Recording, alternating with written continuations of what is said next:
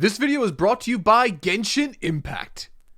Over the last year, I've documented my experience reading for the very first time in my life the incredible story of Naruto. The magnum opus of the now legendary Masashi Kishimoto, a man whose life was overnight turned on its head due in no small part to the runaway success of this now prolific and incredibly popular series. To kick off this comically enormous video essay, for those of you that have yet to read or watch this story but still want to remain spoiler-free, here is my one-line spoiler-free review of the series. Naruto is an incredibly ambitious story full of emotional struggle, themes of generational responsibility, and climactic battles the scope of which would rival the likes of any shonen battle manga, all the while being one of the most personal and honest musings I've seen an author offer his audience. And funnily enough, over the last year of reading it, the story and character of Naruto even helped me a little overcome my personal struggles, as any great character should. This is a video chronicling my very first time ever watching or reading this story, and my hope is that, if nothing else, this video might show you a different way to enjoy this story. A story that took Kishimoto 15 years to write, a story that helped him achieve his dreams, and a story that has over the last 2 decades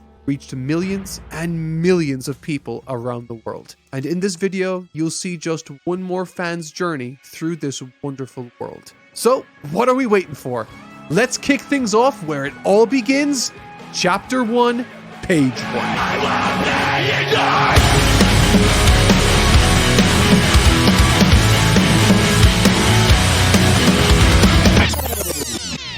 I gotta say, right off the bat, picking that first volume up off the shelf felt terrific. While I knew very little about this story outside of the main character's name, Naruto, and that it's for the most part about ninjas, I was without question acutely aware of one inalienable fact: that this was a beloved franchise, a story people massively identified with, and that it too has its detractors. Sounded very much like Dragon Ball to me, so while picking that first volume from my shelf, I was filled with a giddy enthusiasm I hadn't felt in years. Finally, after all this time, I was reading Naruto, and I liked these opening chapters, but I didn't love them. In fact, I found them to be a little unfocused, if that makes sense at all. But don't worry, this video has a happy ending, so sit tight. For me, first impressions are important because you only get one chance to make them. In that same vein, the first paragraph of your novel, or the first chapter of your manga in this case, needs to perform a host of different tricks not only to hold your attention, but to also introduce you to the main character and the wider world the story is set in. And of course, there are different ways to go about performing this narrative somersault. One Piece took an approach adequately representative of what would later be recognized as Oda's style,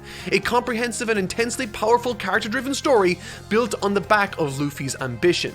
Hajime Isayama's Attack on Titan 2, I think, had a near perfect first impression on the audience it was trying to reach, establishing its nail-biting premise, the motivations of the main characters, and giving us a taste of the wider world's politically driven infrastructure. I knew I was in for an action-packed political drama the likes of which I would never forget. So yeah, first impressions are important. They're what dictate whether or not many people will give a story their attention in the future, particularly when it comes to manga. They're released one chapter at a time after all. It's not like a movie or a book where the rest is right there for you to digest, and because of this fact, many manga begin their stories with a much longer than average first chapter to establish what they want. And given that Naruto is still one of the most successful mangas to ever be released, I was surprised by its introduction. The pacing felt fast, almost too fast. I will say though that it did a decent job at establishing the heartbeat of Naruto's journey, with him effectively being the outcast of his community. Armed only with a burning desire to become the next Hokage, I enjoyed that aspect of it. Seeing Naruto struggle with his lessons felt appropriate, hearing about his dream felt intimate, and the success he finds at the end felt adequately cathartic for a first chapter, helped enormously by Kishimoto's fantastic artistic abilities. I mean, that 2-page spread of the one-time screw-up Naruto performing a fantastic clone technique was given pride of place, and rightfully so. I can still picture that stunning shot right now as I speak. There's plenty I've taken away from this first chapter that I liked, and it was certainly enough to encourage more reading from me, which,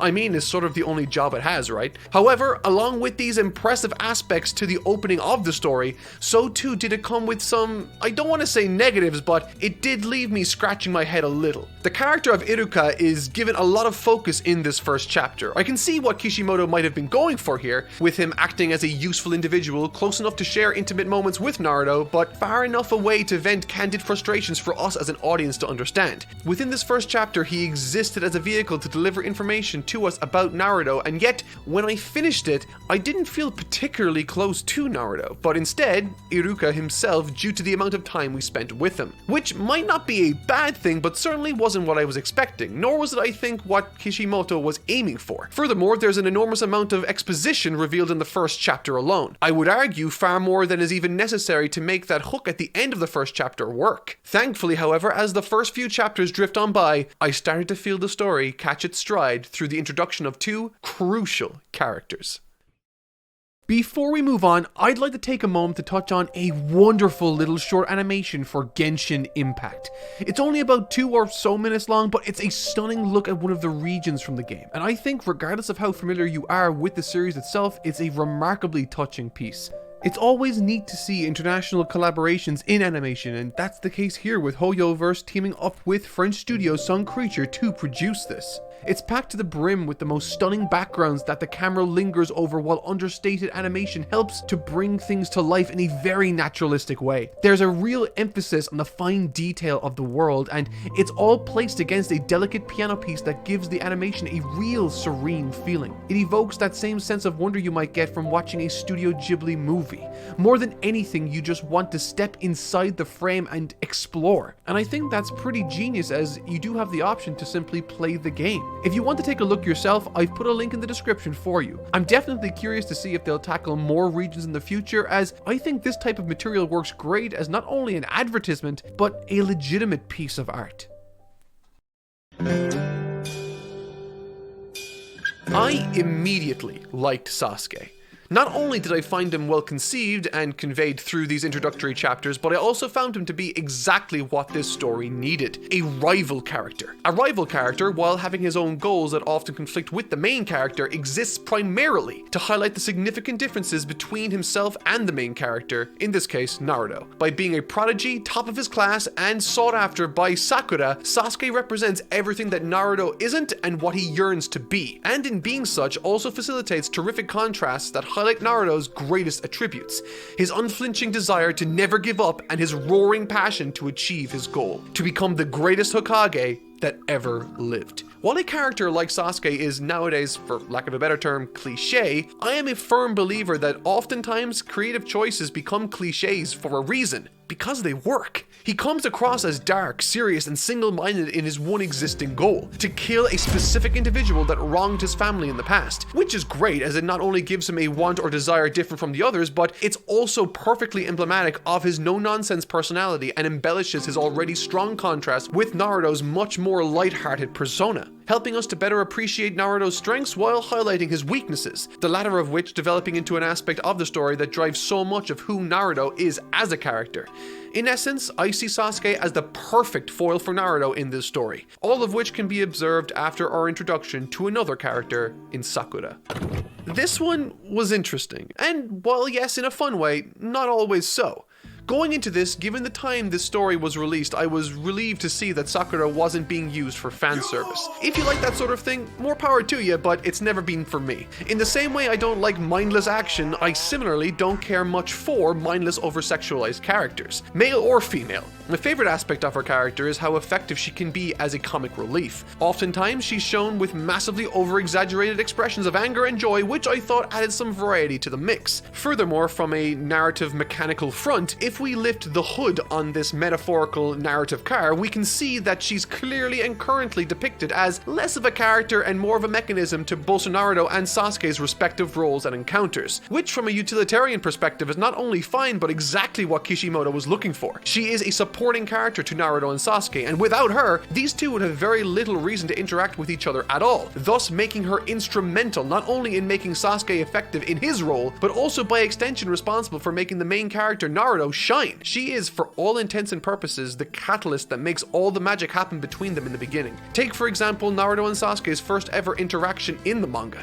Very early on, there's an unrequited love triangle established between Naruto, Sakura, and Sasuke. Naruto is interested in Sakura, Sakura hates Naruto but loves Sasuke, and Sasuke loves vengeance. But my point is that without Sakura acting as a connective tissue, so to speak, between Naruto and Sasuke, Naruto would never have grown a jealousy for the attention Sasuke is receiving from Sakura, and therefore, this would never have happened. And what a shame that would be. I don't want to live in a world where this scene doesn't exist. This was the first moment in the manga that made me burst out laughing, and to be honest, mangas don't do that often for me. So she's a great tool for comedic hijinks too, which I appreciate, but to be clear, her primary directive, at least in these early chapters, is to facilitate this narrative sleight of hand time and again throughout this arc. And it works in both directions. However, this doesn't excuse one glaring flaw I've noticed, and it's probably one of my biggest pet peeves when it comes to character writing. She exists to serve other characters and little else. Her existing goals are selfish, certainly, but the fact that I would have zero idea what sort of person she'd be like if I were to remove Naruto and Sasuke from the equation really serves to highlight my point at this stage of the story. I mean, there's a scene where these three kids get to introduce themselves to each other, a terrific mechanism for us as an audience to get to know them better. Naruto's intro is quirky and fun with a fiery ambition clearly present. Sasuke's is appropriately dark and serious. But Sakura's is literally her saying that she loves Sasuke and hates Naruto. That's it. Funnily enough, she's about to start talking about her other hobbies when Kishimoto decides that that's a good time to cut to Kakashi, making note that she seems to care more about love than ninjutsu. Which brings me to my main contention with her as a character. Her very presence sort of devalues the entire social structure and reputation of the school Naruto struggled to gain acceptance to. At this point in the story, she barely says anything other than wondering where Sasuke is or how annoying Naruto can be. Naruto does have a large interest in her, an interest that at points in this arc drives him to make certain decisions, but he's still able to have other interests and driving forces in his life outside of that. His main motivation is to become the next Hokage, and that's awesome. Absolutely something I can get behind. But if all he wanted to do was to chase Sakura, that would be much less interesting. In short, I respect what she offers the story in terms of quality, but as a character, I not only find her quite vapid, but I also found that at times her inclusion tends to devalue what it is they are trying to achieve. But perhaps it's still early days and I haven't given her a chance to fully express who she is as a character and what she really wants. To be fair, she is standing alongside two very well realized characters. And speaking of contrasts, when I picked up Volume 2, the cover brought to my attention something rather interesting from an artistic point of view. Front and center on the cover we see Sakura, Sasuke, and Naruto. A fairly standard cover considering the contents of this volume concern them specifically. However, in my Hunter x Hunter review, I eventually pointed out what made Gon and Killua were thoughtfully designed characters from an artistic point of view. They acted as a great inversion of colors in the manga when compared to each other. But Kishimoto takes that to the next level with these three. To complement Naruto's upbeat and fiery personality, he's given him bright, vibrant orange and yellows everywhere. For Sasuke, his dark and more stoic personality lends better to darker tones, but what makes him particularly wonderful is only seen in the full color. I mentioned that Sasuke is a wonderful rival character because he effectively contrasts and complements Naruto's personality, amplifying his effect. Well, if we look at a color wheel, we can quite clearly see what the opposite or color complement to orange is. It's blue. Sasuke dons a wonderfully dark blue getup, communicating his darker sensibilities and highlighting what he represents to the main character Naruto, a contrast. But my friends, that's not where this ends. I mentioned before that Sakura is sort of the connective tissue that brings these two into contact. In many ways, she acts as the midpoint between the two of them. Naturally, she's going to be colored red to represent her main driving motivation, love, and the word Sakura directly translated means cherry blossom, so pink is a natural inclusion here too. But one look at the color wheel again and you'll notice that pink and red are exactly halfway between orange and blue. In other words, she is right in the middle between Sasuke and Naruto. I love stuff like this. Well done, Kishimoto. Truth be told, by the time I reached chapter 8, I was a little tired of the current format. This first third of the arc, while it did have elements I enjoyed like the schooling with Kakashi and the various challenges he presents them with, I still felt like the narrative of Naruto and most importantly what people liked and loved about it wasn't translating clearly for me. School is usually a surefire way to create instances of hijinks and conflict, but truth be told, there wasn't a lot of focus given to it. The best part was the bento box challenge. Seeing Sasuke work his magic and show how much better he is than the rest was exactly the reassurance I needed to confidently press onward into the second, third, and fourth volumes. And thank God I did. I believe chapter 9 and 10 were where I went from being undecided about this story to sincerely enjoying the experience. When reading and reviewing manga became my job, I felt grateful of course, but also concerned as now a hobby, my one-time retreat, suddenly became my job. And oftentimes in this line of work, I've found psyching myself up to read a particular volume of manga to be difficult. And with the first few chapters of Naruto passing one after the other, I felt as though I might be facing another wall of manga I simply have to get through. But nothing could be further from the truth with this.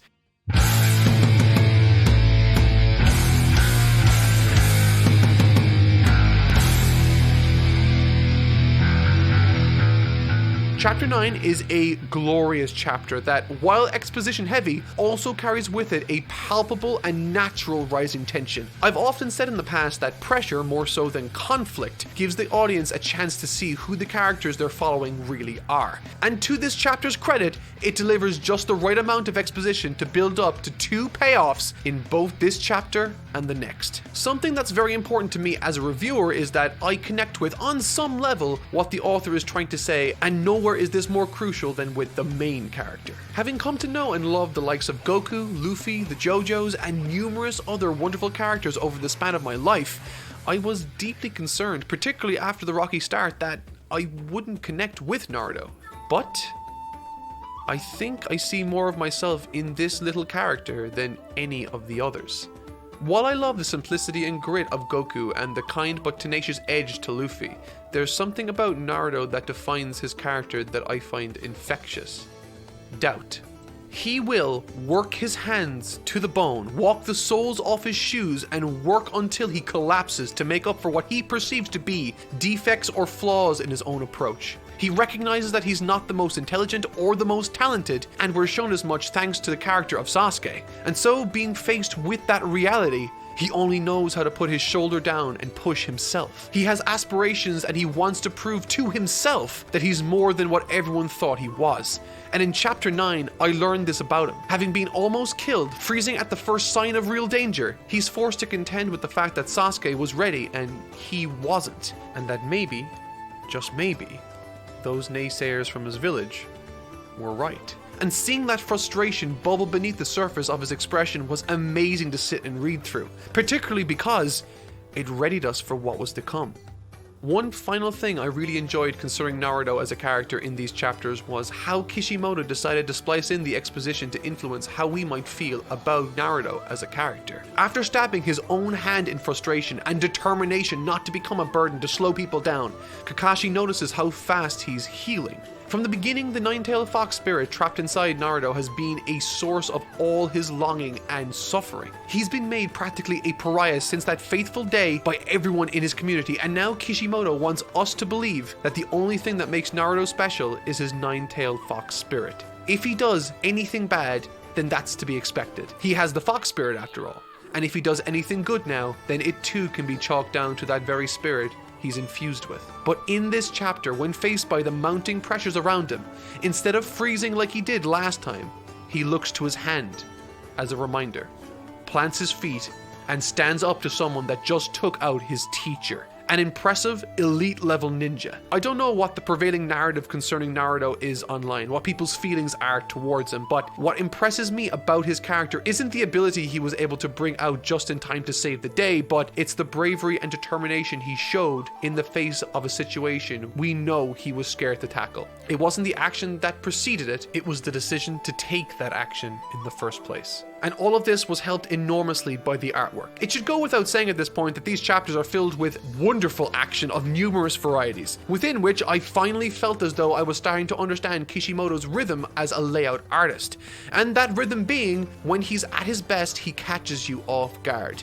He sets something up only for it to be observed by the elite ninjas, and for them to reverse it on us again and again and again. It's a wonderfully quirky style of paneling that infuses wonderfully with the very concept and theme of the story being told.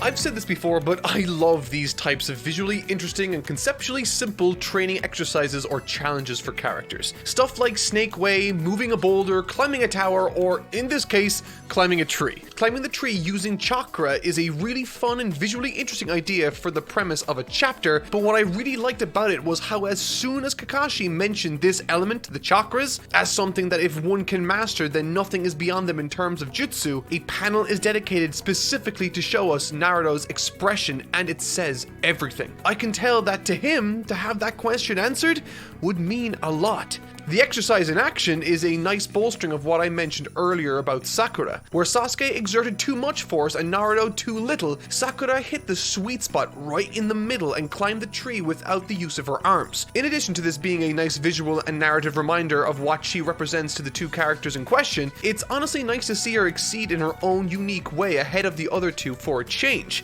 That is until one page later where Kakashi says that the pools of untapped chakra concealed within Naruto and Sasuke make Sakura's look like nothing.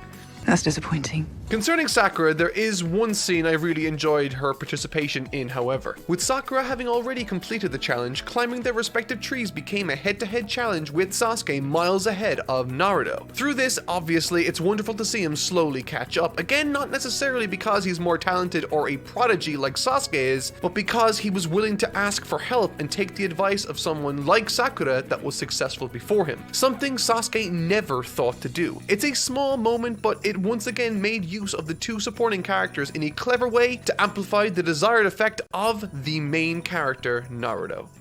In the beginning of this video, I was lukewarm on this story. I felt as though it was a little unfocused or unconventional, which made it difficult to latch onto and fully enjoy for me. However, slowly, chapter by chapter, scene by scene, as we advanced farther and farther into this story, I grew a fondness for this world and its characters. Unlike stories I've covered before, Naruto was different for one reason. Right from the get-go with Hunter x Hunter, it was clear to me it was a dark, dramatic, character-driven story first and foremost. The same can be said for One Piece with its strong focus on world building. Perhaps more so than any other story I've read, Luffy's adventure hinges on its world feeling alive as well as its numerous colorful characters. Attack on Titan, on the other hand, was driven by its premise early on and Dragon Ball by its comedy and action. But when it came to Naruto, I was left undecided for quite some time. I couldn't figure out what it was that made it so special to so many people. It had some terrific action, endearing comedy, an interesting world, and as I've outlined already, some nicely realized characters in the likes of Naruto, Sasuke, Kakashi, and even Sakura to some extent.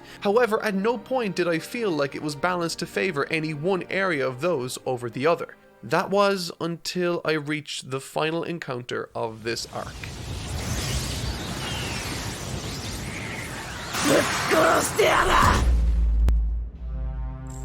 When it came to the closing moments of this arc, within the final chaotic battle pitting the likes of Sasuke and Haku against each other, and Kakashi and Sabuza too, it felt as though I finally began to understand what it was that Naruto was especially focused on. And I have to say, it feels rather unique to Naruto. Something I've mentioned a number of times in this video has been that of who I think Naruto is, and one of the many reasons why this scene depicting Naruto, lost in anger, strikes a chord with me is that it once again draws a distinction between who people think he is and who he actually is. It feels ominous, dark. Couple that with Kakashi making mention that he can't feel Naruto's energy, and you have for yourself something that more closely resembles a possession than a convenient chosen one type power-up moment. Erupting forth from Naruto not because he summoned it, but because he specifically didn't. Losing control of who he is for a split second, allowing that demonic spirit coiled within him to spring forth with savage and reckless intent. And what stops him in his tracks? 人は大切な何かを守りたいと思った時に本当に強くなれるものなんです。The second that power vanishes is the moment Naruto regains his sense of self. Strangely, what I thought this scene shared some commonalities with was Avatar: The Last Airbender. Within the first few episodes, Aang's confronted with the horror that took place in his absence once he arrives back at his air temple. Faced with this shock and disarray, he loses himself to the Avatar state, thankfully brought back before he could hurt anyone by the loving embrace of Katara. In Naruto, similar to Avatar, it's being made evident that the fox spirit inside Naruto isn't him necessarily, and instead what makes Naruto who he is, similar to Aang, was his ability to control himself before he hurt someone he cared about. And this sentiment of constantly wanting to try to never give up and to control whatever you can makes itself known at numerous wonderful instances during this story, none perhaps more powerful than through Inari's flashbacks. Naruto not only feels an obligation to help people, but particularly those that he sees himself in. Perhaps because he's a good person, but also perhaps these lost toys more so because he empathizes with their situation specifically, with Haku and Inari acting as two sides of that Naruto coin in a sense. Inari thankfully had someone in Naruto to instill a positive outlook on his situation, leading to his eventual and fantastic save at the end. But on the other hand, we have someone like Haku, a character with an outlook so disastrously unfortunate and tragic that it's almost difficult to accept that he has so much in common with our main character Naruto in the first place, with his untimely and frankly harrowing end coming moments after this heart-to-heart. And through this horribly sad end to a fantastic battle, something inside my head clicked. I mentioned towards the beginning of this story that I found the start somewhat rough around the edges, unfocused and ill-defined. However, now, having completed the first arc and having gotten a taste of what this story really is all about, this story, Naruto, feels perfect as a story penned by Masashi Kishimoto. At the beginning of the very first volume I picked up, Kishimoto wrote a short paragraph thanking us for our support of his dream. Overjoyed, he wrote that this was the happiest moment of his life. Unlike Akira Toriyama, someone he admired and looked up to, Kishimoto's path to success wasn't as straightforward. Nothing seemed to come easy to him. Time and again, he'd face rejection after rejection at every corner, all in a desperate attempt to achieve his dream of one day breaking into the manga industry. It's not difficult to see the parallels he's drawn between his personal experiences and the beginning of Naruto's story. The journey of a young, unwanted orphan child tenaciously and earnestly pursuing his dreams, despite his detractors, and in no more fitting or poetic a fashion, together both Kishimoto and Naruto help each other to achieve their respective dreams. Speaking as a creative myself, one of the biggest difficulties in my professional life has been my family's initial disapproval of my vocation. But at no point could I ever see myself doing anything other than this. I love my job. Exhausting and stressful as it may be at times, I love this. And I think that's why I tend to fall in love with characters that have a strong sense of self above all else. Characters like Luffy, someone that no matter what it takes will, in an unflinching fashion, march onward towards his goal. It's inevitable, he will be the Pirate King. Or Goku, someone I found a lot of comfort in as a kid growing up. To him, nothing ever seemed insurmountable. He was never scared. And to this day, the effect this moment has had on me can be felt. Naruto, however, isn't like either of these two. He's me, you, us. He's that kid that has a chip on his shoulder, something to prove, someone that doesn't know for certain if he will achieve his dreams, but god damn it, he's gonna push himself until he cannot push himself any further. It is for that reason, among so many others, I can't help but root for Naruto when he fights for his dreams, and it's why I've developed a special fondness for Kishimoto's story. It's still no Dragon Ball, Hunter x Hunter, JoJo, and certainly not a One Piece. But it doesn't have to be. It's Naruto. It's Masashi Kishimoto pouring his heart out, and it's created something that, at least to me, feels entirely different. It's something that was unbelievably special to one person in the beginning and became special to millions around the world today. And I think, finally, I understand that feeling. And it's only the beginning. Little did I know I was about to read an arc that would exceed any and every expectation I've had for this series. So far, Naruto seems to be full of surprises.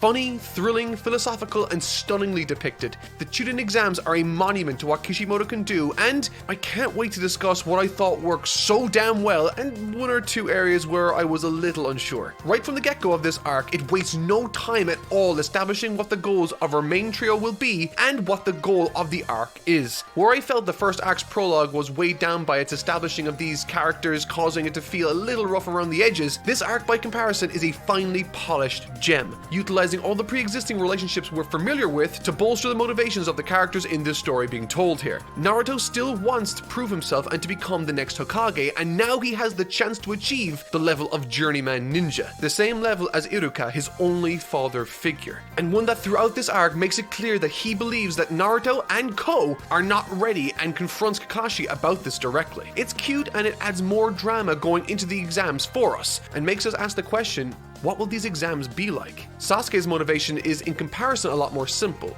or at least it is early on. He's sick of going on meaningless nothing missions that don't push his abilities. From the very beginning, his character has had one express motivation: to avenge his family. And this arc explores that facet of his character in much greater detail than the first did, as he expresses excitement over finally getting a chance to test his abilities against worthy adversaries. The results are some of the most shocking moments in this series so far. However, for me, the best part about these pre-exam build-ups has to be the indication we get of something meaningful finally happening to the character of Sakura. One of the biggest issues I personally found with her character was that, at least compared to the other characters, she didn't really have much depth. She felt less like a character and more like a useful mechanism in the story to create either tension between characters or to insert comedy. And while those attributes are important in a story, they don't make a great character in my mind. And so, the choice to give her plenty of characterization in the lead up to the exams was exactly what I thought she needed. This feeling of being less than, being left out, and not having the belief in herself to press onward, to have the courage to fail. For me, this injection of doubt and conflict in her mind not only made sense given her company and what she has done or not done, but also because it gave her the chance to rally herself right before the application process ended. It helped me build a relationship with her as a character, which was exactly where I thought she was lacking. And now, as this trio marches confidently into an exam many see as far above their current level,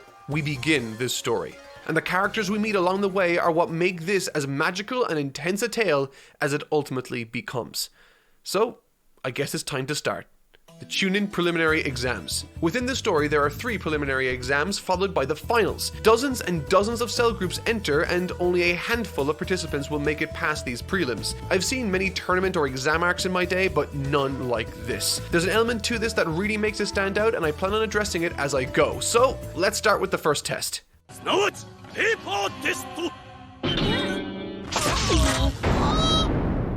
The written exam. As soon as I gathered that the focus of this arc would be an exam where students and future prospects would face each other in what I assumed at the time would be hand-to-hand combat for the chances of promotion, I got extremely excited. I've made it clear in the past that some of my favorite storytelling devices or settings are these which follow a predetermined and easily understood format. Tournaments and exams all offer wonderful moments for characterization to lead the charge, on top of offering numerous wonderful chances to get to know new characters. And given that Kishimoto was a massive fan of Akira Toriyama's Dragon Ball, I wasn't surprised in the slightest that, just like his idol, Kishimoto's second arc too featured a similar format focused on progressing to later rounds. However, what I wasn't anticipating was the creative approach he took.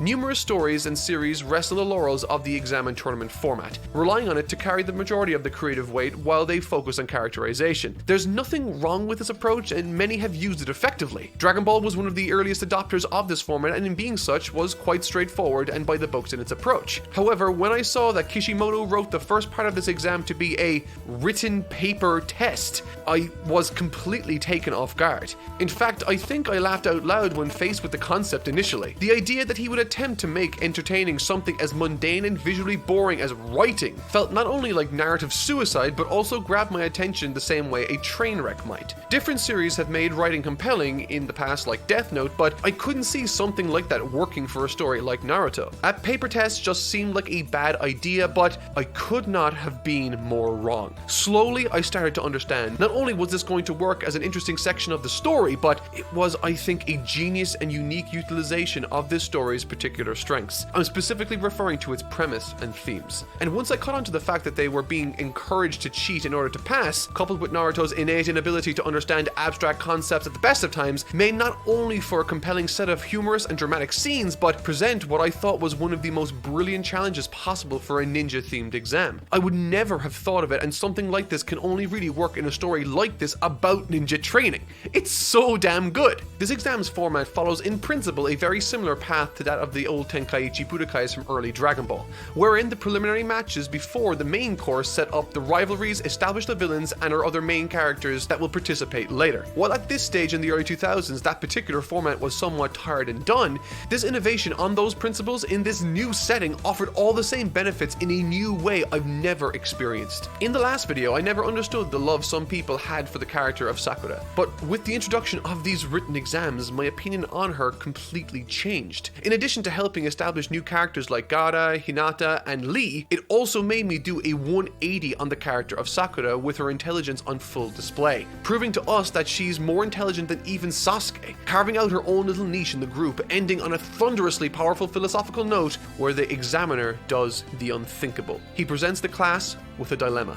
Either take question 10, get it wrong and fail, or bail now and try again next year. Apart from this once again taking me off guard with its immediate high stakes, the philosophy that came from it not only once again felt appropriate for the themes and setting of this world, but again highlighted all the strengths of the Naruto character himself. The character that looked the worst during this written portion ended it with the most promise by proving himself in a different way. And so, taking a step back to appreciate everything this section achieved, these prelims, both right before and after, successfully highlighted the main antagonists, established the strengths and weaknesses of the main characters, and got me so damn excited for what was to come. I've read every Dragon Ball tournament, the Hunter exams of Hunter x Hunter, and the opening arcs of My Hero Academia, but none came even remotely close to the level of efficiency and creativity these chapters impressed me with. Major kudos to Kishimoto for this section. It's no small feat to tick all the boxes the way he's done here. Comfortably, it is my favorite part of the story so far. The Forest of Death. The concept surrounding this section was interesting to say the least. While less focused in the prior and slightly more conventional, the opportunities this Hunger Games-esque type format offered should be clear. There's a reason TV shows like Alice in Borderlands and Squid Games have become so popular in recent years. Placing contestants into a battle royale type setting, vying for their lives, has limitless possibilities for drama, comedy, and conflict, all within creative and seldom seen set pieces. And this challenge was no different. However, funnily enough, this was a challenge that really helped me come to grips with some of the more intense themes of the story, and at first I didn't completely understand. In the prior exam, Ibiki, the lead examiner for the written test, said before that test that, and I quote, "From this point there will be no more fighting without the express permission of the examining officer, and even if that permission is granted, anything that endangers another applicant's life is strictly forbidden."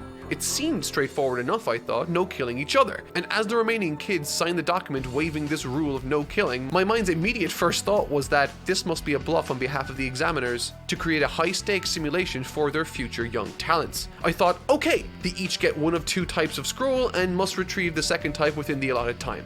I immediately thought an interesting concept would be that they all had the same color scroll and that those that managed to listen to the prior rules outlined by Ibiki would survive, while others would succumb to the pressure and take more drastic measures as time went on. Or something like that. There were countless directions for it to go, and it ended up going in a direction I never saw coming. In an effort to try and outthink the story, I overthought the story, while it ended up delivering one of the most straightforward blows that shook me to my very core. I should put this on a shirt at this point for how frequently I say it, but placing characters under pressure is a great mechanism to help build a relationship between your characters and the audience reading or watching. Everything that transpires in moments of high stress and high stakes feels authentic. It can make a bad character feel more evil and a good character feel more righteous. And in these high pressure scenarios, Kishimoto reveals that the person attacking the group of Sakura, Naruto, and Sasuke is a murderer. It's a chilling revelation that suddenly changes the entire vibe of the exam. Someone by the name of Orochimaru has stolen the face of an examinee, killing them in the process. Identity theft is not a joke, Jim. He's someone of tremendous danger and one far above the likes of Naruto and Sasuke in skill. Orochimaru is unlike any of the other characters I've encountered in this series. In the same way Zoro felt when he first tangled with Mihawk back on the Baratie, I felt like this encounter was equally as unexpected and demonstrated an enormous gap in ability between the characters. There's a tremendous amount of emphasis placed on Sasuke as he's the target of Orochimaru due to his lineage, but for me, the highlight of this section has to be Sakura. Once Orochimaru leaves his mark on Sasuke, reveals that he knows more than he's letting on concerning his past, and places Sakura in a situation that actually made me feel so much sympathy for her, I was left a little stunned. Within a single chapter, Kishimoto flipped the script on this entire exam, downing both Naruto and Sasuke, thus placing a tremendous amount of pressure on Sakura. With no one to rely on, exhausted from lack of sleep, and terrified of everything around her for fear of what might happen to Sasuke and Naruto, she stays by their side as vigilant as she can be. It's an incredibly endearing set of scenes that demonstrate her strengths brilliantly. When the cards were down and she needed to protect her friends, she, without hesitation, was willing to place her life on the line for them, even when she knows that she's going to lose.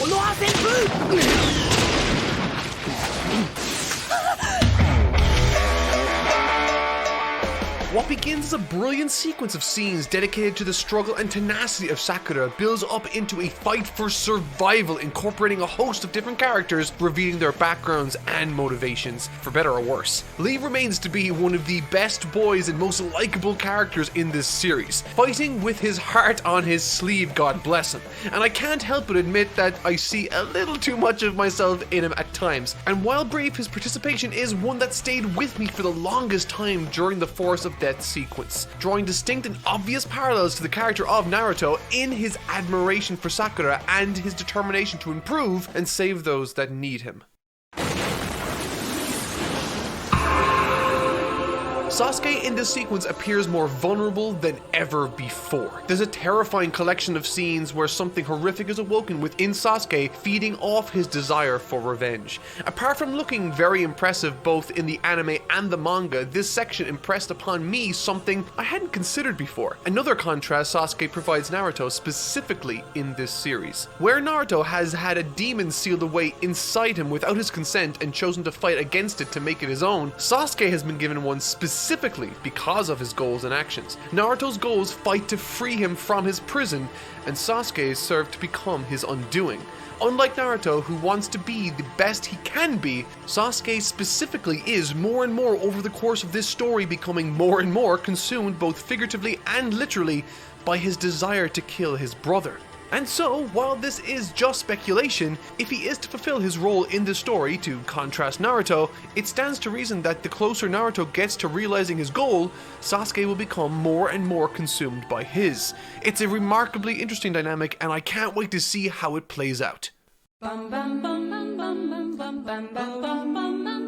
Mr. Sandman. No! Gaara's characterization is terrifying, and in this scene, he single-handedly crushes my prediction that killing would be off limits. What a messed up exam. Overall, taking into consideration the final segment of these Force of Death Hunger Scroll tag games, the vibe I'm left with is one of hope that leaves me with a chill in my spine. We met and came to know so many wonderful characters in these challenges, saw each and every one of the main trio experience hardship only to rise to the occasion and overcome. Some more so than others, and it helped to establish in a rather mysterious fashion the most intimidating villain of the series. Continuing the trend from the previous written exam, while this one was much longer, it wasn't in any way less creative or action-packed in my opinion. These Chunin exams thus far have been an absolute treat and have given me everything I love from the traditional shonen format. Action, comedy, heart, and even tenderness through Iruka at the end as he welcomes his adoptive kid brother into his own leagues of journeyman ninjas. There's a palpable sense of love between these two characters and a wonderful sense of progression to boot. I loved this section, and overall with this Force of Death sequence, what an adventure. As a quick aside, something I want to keep my eye on is the examiner Anko that encountered Orochimaru and got his sign on her neck. She seems to have gone through the same metamorphosis as Sasuke, so let's see how this progresses with her down the line.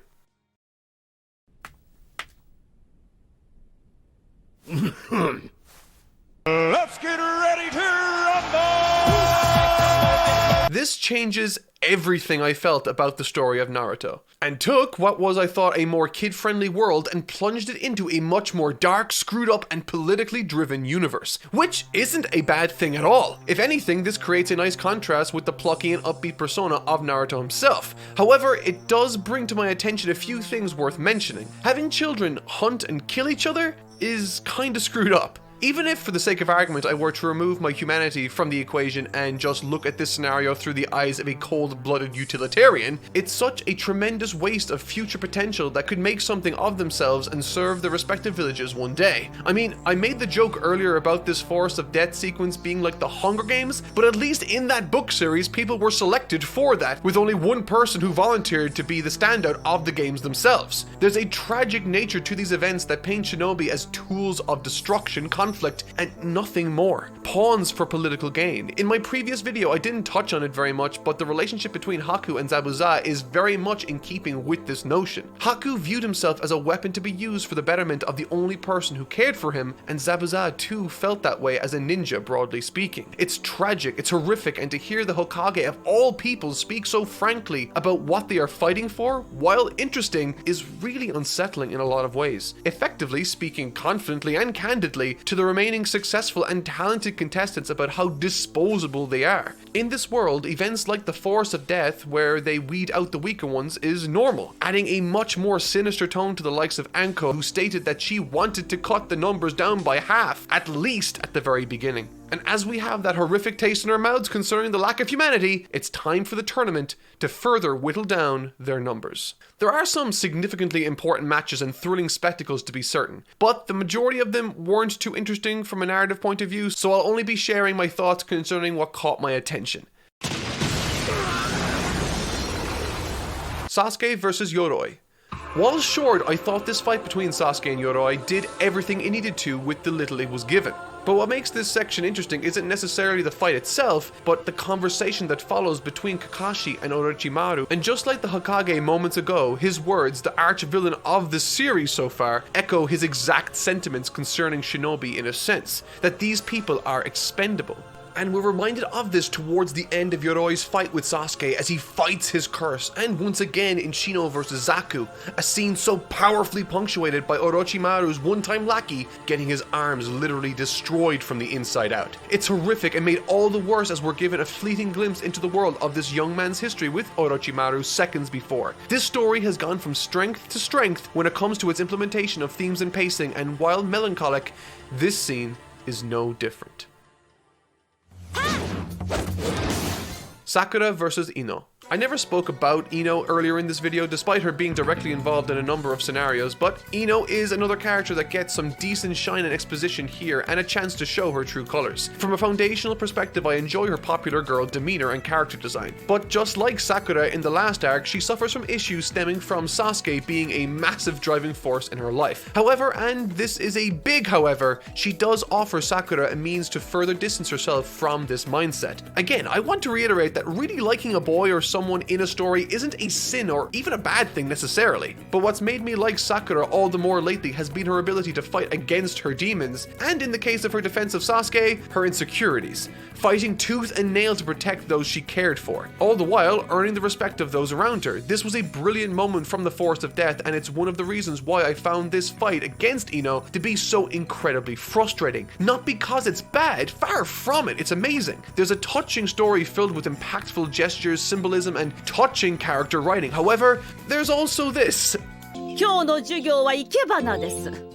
Now look, I understand that in some cases, particularly for the purposes of deception and espionage, leaning into some more feminine qualities or embracing said qualities is important for young female ninja prospects to be able to wield.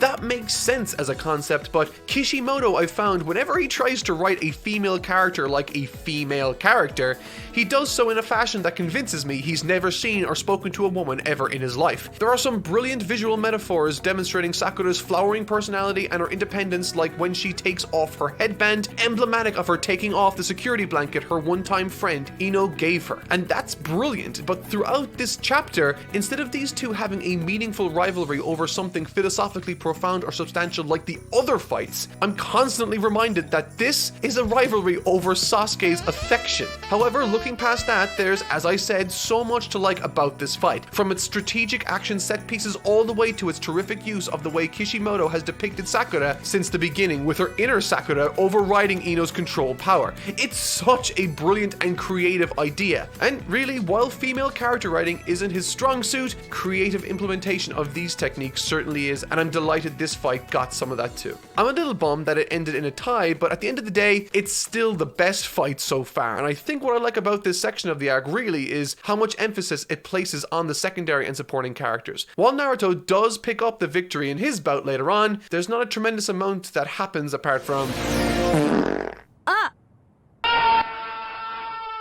Hinata versus Neji. To be perfectly honest, of all the fights in this section, and trust me, there's a balls to the wall fight to end all fights in this section in a second, this fight first between Hinata and her cousin Neji totally took me off guard and turned out to be incredible. I had no idea the quiet girl and this person I didn't know the name of before would have one of the best fights of the tournament. There's a palpable resentment with heaps of political undertones broiling right beneath the surface as Neji expresses her resentment towards Hinata's family branch, all the while Hinata tries to overcome her shortcomings and timid nature to give Neji a far more competitive bout than anyone ever expected from her. She's been one of the only classmates of Naruto to actually show him some admiration and respect when it's due, and I like how this fight has echoes of what made Naruto special because of that. She's able to recognize what makes him strong, and all throughout this arc she's sort of been the only characters to believe in or care for him. And during this fight, the dominoes fall, and I come to realize why. She wants that sort of self-belief for herself.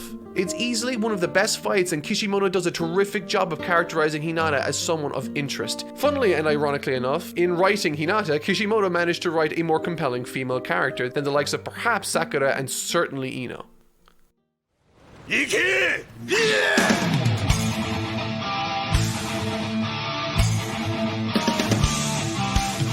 Gaara versus Rock Lee.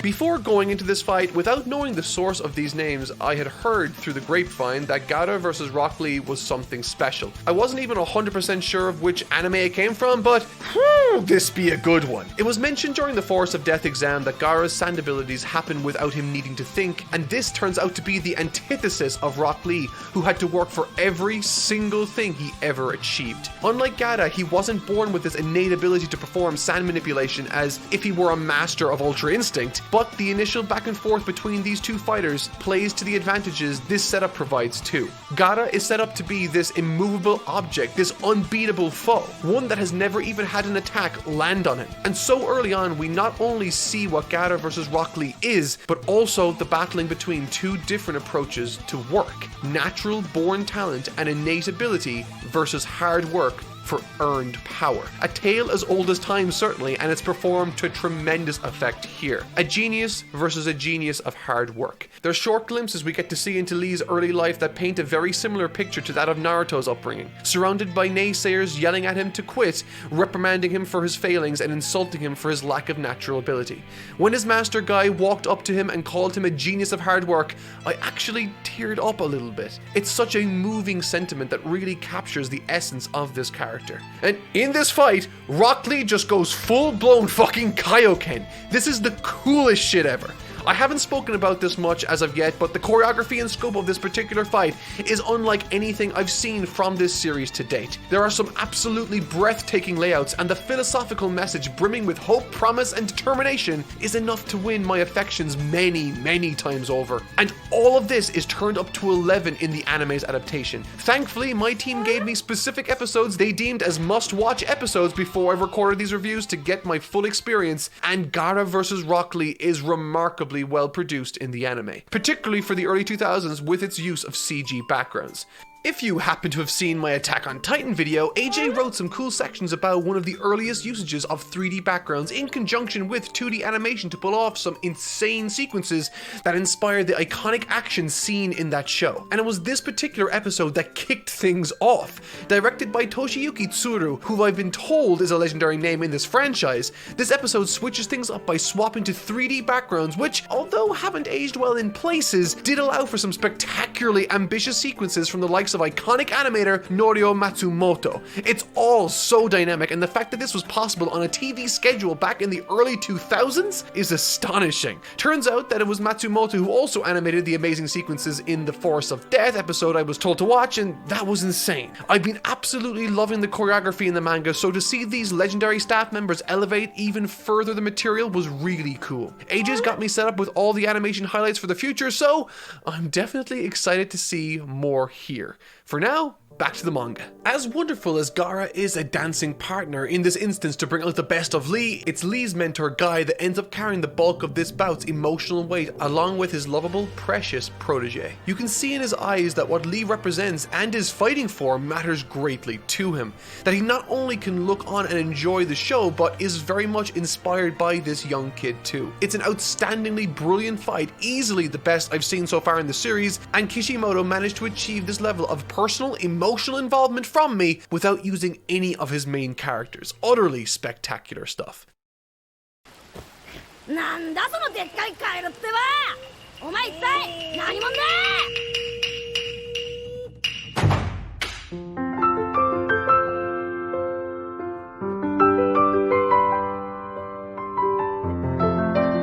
This section of the story is largely set up with it primarily providing us with the chance to catch up with the plot lines concerning Orochimaru's plan to steal away Sasuke, the history of the Fourth Hokage, and the various finalists preparing in their own ways for their respective upcoming final bouts in the Chunin Exams. This is all fun and enjoyable, but it's rather standard. However, while reading through this section, I did find something worth perhaps remarking upon. A large portion of this waiting phase is spent following Naruto's preparation to fight in these final matches. In these, he trains with a flamboyant mentor called Jiraiya who can summon a giant frog. It's humorous at times despite the fan service, however what's interesting about this is what it made me notice. I've mentioned this before, but Akira Toriyama's Dr. Slump and Dragon Ball were massive influences on Kishimoto and Naruto by extension, and nowhere was this more obvious to me than with this specific scene.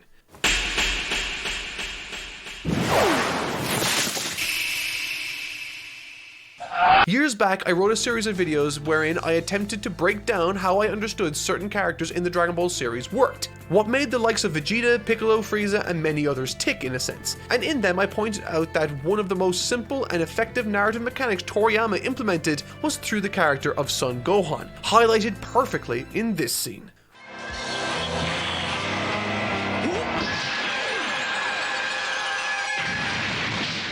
We're all familiar with Gohan's hidden reserves of strength only brought forth through danger, and it looks as though in his admiration of Dragon Ball he created in Naruto a character with the determination of Goku but with the mechanics of Son Gohan. Couple that with his color scheme, Toad Hermit mentor, and it's not hard to see the similarities with that of Akira Toriyama's early material. But where this scene and Naruto himself deviates as a character comes moments after he's thrown. In the case of Gohan, his inner power was ill-defined and left to occupy our minds as pure speculation.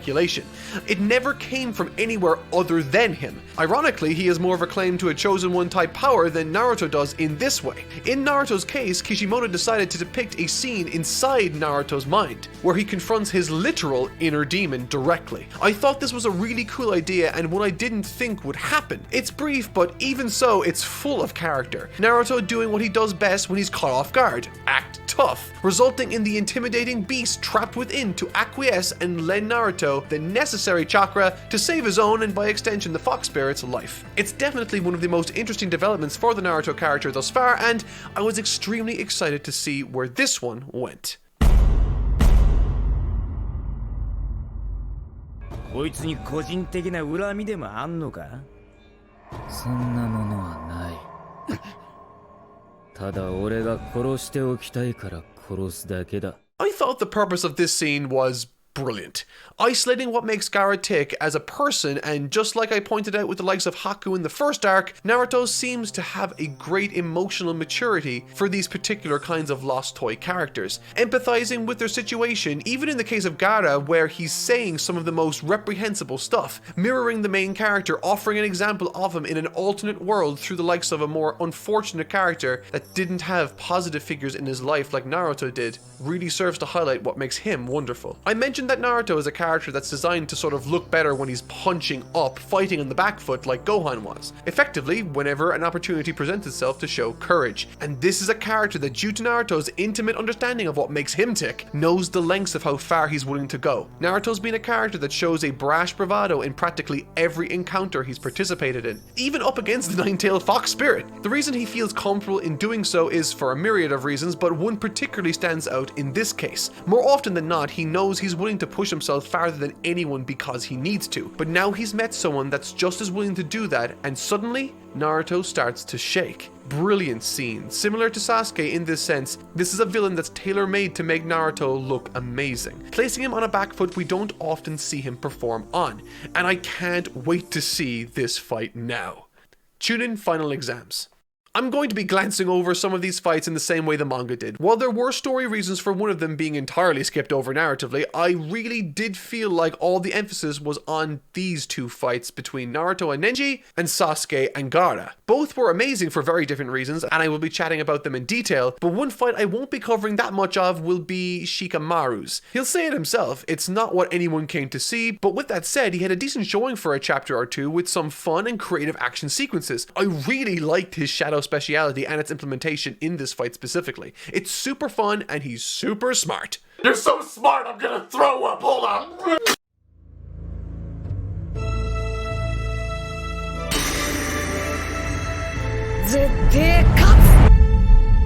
Naruto versus Neji. The climax of this fight shows firsthand to Neji, someone that believes someone's fate is determined at birth, that you can change your fate. All of Naruto's life he was told that he would be nothing special, that even if he did have potential, he was a cursed child burdened with a fox spirit. And right now, in this fight, Naruto uses this as a strength. I loved watching this fight, and honestly, it might be the best Naruto fight thus far that I've seen. Kishimoto has done a terrific job of providing this young kid with a host of interesting adversaries to fight and bring out the very best in him. I've mentioned already why Gaara is a powerful foil to Naruto, as he shares a similar background but went a different direction in his life. But Neji, on the other hand, instead of having a similar upbringing, channels a philosophy that runs counter to Naruto's, obsessed with and convinced that everyone's fate is predetermined, that they are all hamsters running on wheels against a tide that none of them could possibly overcome or overturn. The exact opposite of Naruto's mindset. And showing this orphan child channel everything in his power to grab the victory was powerfully cathartic, with him effectively using all of his weak points and insecurities as strengths against his opponent. And by the way, when Naruto erupts from the floor with that massive uppercut to take out the pompous Neji, I actually punched my fist to the sky and shouted, "Yes!" It's a brilliant fight, and for the first time, this one-time loner receives the adulation of his peers. Once mocked for who he was, the determination he's shown in the face of adversity has delivered him the stage that he deserves. A victor's welcome. The message of this fight being, believing in possibilities can give you the power to change your destiny. What an empowering and uplifting philosophy. Sasuke versus Gaara.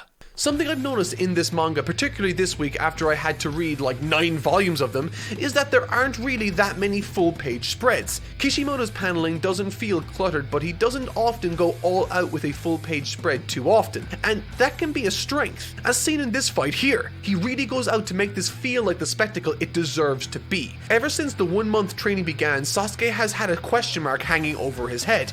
After what he went through in the Forest of Death and the qualifiers immediately thereafter, when he eventually shows up for this final showdown with Gaara, we learn that he's been training with Kakashi, and the way the two of them are revealed on the page has a terrific sense of occasion thanks to Kishimoto's framing. The fight, in addition to that, gets a tremendous amount of shine too, and for all intents and purposes, this is Sasuke's highlight reel, with the very creepiest from Gaara making itself known to us as he slowly starts to lose his mind. I don't think it's an understatement to say that this is an incredibly important fight, and just as Sasuke whips out what looks like to be his big finishing move, the arc takes a turn for the worst.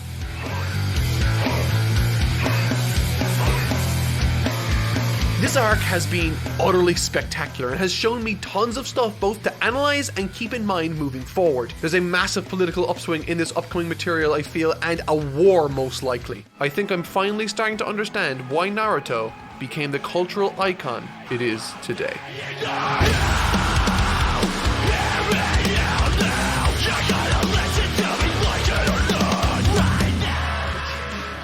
A main feature of this story, and indeed its world since I began covering it, has been the Hokage, their history, what they represent, what they've done, and who will next be selected as the 5th Hokage. Given that the 4th died long before this series began in a battle to save the Earth, and that the 3rd is now very old and sort of in the clutches of Orochimaru, facing almost certain death, the selection of the 5th Hokage is up in the air and of vital importance to secure the village's future, and thus are the circumstances and stakes heading into this video's material. And speaking of which, I think this might be the best opening an arc has received since I started reading. Effectively, the world Naruto's grown up in is suddenly plunged into chaos and ruin. While the first 2 arcs, Land of Waves and the Chunin Exams, began in absolute stability, this one begins in utter chaos. The very best of the best are being backed up against the wall, all the while Naruto, Sakura, and Shikamaru are being ordered to chase after Sasuke to stop him from overextending himself, with the expressed order that, once they achieve their assignment, they need to wait for further instructions. I can only imagine the anxiety that would flow through me if I was assigned something like that, effectively being asked to run from home on a rescue mission of sorts, not knowing if I'll ever return to see my community in the same state ever again. There's such unbelievably high stakes with the entire infrastructure of this world hanging in the balance. It's such an unbelievably effective attention-grabbing opener that flows brilliantly from the abrupt conclusion to the Chunin Exams prior. Furthermore, I can absolutely appreciate why pursuing Gaara is immensely important to the likes of Sasuke on a narrative level. And it all ties back to his foundational motivations from the 1st and 2nd chapters. Sasuke's expressed interest before the Chunin Exams even began was to fight worthy adversaries to increase his strength and proficiency as a ninja. This is to, of course, accomplish his one goal, to kill his brother. Knowing that his brother is much stronger than him, Sasuke needs to be as sure as he can possibly be, once he does eventually track him down, that he has the strength to do what he wants. And so, Gaara is a new focus. Why? Because Gaara is the first training ninja in the history of the exams to finish the Forest of Death in that time frame and without sustaining any damage. In other words, Gaara at this point is stronger than Sasuke's brother was when he underwent this challenge. Of course, assuming he underwent this challenge. And so, proving to himself that he can defeat Gaara is a great indicator of how strong Sasuke is relative to his brother at this point in his life. And the eventual pursuit of Sasuke by the likes of Naruto, Shikamaru, and Sakura is really fun, incorporating a diverse number of characters, not limited to Gaara himself eventually. But of the battles leading up to that effort, Shikamaru's is the best, I think. Working in a very similar fashion to his prior conflict during the Chunin Exams against another of the Sand Village's best and brightest, he's really won me over with his relaxed, laid-back, and calculated approach to everything, formulating a plan of action in seconds against the pursuing bad guys, all within a frenzied panic. Furthermore, Shikamaru, during this sequence, brought to my attention an in-universe explanation that excuses for me one of the most irritating aspects of modern and classic anime. With this shadow-possessing power, there's now an in-universe reason for people to stand around blustering and talking their hearts out with no action, thanks to his special shadow ability. But that's not the only fight that starts taking place towards the beginning of this section. It's time for Orochimaru versus the 3rd Hokage, Hiruzen. When I first started reading this fight, one of the things I didn't expect to show its face were the levels of sentimentality it ended up brandishing. There are some powerful moments of reflection on behalf of Hiruzen himself, with his confrontations against his resurrected masters, all the while he's forced to contend with his one-time star pupil Orochimaru. And when you lay out the material like that, it's easy to see the obvious opportunities for emotional connection. But the way this fight paces itself and dishes out fascinating exposition both about Orochimaru as a child, his relationships with Hiruzen, and of course the history of Hiruzen himself as a youth, you can't help but feel that much more invested and connected to these characters, not to mention the world they're involved with. The story in question is called Naruto, but this fight, while having little to nothing to do with that character, stands on its own 2 feet and breathes new life into the story. The action itself, although feeling less like ninjutsu now and more like elemental bending on the scale of Avatar: The Last Airbender, provides more spectacle than pretty much anything we've seen before this point, and it reminded me of how old Hiruzen really must be now. Like many different stories both from the East and the West, the older mentor character is a stereotype that depicts someone as decrepit one moment, while in another moment showing everyone else up.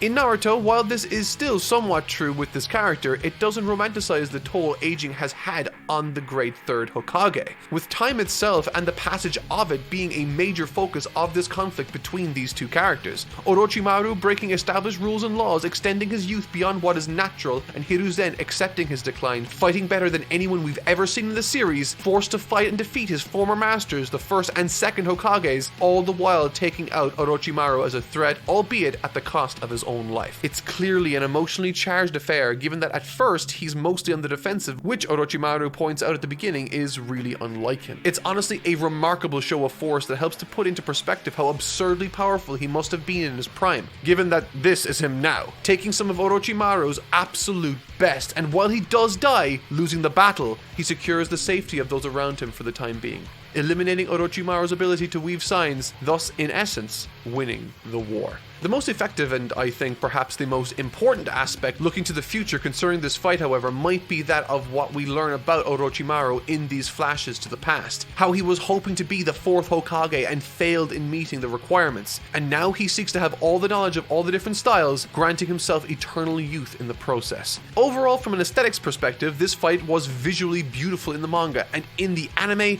the animation only served to elevate that material. I particularly enjoyed the back and forth Hiruzen had with his former masters. The special effects animation on display for mudslides, fire, and water, there's so much stunning movement coating that episode. I do, however, have one small criticism of this fight. While it's perfectly natural for Orochimaru to remain something of an unknown going into this encounter, Hiruzen, the third Hokage, felt still unfamiliar to me despite his presence in the beginning of this story. And due to this, the narrative had to dedicate substantial sections to exploring Hiruzen as well as Orochimaru. That's not a deal breaker at all, however, and what narrative exposition there is, I still relatively enjoyed. I mean, the entire purpose of this fight at the end of the day was to give us a history lesson and build up the world further, so it succeeded in that effort, crescendoing on a powerful and intense moment as the third Hokage sacrifices himself to rid the world of a great evil, one last time protecting the people he cares for deeply by removing Orochimaru's abilities, which I am only now realizing is another very similar narrative move to Avatar: The Last Airbender.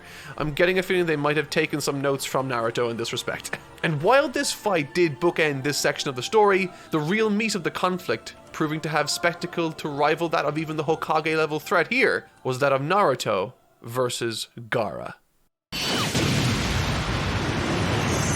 Naruto versus Gaara. The showdown between Gaara and the various characters that try to stop him is brilliant, beginning with the closest in pursuit of the young man Sasuke, our favorite little moody boy, and their dynamic is interesting, for me mainly because it's between two people with hateful motivations. Sasuke attempts his third and possible suicidal attack, willing to throw his life away at the chance to proceed ever closer to his one single-minded goal. All the while, Gaara, a once small reserved child, now more closely resembles a monster. Grotesque, his body, face, and being contorts to form an accurate representation of the hatred and suffering inside his mind. I like that in making this decision, Sasuke began to once again succumb to the curse of Orochimaru, and just as he's being overcome by it and facing the finishing blow from this new monstrous Gaara, Naruto makes the save. With this save being perhaps metaphorical or emblematic of what's to come for Sasuke and Naruto, that Naruto will in the future save him from himself. And once Naruto arrives, we recognize that exact same conflict cloud his mind and cause that very same hesitancy. Only once before have we seen Naruto freeze up, and since then it's been pretty smooth sailing. The source of his determination and bravery has always been that, regardless of the opponent, he knows that he's willing to go further, to push himself more than they are. And to him, at this point in his life, that's all he has. He doesn't believe in or rely on what comes naturally to him like Sasuke does, and he doesn't believe in his intelligence the same way Sakura or Shikamaru would. And really, it's easy to see why. He's never been told to believe in those facets of himself, and as a result, has only tested himself in the realms of his own determination.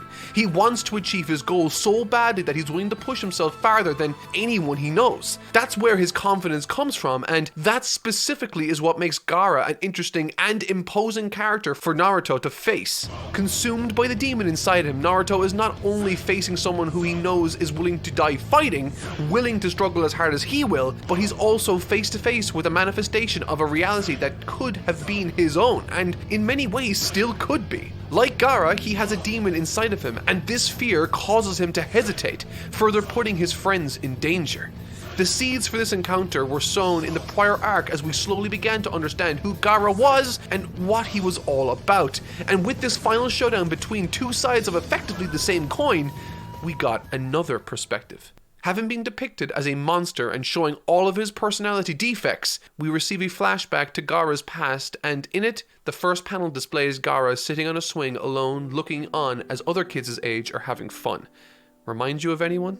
The flashback itself is short, but it certainly paints a lonely, tragic, and harrowing picture of what it must have been like as Gaara growing up in a world that both feared and despised him. Coming to a head with the only person in his life choosing to make an attempt on his own life, marking the point where he would become the person he is today. The reasons I love battle shonen as a genre are numerous. However, as I was watching this climactic final battle between two giant kaiju in a ninja-themed story about believing in yourself, I was reminded of one specific reason. The genre allows you to place incredible philosophical, symbolic, or thematic weight behind the various techniques that are implemented in it. To show you what I mean, I'll use Dragon Ball as an example, given that it's the story I'm most familiar with. Towards the beginning of Dragon Ball Z, the events of the Saiyan saga get underway. Goku dies, his son's kidnapped by his arch-nemesis, and aliens invade and take over the world. It's pretty standard stuff. And just like this arc in Naruto, where we see a giant frog slice a sand monster with a sword, the visuals and craziness of the Saiyan saga, what with its giant monkey monsters, massive beam struggles, and depiction of the afterlife, gave it more than enough eye candy to put on a wild show. But the reason that this arc was successful had much more to do with the simple story that was being told at its foundation, and how the actions of the main characters reflected the philosophies that they represented. When Vegeta arrives, he doesn't show affection for his allies or anyone really. In fact, he kills his oldest comrade the second he's no longer useful to him. In this way, Vegeta acts as the opposite of what Goku represents in the story. Having given up his life at the beginning of the arc to save literally everyone, Goku travels to Otherworld and after exerting more effort than any mortal in history across Snake Way, requests the help of someone he has never met so that he can continue to defend others. And once he touches down on the battlefield, having been brought back by his friends, he finds himself as the one thing standing between everything he cares about and certain annihilation, all with the technique that he managed to acquire thanks to the philosophy he believed in. In this way, Battle Shonen has facilitated not only a beam struggle, but a struggle of ideology, between ego and humility. The beam struggle wasn't a cornerstone moment in a battle that has gone down in history as one of the greatest of all time simply because it looked visually interesting. Absolutely not. It's because of what it represents. And so, across the series, techniques like the Spirit Bomb, Kaioken, and Kamehameha didn't just look cool. Through their acquisition or connection to the story, they each represented a part of Goku's identity. And in that same way, during this battle with Gaara, Naruto's philosophy and way of life is challenged directly by his natural opposite in Gaara. And to combat this natural opposing threat, Naruto uses the techniques that represent who he is and what makes him a terrific character. After overcoming the initial shock that came from confronting a demented and psychotic version of himself, early on in the conflict, a tried and true means of building up tension to a big reveal took place. Gaara would knock Naruto to the floor, berating him and poking what he saw as holes in his idealistic and hopeful outlook on life, but time and time again, Naruto would stand back up. And as I pointed out in his flashback, Gaara's struggle has been about his lack of belief in others' ability to love him. He refuses to trust in anyone and so lives only for himself, hurting others maybe before they had the chance to hurt him. There are numerous stages where Gaara slips up and Naruto manages to land a significant hit before he eventually runs out of chakra to help anymore. And realizing this, Sasuke stands up for him and tries to create an opening to allow both him and Sakura to escape. In response to this, Naruto throws out a beautiful quote. 人は大切な何かを守りたいと思った時に本当に強くなれるものなんです。 When people are protecting someone truly precious to them, they truly can become as strong as they must be. All the while assuming the same pose he did when he was standing up for Iruka in chapter 1, Naruto explodes with chakra, resulting in a very similar scene and page spread. This is the technique that represents the love his friends have for him and the love he has for them. It's the manifestation of Naruto's desire to protect those he loves. The perfect thematic counter to Gaara's hateful and lonely perspective that's haunted him his entire life. But that's not even the best part. As I said, there's a giant frog versus giant sand monster kaiju battle, and even here this same narrative approach is present with stunning effectiveness. I would even argue to greater effect as Gaara makes decisions that make this contrast even more pronounced. Naruto's summoning of Gamabunta is a very important touch Kishimoto added to make this picture as effective as it ends up being. If we want to break this down, Gamabunta and Naruto's ability to summon him in the first place is directly tied to the fox spirit's chakra, which was only now possible to access thanks to Jiraiya granting Naruto the agency to make his own destiny by removing the seal that blocked this chakra. Naruto now summons Gamabunta because he has the control to make the fox spirit work for him, which happens to be the exact opposite of Gaara's ace in the hole, wherein he effectively surrenders all the agency he has to the sand spirit by falling unconscious, thus unlocking the full power of this spirit. And so, when described like that, the scene, while we can acknowledge on a surface level how much is visually happening on screen, I mean, come on, look, there's a giant frog wearing clothes and a sword, while it has a lot going on, if you look at what this story is about, it becomes much more simple and effective. It's not just a crazy monster battle with the fate of the known world on the line, it's Naruto using the good that he's received in his life to try and reach Gaara, someone that's fallen so far from reality, and boy, does Naruto reach him. This is the natural end to the major conflict of this arc, with Gaara out for the count, destruction after coming to an end in their village, and the Hokage after losing his life during the battle with Orochimaru. The progression into the next arc feels seamless. Something I've criticized Dragon Ball Super in the past for was how little the arcs themselves flowed into each other. Everything felt as though it had a clearly defined and cut ending, which can be okay for some people, but for me I much prefer when the events of the prior story inform the next. It creates a believable cause and effect, and furthermore injects a great sense of scale to the occasion, and this is true for Naruto in this instance. For everything that's transpired, it's the consequences of the prior arc that inform the events of this one. 五代目おかげは今すぐにでも必要だ。そして昨日火の国の大名と設けた緊急会議で地雷や。それがお前に決まった。おあいにくさま、わしはそんな柄じゃないの。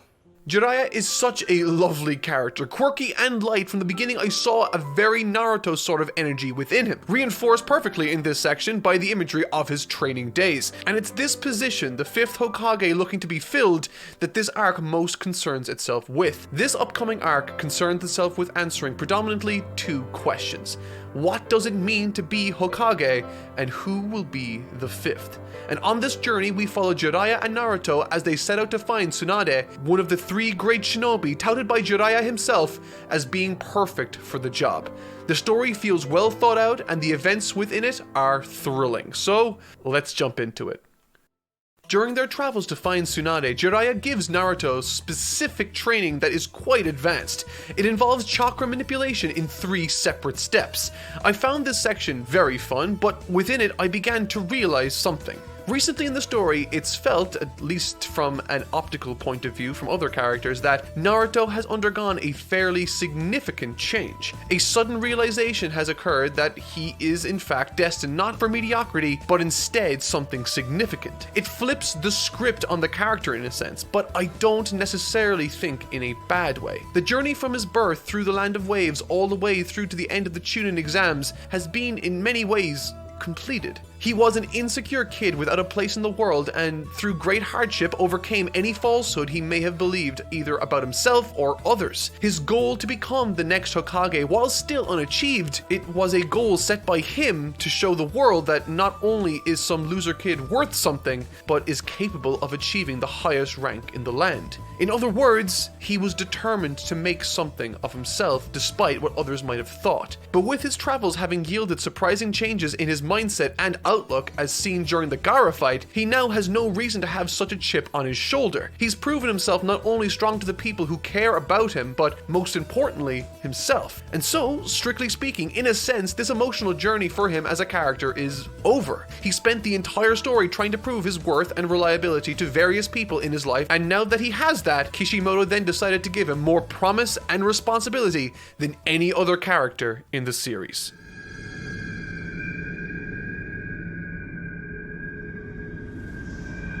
Hello. Do you have a moment to talk about our Lord and Savior?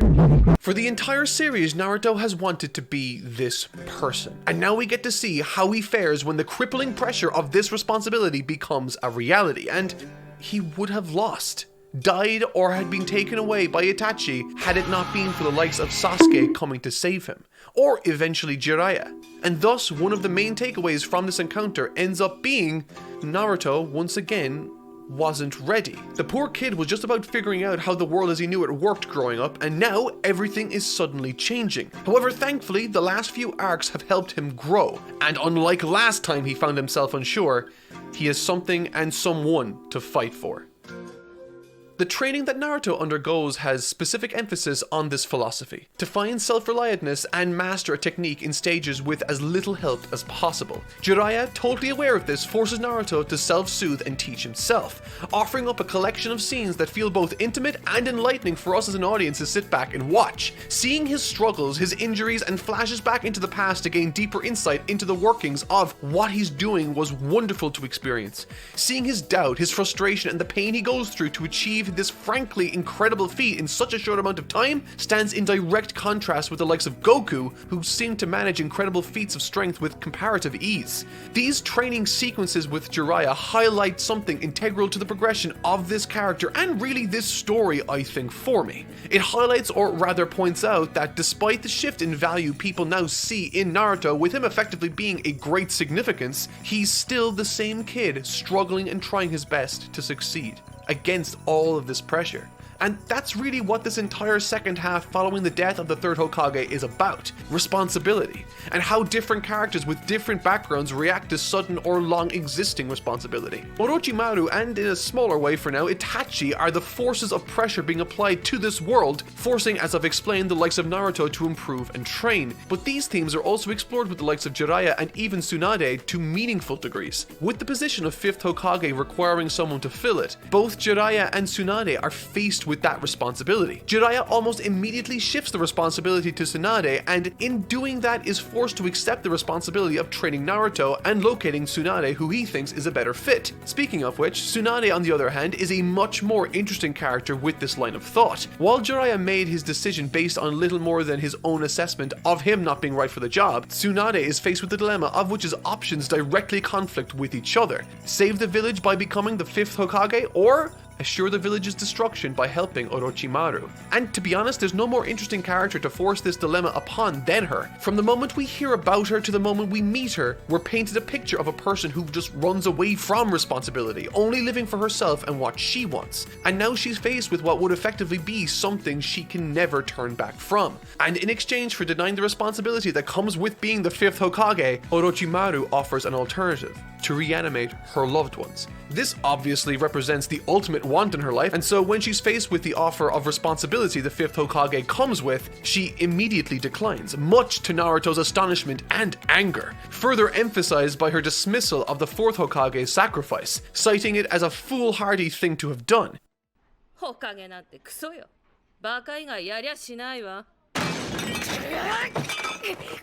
This was such a satisfying scene, a clash of two literal opposing ideologies, one who is willing to do anything to achieve the status of Hokage, and one who thinks it's pointless, punctuated by a short but philosophically rich fight outside, one where Tsunade chose not to use more than her fingernail, and to great effect she uses it, but, and this is the best part, the responsibility Naruto represents in this conflict makes itself known through the technique he's been training. The responsibilities that he's adopted during this training session, the technique that represents this responsibility, shocked Tsunade and gives her an idea. Let Naruto train 1 week, and if he can master the Rasengan, she'll say he's deserving of becoming Hokage, in addition to giving him her grandfather's necklace. And if he fails, she takes all his money. What makes this timeline specifically interesting is that it also happens to coincide with the time Orochimaru wants an answer to his offer from Tsunade. The means with which these two stories, Naruto's as well as Tsunade's, intertwine and inform each other is both natural and fascinating. There's a wonderful scene where Tsunade's friend Shizune brings Naruto and us up to speed concerning Tsunade's tragic past filled with loss and terror. Seeing this allows us to empathize much more readily with her, but for Naruto, it only invigorates him. Right before she tells Naruto about her backstory, he complains that she's stopping him from getting the rest he needs to train tomorrow. However, after this conversation, he informs her that he's going off to train immediately. This search for Tsunade's section of the story is the absolute best Naruto has been for me as both a reviewer and a fan of shonen storytelling. Over the first 115 chapters, while they did shine a light on the themes of determination and responsibility, they were never the focus quite like they are in this arc. Because Naruto is such a brilliantly fleshed out and fully realized character, instead of having to dedicate time within the story to serve his character to bolster these traits, his character can now be used to service the story for this reason, to represent the themes of determination and responsibility. And in using him this way, Kishimoto managed to help me build a powerful connection and relationship with the character of Tsunade. Throughout this arc, she's been quite honestly a turbulent character, one that's caused a tremendous amount of conflict in the story, and in this final portion, she confronts Orochimaru and she decides to take the more difficult option. In the face of everything Orochimaru is offering, she says no. And that journey from feeling indifferent or ambivalent to feeling true responsibility for not just herself or her friends, but for her entire village, she feels a responsibility to become what they need her to be. And right here you can feel as though the story is building up to a specific point, to something special. Naruto certainly plays his role in this battle by demonstrating the value of self-belief, determination, and responsibility in the face of certain doom, and in doing so, like he has shown hints of at numerous points in the series, despite performing incredible feats that pale in comparison to the power Kabuto possesses, he manages to inspire belief in these ideas for those around him. And that's when we see that all of the focus and effort that Kishimoto has put into this story converge into one point. A point that he has built up, and it's this.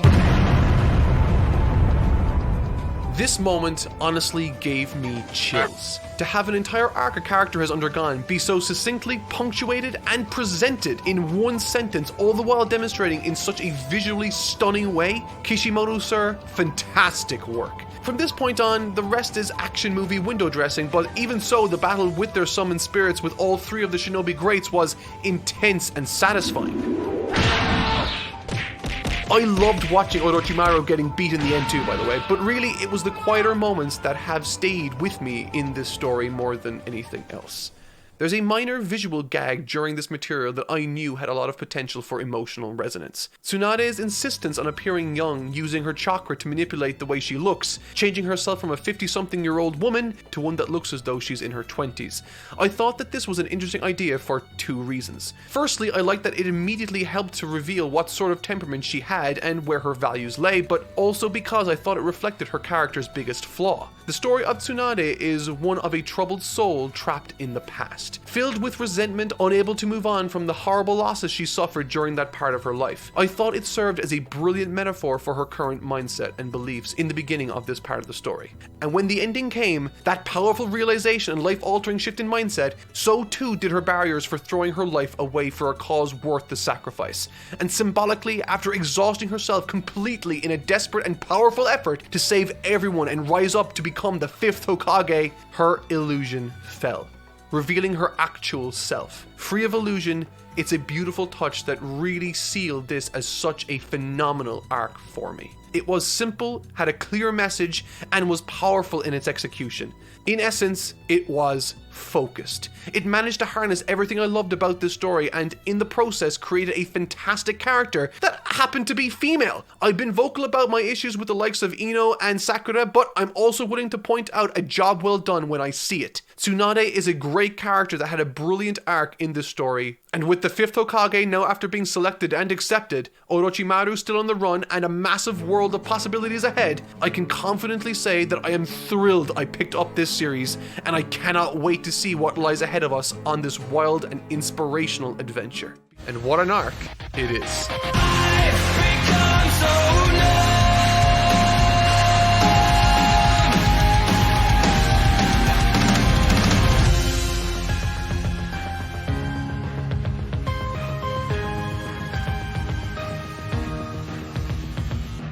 Remember when I said that I looked on with concern at the 8 full volumes of manga I had to read and review this week? Well, what an idiot I was. The material in these volumes are easily some of the most simple in terms of story, but also have, I think, the very best paneling and layout work from Kishimoto that I've seen yet, making the entire process of reading deceptively quick and seamless. I'm telling you, I was slamming volumes like pints at Christmas. Often when it comes to the artists behind these famous mangas, the development or change of their respective artistic approaches, styles, occurs unconsciously and gradually over time. JoJo, Dragon Ball, and One Piece are clear and striking examples of this phenomenon. Comparing their work from the beginning of their run to their most recent stuff highlights my point. Natural changes occur. And while some of this can explain part of what's happened to Kishimoto's work here as a mangaka, I think there's also a very conscious effort being exerted here. In the beginning of volume 20, Kishimoto vents his frustrations with the manga format, drawing from top right to bottom left, calling it limiting.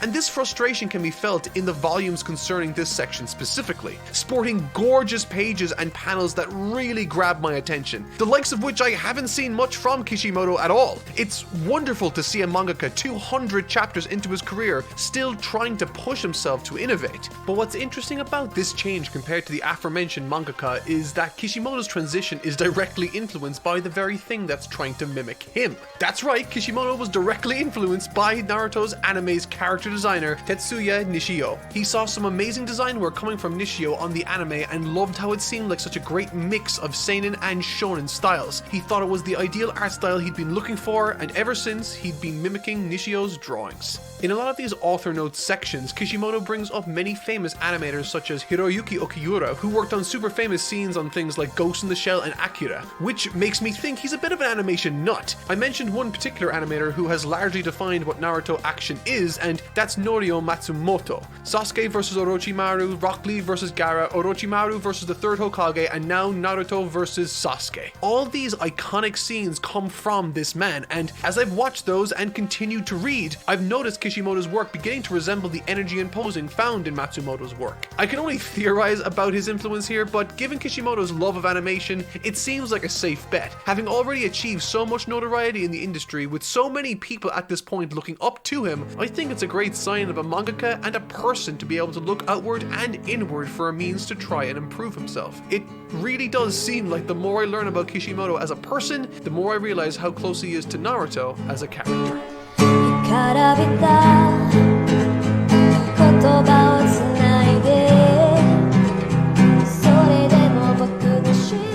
While the conclusions to the prior arc's activity with the assault on the village after being dealt with and the selection of the latest Hokage after being finalized, I was fully expecting this arc to feel like a footnote after everything that's happened.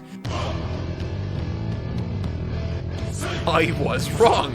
Despite being one of the longest arcs among the material I've covered so far, the story in question is remarkably simple, which meant that a lot of space was given to this arc's various components to breathe, build up, and climax appropriately. And boy, do they climax appropriately. The first act of this arc is the one that carries most of the heavy lifting from an expository and foundational sense, upon which the rest of the arc launches from comfortably. That said, the rest of this arc consists of a series of fights and chase scenes, and that might not sound interesting, but Kishimoto makes it work really well. Act 1.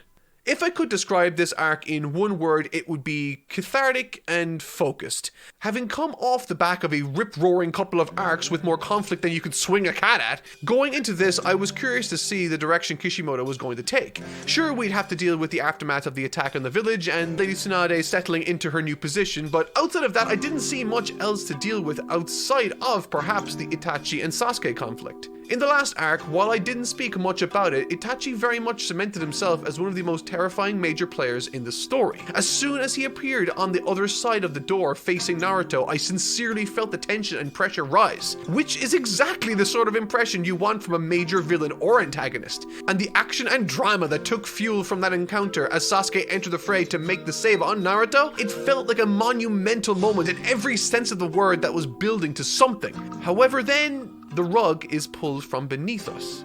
Despite the other arcs that make up the rest of this first part of Naruto being somewhat more complex, with a greater number of moving parts, this arc and its 8 volumes primarily concern themselves with Sasuke's relationship with his brother and the choices he makes in seeking revenge in response to that. And I loved it. My biggest complaint after I finished the very first arc of Naruto was that it felt somewhat unfocused. And now in this arc, not only are things incredibly simple, but each facet of this arc now receives ample attention. Sasuke vs Naruto Round 1. Funnily enough, despite being mentioned once before that Sasuke desired to test himself against Naruto, this matchup for one reason or another faded into the back of my subconscious as something I either didn't know I wanted or one that I totally forgot about. And I have no idea why, because on paper these two squaring off makes complete sense and are a terrific matchup narratively speaking. I mentioned before in an earlier video that I felt the closer Naruto came to achieving his goal, the farther away Sasuke would be pushed by his. With Orochimaru having laid that metaphorical Chekhov's gun before us when he said Sasuke needs to seek out more power by embracing the darkness in his heart, I knew a scene or sequence of events would play out like this, and it's so much better than I thought it would be, made possible thanks to some key pieces of symbolism laid out across this series. The initial fight that kicks off this arc's activity is short but punctuated powerfully by a striking visual by really putting into perspective the gap that's appearing between himself and Naruto. However, at this point in the story, I think it's important to point out that their relationship isn't necessarily interesting to me because of their dynamic on its own, and that largely has to do with Kakashi and Jiraiya pretty much telling us explicitly what's happening narratively between them. We're not left to understand this on our own by reading the material and understanding it ourselves, and as a result, this exposition feels clunky and did take away from this short but opening fight between them. Then again, this is a manga for young teens, so I'm gonna let it slide. I will, however, say what I did really enjoy was the role mentors are playing in this story. Whether that be Kakashi and Sasuke, which I will definitely speak about more later, Jiraiya's relationship with Naruto as I've described in the past, Sakura's new budding relationship with Lady Tsunade, and of course, Guy's relationship with Rock Lee. Rock Lee's been an interesting character in this story. From the moment I met him back during the Chunin Exams, I knew I liked this little guy. With him time and time again throughout the story, whether it be in the Force of Death, the fight with Gaara, or his rehabilitation after that fight, he sort of in a way stood as an example of what a hero with a similar mentality to that of Naruto might appear like if he didn't have an all-powerful spirit trapped within him. When Naruto in the first half of this story contended with inadequacy and a chip on his shoulder, eventually Kishimoto was forced to transition his character from one that struggled to make a difference to one who had to deal with the high expectations from those around him. Lee, on the other hand, because of the lack of advantages he has compared to Naruto, can fully lean into and embrace angles an outcast character like Naruto once was afforded. Naruto can self-heal thanks to the fox spirit inside him, and so a natural way to explore Lee's character to further distinguish him from Naruto is to have him absorb a tremendous amount of damage and the consequences of that action. Which brings me to his mentor, Guy. In many ways, the mentor characters in this story mirror key attributes of their students' personalities. Guy is perhaps the most pronounced variation on this concept. Everything from his appearance to his desire to prove himself against Kakashi to his soul-destroying training exercises. In every sense of the word, the connection between Guy and Lee is as powerful as it is because they feel like father and son. Once again providing Lee in this story horrific odds for anyone to have to face, let alone a young teenager. I spoke about Guy before in a prior part, saying that I thought he saw a tremendous amount of himself in Lee, and due to that sees him as something of an inspiration to even him.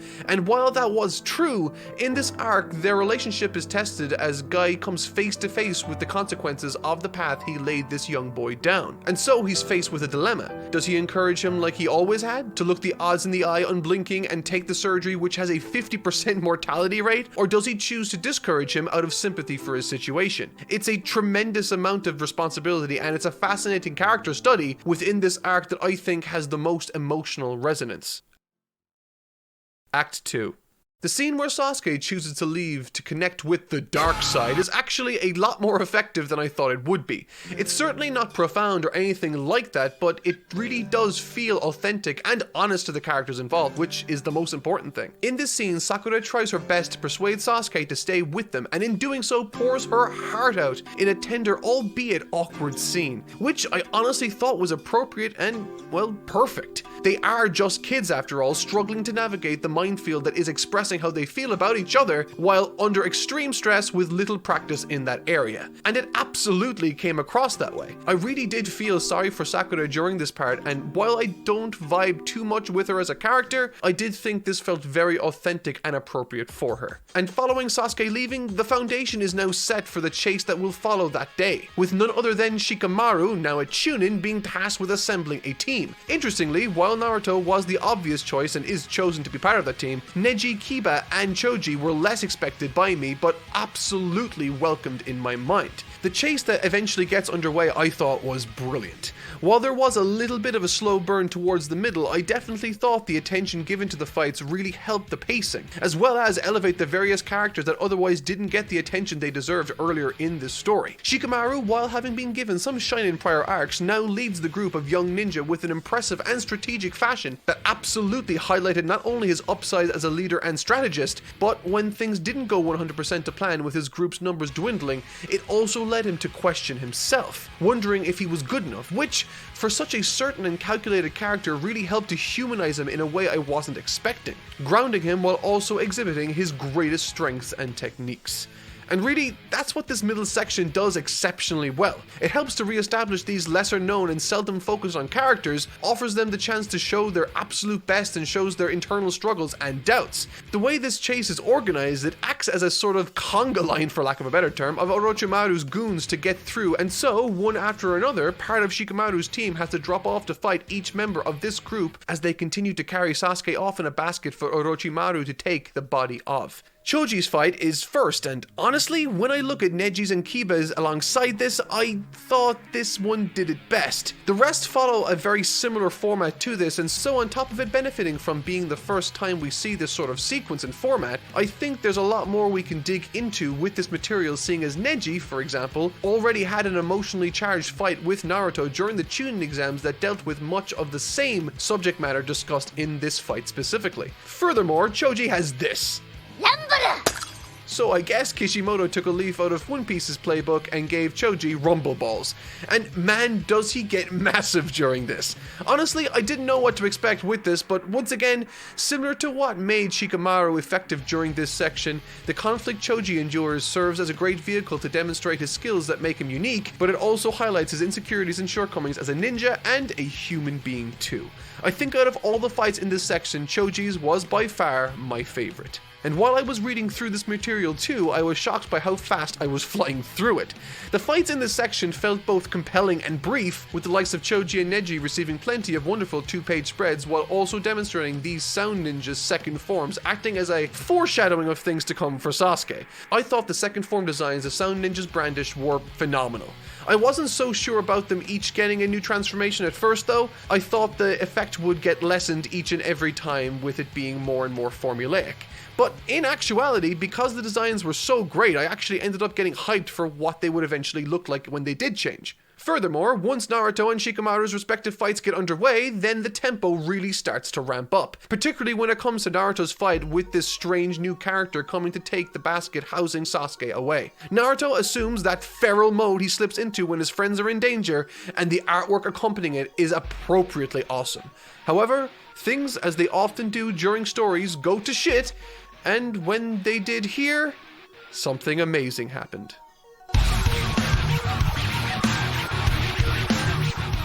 Lee fucking arrives to make the same. I'm not sure if my energy in this recording will accurately show just how excited I felt when he showed up, but I went bananas because honestly I loved this little character. I spoke about how the last few volumes and fights really felt somewhat formulaic in that they effectively achieved the same sort of things narratively. But that formula has been thrown right out the window and replaced with the pure chaos Lee has injected into this fight. However, as things want to go in this story, we can't have too much of a good thing for too long. But that doesn't mean what we receive as a replacement isn't great also.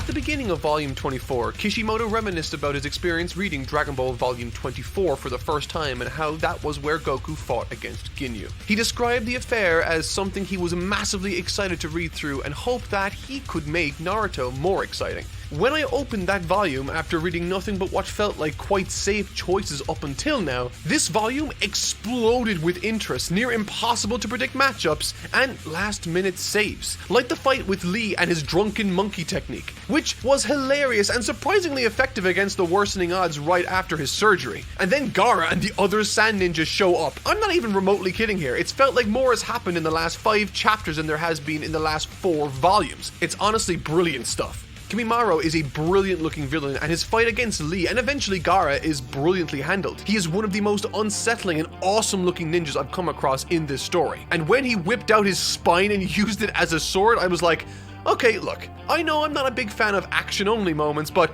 that was really friggin' cool. This fight is honestly not one I would ever have thought to create if left to my own devices, but the 2 powers on display here, sand manipulation and bone manipulation, created perhaps the most visually stunning battle sequence I've seen from this manga to date. Defensively, offensively, and the strategy employed by both warriors was enough to win my heart a million times over. And throwing Lee into the mix only served to exacerbate that feeling for me. Watching these 2 one-time enemies work together and in a sense save each other was immensely satisfying. And we're not done yet.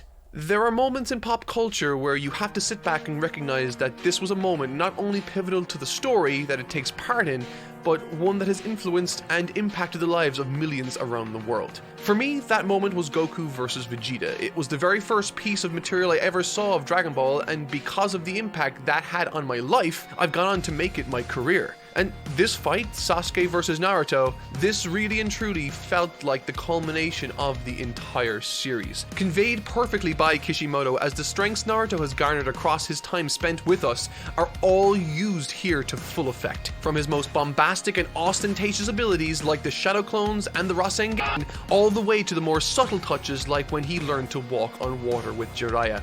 All of these skills are on display here and used to full effect, serving to heighten the drama and make this feel like we've reached a significant endpoint. What did catch me off guard, however, was that a massive portion of this fight is spent in flashback. A brilliant flashback, but it surprised me nevertheless. The flashback for Sasuke, while long, added so much to an occasion that felt as though it was starved of Sasuke's perspective. We got to see the decaying of Sasuke's relationship with his brother and the origins of his entire purpose in life: to get revenge. But one thing I will say about this before I move on is that I get the feeling that we're missing a large part of this story, namely Itachi's perspective on everything. Now, it might very well just turn out to be the case that he's a cold-blooded murderer that has no redeemable qualities, but who knows, I'll see how that plays out in the future.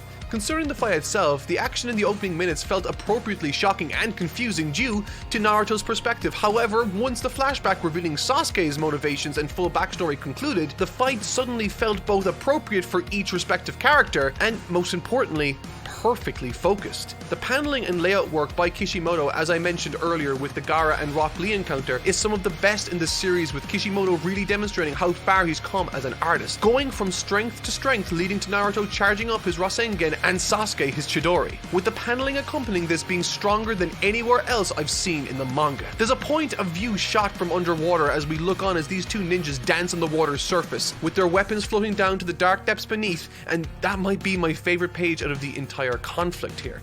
However, if I want to take a step back for a second and think about things more abstractly, it is my belief that the flashback we get after this concerning Kakashi's origins holds a lot more meaning behind it than might be evident at first glance. In this flashback, Kakashi's team is composed of 3 individuals: himself, a young boy called Obito Uchiha, and a girl called Rin. And from this reflection on his early training days, we can see why perhaps he's taken a keen interest in Sasuke, taking him under his wing, seeking to teach him the Chidori technique. Of that original group, Obito was clearly the overly emotional underachiever like Naruto was in Sasuke's group, while Rin could be a very convincing stand-in for Sakura, given that Sakura herself would begin studying the same jutsu Rin was. However, while reading this material, I couldn't couldn't help but cast my mind back to the first arc where Naruto, Sasuke, and Sakura sat before Kakashi. In that very scene, Sasuke explained in no uncertain terms what his goals were, demonstrating his single-minded approach in becoming a ninja, and over the course of that story, this focus has remained. And with the farther and farther he pursued that line of thinking, Kakashi began getting more and more interested and involved in Sasuke's life, and I think there's a reason for it. He saw himself in Sasuke. Kakashi's flashback, wherein we first see him use the Chidori technique, he does so not taking into account how his actions will affect his teammates.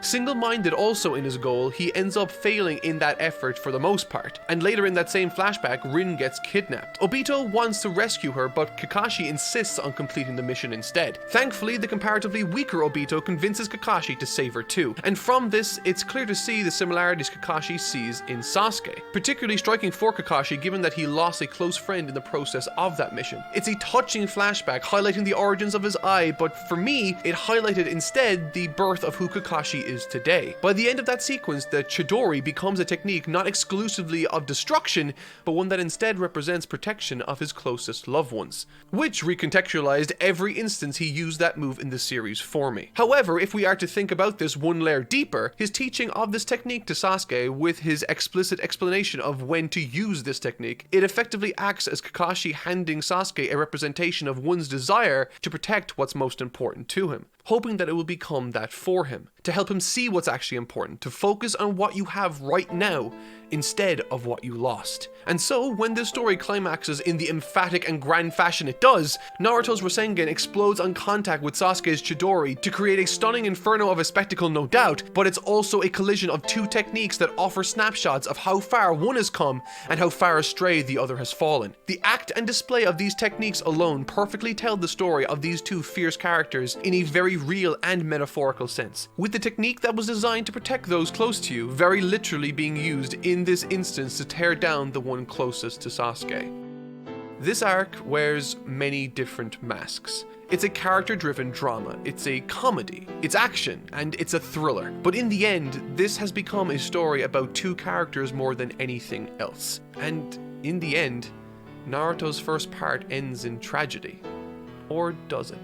The choice Sasuke made to not kill Naruto says more about his character than this entire fight ever could. And it's rather fitting that a technique like Chidori couldn't be used to end the life of his friend. Overall, my impressions of this arc and really this first section of Naruto is a wonderful one. While it didn't start strong like many other series do, Kishimoto, and by extension this story, has a passion behind it that, much like its titular character, grew and grew more effective with each subsequent arc. I've transformed from someone that didn't know the first thing about Naruto, and now I consider myself a massive fan of Kishimoto and the work he's produced here with this section of the story. The arc was a massive finale befitting of the occasion that managed to also feel intimate at the same time.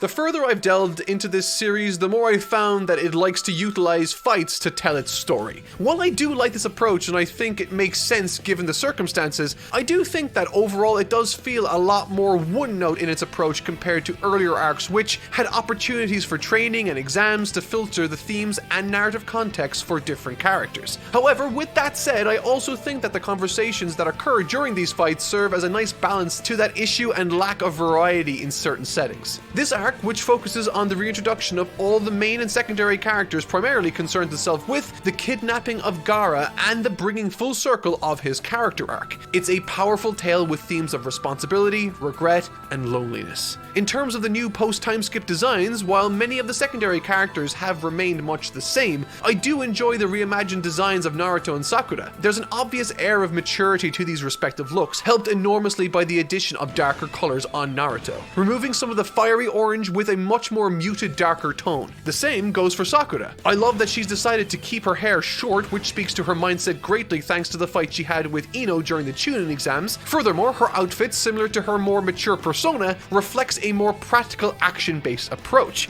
stripping away her dress-like garments, replacing them with something far more fitting, I think. I'm particularly happy with this change in Sakura, which I will definitely touch more on later in this video with her outstanding fight. But as far as first impressions go, I'm honestly thrilled that Sakura has been training under Lady Tsunade, managing in her own way to find an identity in a critically important vertical, the likes of which Naruto and Sasuke aren't good at. It plays to the natural strengths she demonstrates as a character in the first part and builds upon them naturally, giving me a sense that she is, in fact, her own character.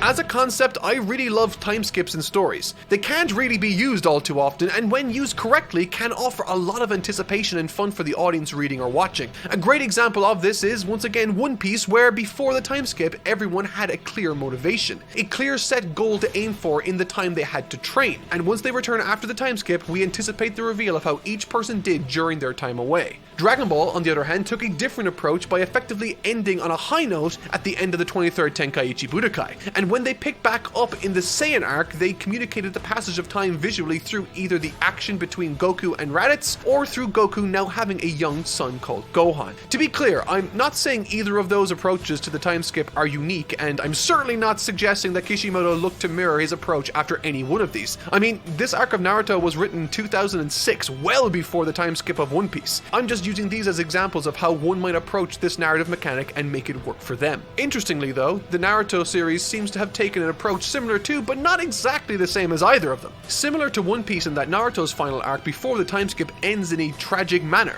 and spurred on from the results of that, our heroes now have a clear-cut goal to work towards. And, like Dragon Ball, we see the passage of time with certain characters more accurately through the revelation of their new circumstances. While we can see the developments and improvements of Naruto and Sakura with extreme clarity during their reintroduction training sessions with Kakashi, we also see the new position Gaara finds himself in now that the dust has settled. And as it happens, this arc concerns itself with his story greatly.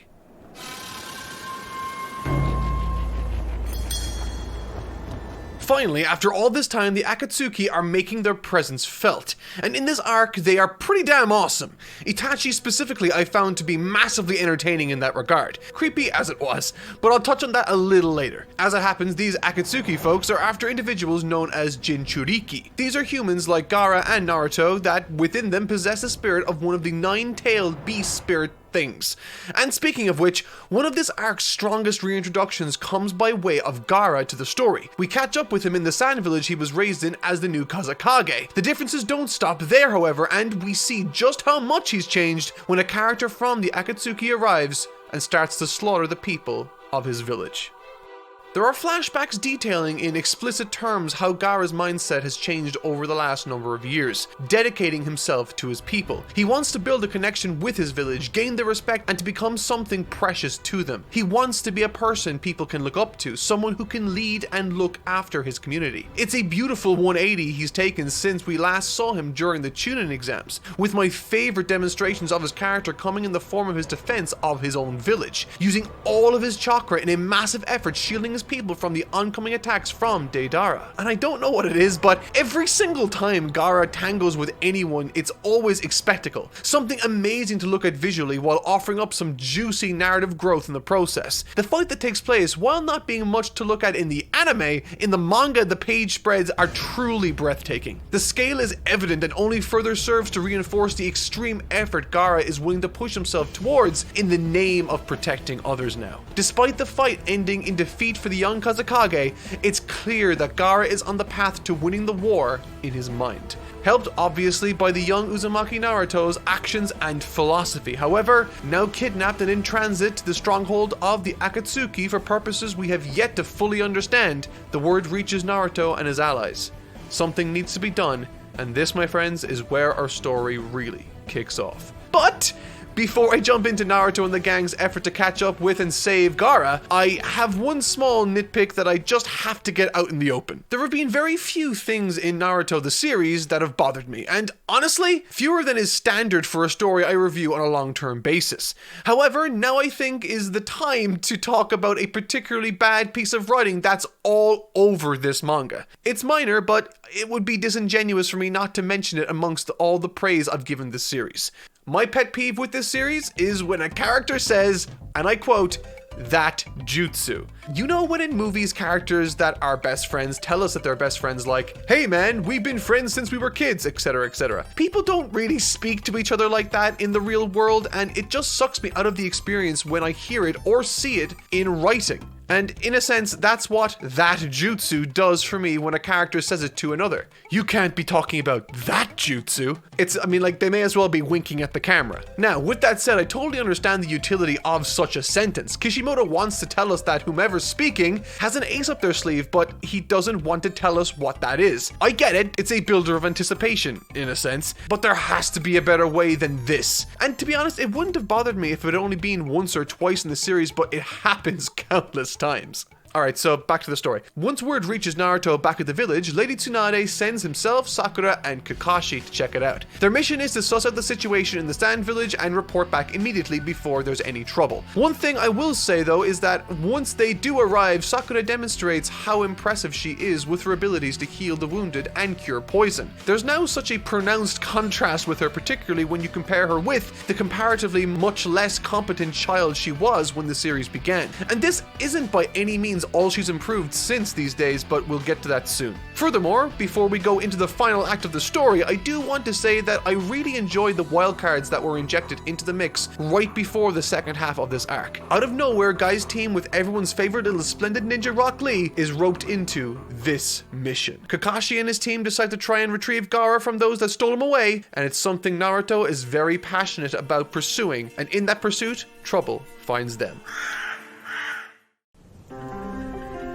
I think what I like most about this section, which doesn't just depict Itachi's fight with Kakashi's group, but also Guy's team with Itachi's ally Kisame, isn't simply just how imposing the enemies are presented, but how capable the leaders of each group are, Kakashi and Guy. There's some great lines of dialogue from Kakashi here that really help to relax me into this situation, revealing Itachi's strategy, his weaknesses with his eyesight, and threatening him by saying that he, Kakashi, doesn't make the same mistakes twice. Almost putting himself on the same level as Itachi and reminding us all too that he was a prodigy when he was growing up. And really, I think despite the two fights happening side by side with different people, Guy and Kakashi, they share a ton in common, with both leaders' groups suffering compromises to their abilities, leaving much of the heavy lifting to Guy and Kakashi respectively. Guy ends up implementing a technique very similar to that which Lee used against Gaara, and in the manga the scenes feel truly massive. The scope of the battle feels enormous, which interestingly is the exact opposite of Kakashi's fight with Itachi, and this is by design. It felt painfully intimate. Everything from Itachi's first appearance to his constant state of always feeling comfortable in every situation. I mean, this is why Kakashi in this instance added so much to the scene. With Itachi popping up out of the shadows, the reassurance Kakashi gave me as a reader felt much needed. But good God, did I not anticipate what he would put Naruto through. Acting as some sort of sadistic spirit of Christmas past, confronting him with manifestations of his deepest insecurities, regrets, and fears. It's a masterful touch, further separating Itachi as a villain or foe, unlike any we've seen before in this story. Climaxing in a sequence where Kakashi holds Itachi off long enough for Sakura to bring Naruto back to reality, where he lands a devastatingly impressive attack in his feral spirit state, and it's the combination of this in tandem with his shadow clone technique that made this hype as all hell. And that's when Itachi and Kisame reveal that these were fakes the entire time, and that their real selves aren't anywhere close by, appearing before them like this simply because they wished to stall them. Frustrating as it was for sure, it was also a brilliant scene and one that really freaked me out while I was reading it.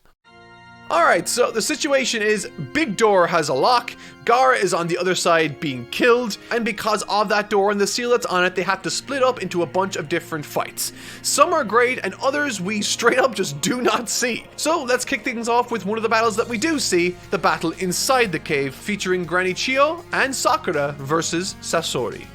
Sakura's fight with Lady Chiyo against Sasori was actually way better than I was anticipating. Sakura, while showing promise in a multitude of areas, always felt significantly less interesting due in part to her being used predominantly for comedy and, well, to swoon over Sasuke. Which again, that's totally normal for a young girl in a story to do, but when all of the other characters have deeply philosophical and moral dilemmas at the core of their respective characters that they themselves deal with in every fight, fight, it really felt like when different battles took place, Sakura was left out to dry. But in this arc, Kishimoto seems to have given her something much more to work with, or at the very least built something significant off of the strong foundations laid during certain sections of prior arcs. Characters like Kakashi, Rock Lee, Gaara, Hinata, Neji, Naruto, and even Sasuke all derive their issues from their upbringings. However, compared to these characters, Sakura's upbringing was comparatively painless and, well, normal. I mean, in the first arc, when she was introducing and presenting herself in the first arc, she defined herself by what at the time was most important to her, Sasuke. But fast forward to right now, after the time skip, she can now derive ambition and motivation not from her childhood, but from the events that took place over the course of the series' first half, stuff that we, the readers, can relate to. She's now full of regret after she failed to keep Sasuke from fleeing the village in the first place, disappointed that she was too weak to help bring him home, and now years later she's trained to become significantly stronger, studying under Lady Tsunade to gain jutsu to specifically protect and heal her friends. And in this scene she fights tooth and nail against Sasori just so that she can live up to her own ideals one moment longer. I've been critical in the past to her, but I also give credit where it's due, and that right there, that's a tremendous improvement on all fronts. At numerous points in this fight, Sakura is told to stand down, to let the old lady handle this fight, and time again, she picks herself off the ground and shows everyone, including us, the readers, that she isn't the same scared little girl she once was. And really, while she started the story as this girl I was sort of only lukewarm on, this fight alongside Granny Chiyo acts as, at least for me, her coronation as a fully realized character with a wonderful resolve clearly on display. Struggling with her own internal psychological questions, unique to her by the way, and a master that sees something inside her student that no one else seems to see. Where Sasuke has his clan's genetics or heritage, and Naruto has the fox spirit, it's easy to forget that Sakura doesn't have these same advantages. And for her to become as exceptional as she is right here is a feat worth standing back and showing praise for. Couple this with the fact that her opponent Sasori and her partner Chiyo, and you have for yourself a narrative cocktail primed for some effective emotional imagery and a challenge large enough to allow Sakura to amaze us all with her new abilities. As Chiyo is faced with aggression against her own lost grandson, having totally lost his way by the way, starved of the love that he cherished and so needed, uses his powers of puppetry to wield the parents he lost as a child. It's unsettling and it's tragic, particularly when you take into account the fashion with which Chiyo and Sakura see to his demise using the puppets of his parents, assuming the same positions around him as they symbolically welcome him to the afterlife, stabbing him collectively in the same pose they were seen hugging him once before. This event also concerned itself with Chiyo considerably. I found her character quite abrasive and, well, unlikable when we were introduced to her, but she too has undergone a considerable change, one that is linked in many ways to Gaara and his standing in his community. And speaking of Gaara, time to finally check in with the character leading the charge for his rescue, Naruto. The more this series explores Naruto as a character, the more interesting he becomes to me. Since the beginning of this series, we haven't really had much chance to see Kakashi show Naruto much attention, but that changes in this arc, and with that change, something came into focus for me. A theme I don't often see explored in as much depth and honest a fashion is that of responsibility within shonen stories. Now, I know what you're going to say. That's sort of the crux of like 90% of various characters. And to that I say, I appreciate and understand that, but within those stories, oftentimes, if the outcome of a rash decision made by a character results in confrontation or aggression, normally stories will lean more in the camp of determination and tenacity to save the day for that character, which sort of flies in the face of the theme of responsibility, I think, in a sense. Naruto desperately wants to save Sasuke. He desperately wants to save Gaara.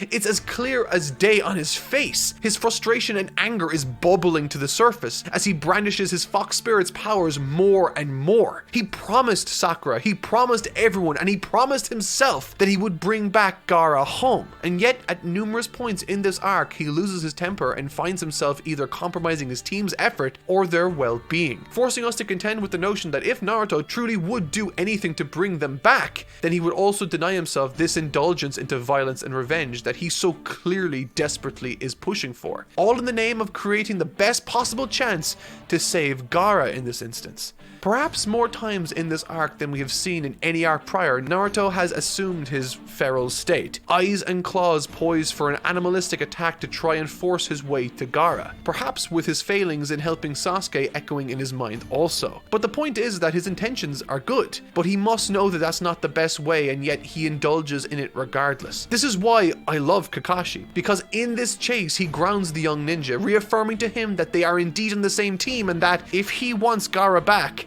they just need to be smart about how they approach this altercation with Deidara. And you know, what's interesting about this particular mechanic with Naruto is that as it happens, the more he loses himself to the spirit, the more this behavior invokes its power, and the more of a risk he runs in not only never achieving his goal, but he might lose himself completely also. Thanks to his friendships with the likes of Jiraiya and Kakashi, he's managed to avoid this, but I just find it interesting that this power which he draws from, if drawn from too much, will run counter to what his ultimate goals are. And nothing drives that home more than this.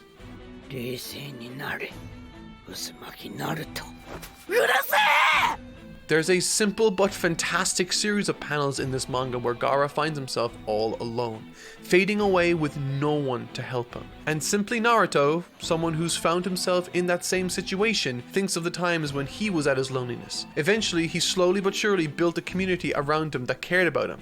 It's been described in the story, and particularly in this arc, that Naruto's power is to build connections with everyone he speaks with, and this is reflected in these panels. As time went on, he was able to build around him a wonderful community of friends and loved ones, but Gaara didn't have those same advantages. And when Chio starts to make murmurings along the lines of "this is how it is for Kazekage," Naruto snaps. No one understands Gaara like Naruto does, and even Naruto can't imagine what his circumstances must have been like. Interestingly, there's something of a contradiction at play here where much of the drama seems to be stemming from, in a very natural and great way, mind you, in how Naruto feels in relation to Gaara versus how the rest of the world seems to treat ninjas and certainly Jinchuriki. They are disposable, and yet in this outburst, with the death of Gaara, despite wanting to be Hokage, one of the highest positions in this structure, he seems beside himself, totally and utterly distraught at the notion that no one ever considered how he might have felt, how Gaara might have felt, how his life might have gone different had he not been forced to connect with this spirit in the first place. In other words, Naruto's here to shake things up. He wants to become Hokage, and maybe he'll change this crazy world along the way. This show of emotion and frankly common sense resonates with the old-timer, and in a last-ditch effort to do what she believes is the right thing to do, she sacrifices herself to bring Gaara back from the brink, and the depiction of which is beautiful. Surrounded by those he longed for connection with, Gaara now has a family who loves him.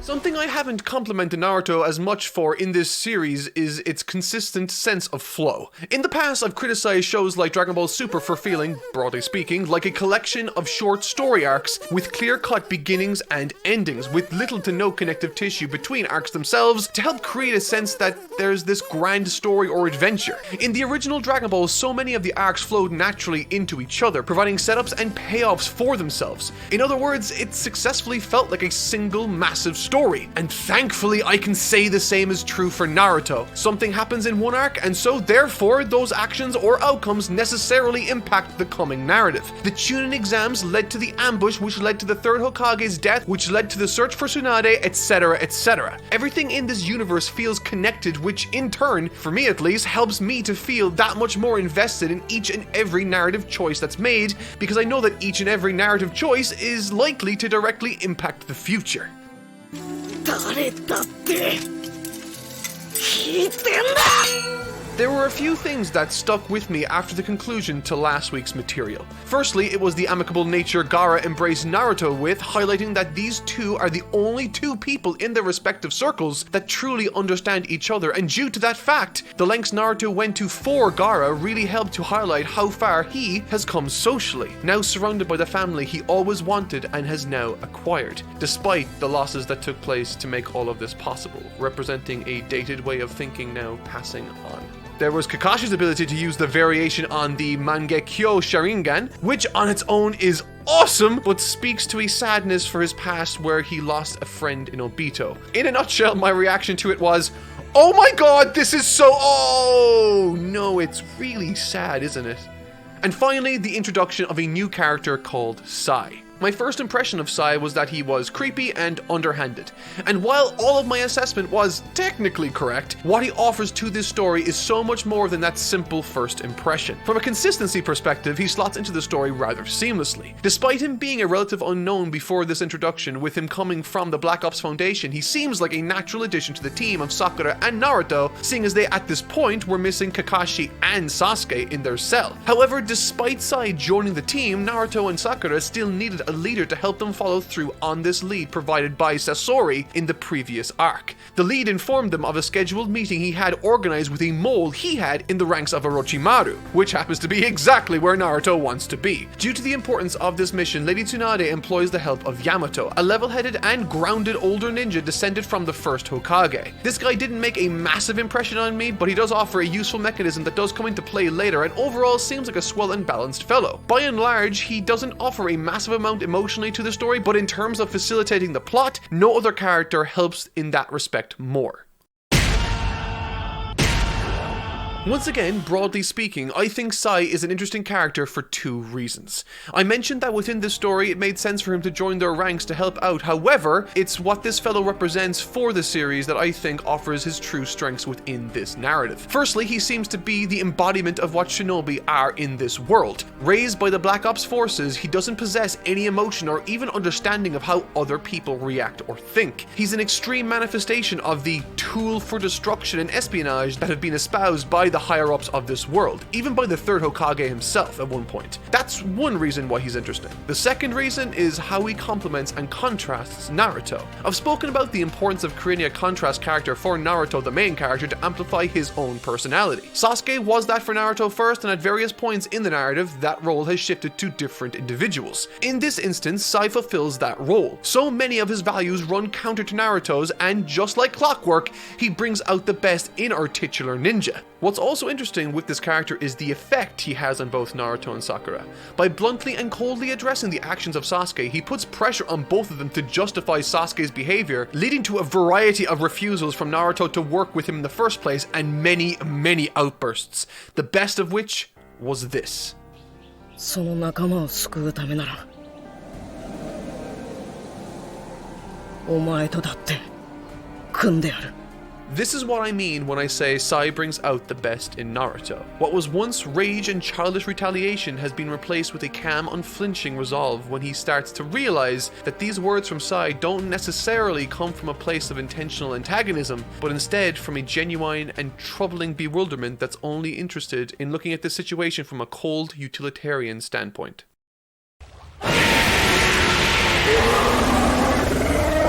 Tenchi Bridge. This section had me stressed the hell out, and I truly mean that. Apart from the plan as it currently is being extremely shaky no matter what way you look at it trying to impersonate Sasori, we also have the wild card in Sai, and we learn that the informant is Kabuto. Add on top of that the fact that Kabuto is actually a triple agent there to betray and kill Sasori, and you have for yourself a page turner unlike any I've seen from this series in a long while. Also, there's this instance in this arc where Lady Tsunade is looking out and notices an animal jumping out from the brush, and once again this happens here at the bridge. I thought this was interesting as it turns out it's actually Orochimaru lying in wait, which made me think, was he at the village too? I mean, I love stuff like that because even if it wasn't, it's still a cool piece of paranoia Kishimoto's injected into my mind, which is great because now we're primed for a spectacular fight, and this fight is all of that and a bag of chips. Something this arc does a phenomenal job with is making the fight feel personal. As soon as Yamato sees Orochimaru and everything on the bridge starts turning going south, he signals for the others. This was a brilliant touch to add drama to this story, with a great piece of visual storytelling through Naruto immediately showing signs of losing himself to that more aggressive and feral fox spirit state he's been in before. This is an incredibly important and emotional battle for Naruto, and to see this reinforced by his immediate elevation into this state without warning was brilliant. However, what made me fall in love with this section wasn't necessarily the cool visuals, but the meaning and narrative behind them and the consequences thereafter. There's a heavy amount of emphasis placed on Jiraiya's words as he explains to Yamato what he went through while training Naruto over the last number of years,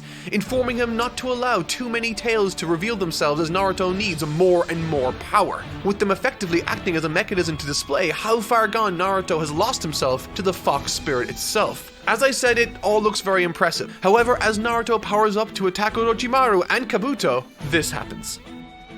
There's an obvious lesson to learn here for Naruto, but remember what I said about this being an emotional and personal fight for more than one person? Well, while I saw and enjoyed what Naruto offered in this situation, I was completely taken aback by how Sakura reacted to being hurt in the process of this power-up. When she wakes, she doesn't feel hurt or emotionally shocked by Naruto's attack. Instead, her reaction is perfectly in keeping with her own existing motivations. She sees this as a direct result of not Naruto being selfish or losing control unnecessarily, but instead her own prior weaknesses. She couldn't bring Sasuke back, and as a result, Naruto made a promise to bring Sasuke back no matter what. And as it happens, no matter what in this instance means this. It's extreme to say the least. He's on the brink and he may even lose his life. This sort of clear-headedness and honest accountability on behalf of Sakura is not only refreshing to hear, but incredibly brave and noble too. After seeing this reaction from Sakura, it honestly felt like she had grown the most during the time skip. It's a remarkable difference. On the Naruto front, the finesse, humanity, and technique of him is completely gone at this point. There are no familiar techniques on display like the shadow clones, which is a great touch, I think, to make this form feel like an embodiment of something Naruto isn't. And when you combine that with the fact that he's up against Orochimaru, it's in every sense of the word no longer a battle between ninja,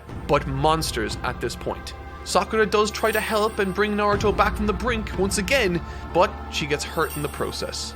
Alright, so this was visually awesome and super fun to read through. It felt immensely cathartic watching Orochimaru on the back foot during this encounter. We haven't seen him fight all out in a while, and this fox spirit really seems to be pushing him back at every turn. Again, the layout and page spreads are fitting for the occasion, but if I'm being honest, the best stuff comes after the smoke clears, and Yamato, using his special abilities, is able to seal away that spirit and bring Naruto back from that breaking point. This is where Yamato proves himself as a worthy leader and noble ninja, in my opinion. His confrontation with Naruto concerning the responsibility he has to do his best without the help of the fox spirit is exactly what I was getting at last week. This spirit provides a welcome shortcut and might even feel empowering. Naruto very clearly wants something, and at this point this seems like the easiest route to meet that goal. However, there are clear and easily identifiable drawbacks to this line of action, and this is a common angle in coming-of-age stories. Take Sam Raimi's Spider-Man 3 for example. It's not everyone's favorite film, but it tries to tell this exact story. The Venom symbiote, while offering some more power and freedom, comes at the cost of what makes Peter Parker himself, leading to him hurting those around him. The exact same thing happens to Naruto in this instance, capping off the confrontation with a quote so perfect from Yamato, I'd put it up there as one of my favorite quotes from this entire series. The source of your strength, Naruto, isn't the foxtail spirit,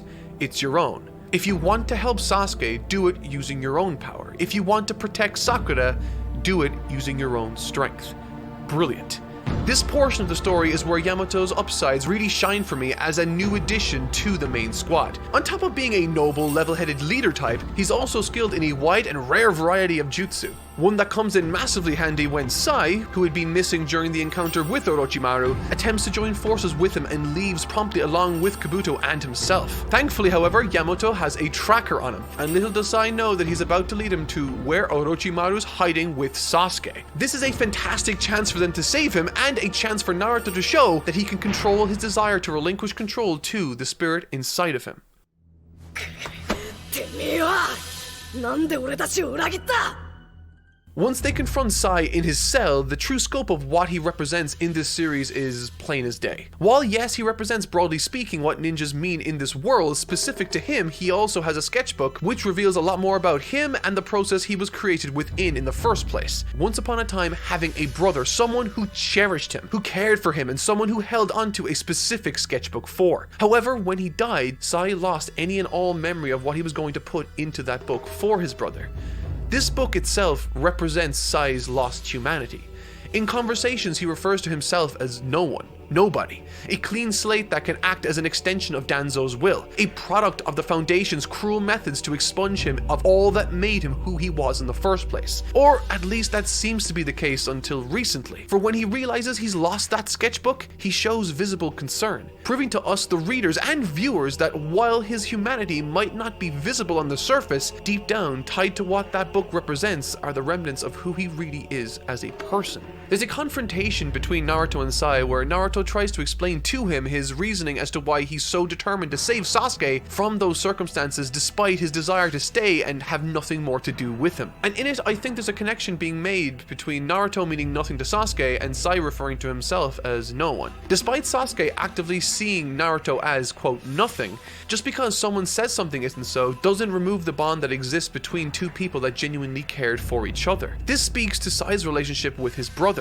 When faced with Sai further questioning why Naruto insists on trying to save someone in Sasuke, instead of getting angry, Naruto compassionately and calmly explains his relationship with Sasuke and his determination in the face of impossible odds to never stop fighting for him. And in a way, it's as if he's directly speaking to Sai himself. And while a very solemn scene, I think it's really effective. And at this moment, Naruto feels like he's reached an understanding with Sai, perhaps for the first time since he's met him, leading to him for the first time actually trusting him to carry out an important job, to locate Sasuke in this hideout. And it's here that Kishimoto decides to once again place some paranoia and doubt in our minds, as he reveals Sai's original plan wasn't to help their team or to even be a conduit between Danzo and Orochimaru, but instead to specifically assassinate Sasuke. Whether or not the experiences and epiphanies he's had since meeting Naruto will be enough to dissuade this mission is another question, but either way, with good intentions or not, he's running to Sasuke's location. It's super exciting as the decision Sai makes once he reaches Sasuke will effectively define his true intentions and really his character. I love stuff like this. It makes me rethink the entire interaction he had with Naruto, asking questions like, did he master emotional deception like what Sakura did to him earlier in the story? And even if he hasn't, the very fact that Kishimoto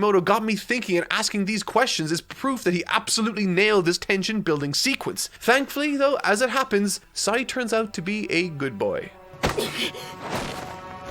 あんた本当は何が狙いなの？私たちを何回裏切れば気が済むの？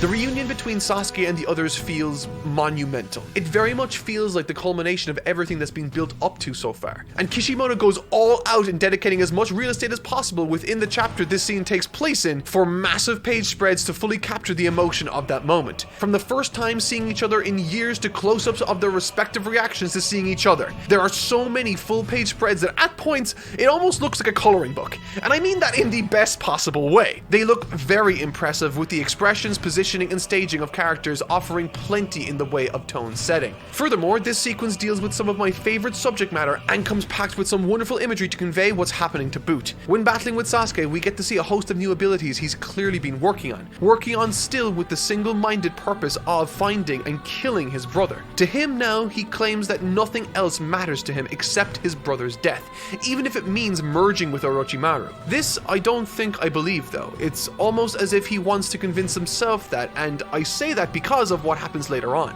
My favorite part of this encounter has to be the struggle Naruto is undergoing. And not just with Sasuke, but himself. A struggle to resist the allure of tapping into the Fox Spirit's power and to increase his chances of forcibly taking Sasuke back home. It's a wonderful example of Naruto putting others first and showing belief in himself to do what needs to be done with his own power and strength. However, there is something that makes this scene a little more freaky. While Naruto is trying to center himself in his mind and subdue the Fox Spirit, Sasuke is there in his mind with himself and the fox. It's a first in the series, and in being such, it really gives Sasuke an air of superiority and control, the likes of which we've not seen so far. However, once again, while Sasuke says that nothing else matters to him other than his brother's killing, he leaves Naruto and everyone else alive, despite them posing a direct opposition to his plans and their consistent insistence on sticking their noses in when he has actively stated that he doesn't want that. There's a contradiction at play here. If nothing else matters, including your own well-being, then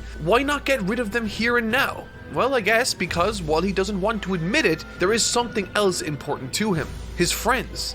So while this fight and mission ends in spectacular failure, Naruto and his allies at the very least left with their lives and a deeper understanding of the current situation. They need to become stronger. I really enjoyed this arc. I felt like it started strong, introduced and established some really interesting new characters while reinforcing the themes of responsibility and highlighted the indoctrination of young ninja at a new extreme through the likes of Sai, who I ended up really liking in the finish. Both of the big fight sequences in this arc centered around pivotal narrative beats concerning the likes of Naruto, Sakura, Sai, Yamato, and Sasuke. Overall, I thought this arc was efficient, focused, and snappy. The Tenchi bridge sequence had me at the edge of my seat, and it managed to maintain that tension through the battle with Sasuke. And thankfully, they not only managed to continue this goodness into the next arc, but expanded some love to characters like Shikamaru, who has since quickly become one of, if not my favorite character to follow in this story. So let's dive into this arc and see why. Akatsuki Supression Mission. Right from the top, this arc was phenomenal and marks the second time this story affected me emotionally. Primarily, it focuses on two characters in Naruto and Shikamaru, with the latter carrying most of the heavy lifting along with his cell group after a tragedy befalls them. It's rich with coming-of-age lessons to learn, and through these two characters primarily, we see what that looks like as we explore their mindsets after each of their respective setbacks. Naruto after coming face-to-face with Sasuke and failing in the prior arc, and Shikamaru who experienced his own unique losses. Having completed my notes on this section, I also realized that I didn't talk or write much about the two main antagonists of this arc, two Akatsuki members called Hidan and Kakuzu. Given the amount of focus the themes surrounding other characters receive in this arc, I was surprised with just how much characterization this pair ended up receiving, which only helps, I think, in the long run to elevate the struggle to defeat these two ultimately. Instead of appearing stereotypical, brandishing all the personality of a brooding piece of wood, these two genuinely felt like two individuals distinct from each other that on a consistent basis break each other's chops, cracking jokes and insulting each other like two guys in the office with an established rapport. Their powers, particularly Hidan's, introduce some wonderful opportunities for Shikamaru to play with at various stages, and Kakuzu is just straight up a massive wall the likes of which even Kakashi struggles to overcome, priming him as the perfect target for our hero of focus in this arc, Naruto. However, with that said, I've heard justifiable complaints aimed at this arc's conclusion, and I'll be exploring them as well as offering my 2 cents. So let's start from the start. Naruto's training. This is what Naruto does for effectively the entire runtime of this arc until the end. Struggle through training after failing to help Sasuke. As it stands, I love training sequences for characters. I find them compelling and often bolster the trainees' characterization and motivations by showing their tenacity and determination to achieve their respective goals through hardship. However, something makes this arc stand out amidst all the other training stints in the story. Something that expanded my understanding of jutsu and placed what I believe to be a massive, near impossible task in front of Naruto. A near impossible task with a ridiculously short time limit. Through this training, we come to learn from Kakashi that the Rasengan, a move Naruto already struggled to get this level of competency with, is actually an incomplete jutsu developed by the fourth Hokage himself. I thought that was a really nice touch, as it leads Kakashi into a quieter, more inspirational sequence where he confidently states that he believes in Naruto and that he thinks that someday he will surpass even the fourth Hokage himself. Moments like this make me reflect on when Kakashi first met Naruto back in the beginning, not knowing just how far this little kid would go, but throughout saw glimpses of his potential, leading to this moment where he reaffirms Naruto's desire and belief in himself. But there's still a lot of work to do, so let's break down exactly what needs to be done. Naruto needs to, number 1, learn to use his change of nature type jutsu, number 2, then combine it with the Rasengan to complete a jutsu that even the fourth Hokage couldn't. Oh, and number 3, to do this all within a time frame so short that it would be impossible to complete any of these steps in isolation. This story is all about surpassing barriers, overcoming the odds, and showing showing the naysayers wrong, but with these exact parameters, as a reader, I sincerely felt as though there was absolutely no way to make this work other than making some sort of plot contrivance, and that's when Kakashi had one of the most ingenious ideas I've ever heard in this story. 多重影分身が。あだから修行期間を短縮する方法だよ。I love when stories can surprise me, and truthfully, I never considered this as an option. Partially because I wasn't 100% on the mechanics of the technique, but it's honestly a perfect strategy. There isn't enough time for Naruto to practice and perfect this technique on his own, but if he splits up into hundreds of clones, then he can cram years worth of training into a comparatively tiny amount of time. And the best part about this strategy is that this is an approach only Naruto himself can utilize due to the circumstances of his birth and the resulting bottomless pit of chakra he has. And what's more is, despite the stress of what has just happened with Sasuke, he remains focused, willing to shoulder all of this responsibility, time and time again pushing himself to the absolute limit, his breaking point, with this entire sequence in the story representing Naruto's true strength and tenacity independent of the fox spirit. And as a result of all of this technique, when he perfects it, it will be a technique not only uniquely his own, but has been developed with the express purpose of giving him the strength he needs to save his friend. With the best part being it will free him from having to rely on the fox spirit's power, building upon the lessons learned in the prior arc. And so, as a continuation of Naruto's story, I loved this training sequence.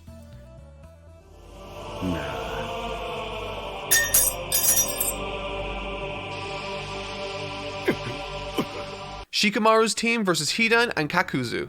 This is the plotline that gives this arc its name. While out on a suppression mission to stop the Akatsuki personnel, Team Asuma, with Shikamaru present, runs into two individuals I touched on earlier, Hidan and Kakuzu. As I think it should, a large portion of this fight hinges on the reader's or our hero's lack of understanding of the enemy. We have no idea at this point what their powers are, why they're so confident, and what on earth Hidan is wearing. Naturally, due to the mystery surrounding their abilities, the stakes raise themselves considerably, creating an ideal circumstance for Shikamaru to formulate a plan of action after deciphering what jutsu Hidan is utilizing, leading to a brilliant and absolutely brutal killing strike of Hidan by Asuma, the squad leader. But wait.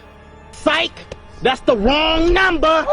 With that and Shikamaru zapped of energy, unable to restrain him any longer, he's forced to watch on, powerless, as Asuma gets stabbed to near death in front of him, in a fashion only Hidan could possibly pull off thanks to his gruesome and honestly sadistic jutsu. Moments before he dies, reinforcements arrive, forcing the two Akatsuki members to turn tail and run for it, leaving Asuma to die in Shikamaru's arms, imparting before he leaves some final words to each of his students. And surprisingly, this felt authentic. It felt tragic with an appropriate level of gravity to it, for sure, but what I was surprised by was how readily I got on board with and connected to how Shikamaru and his cell group must have been feeling.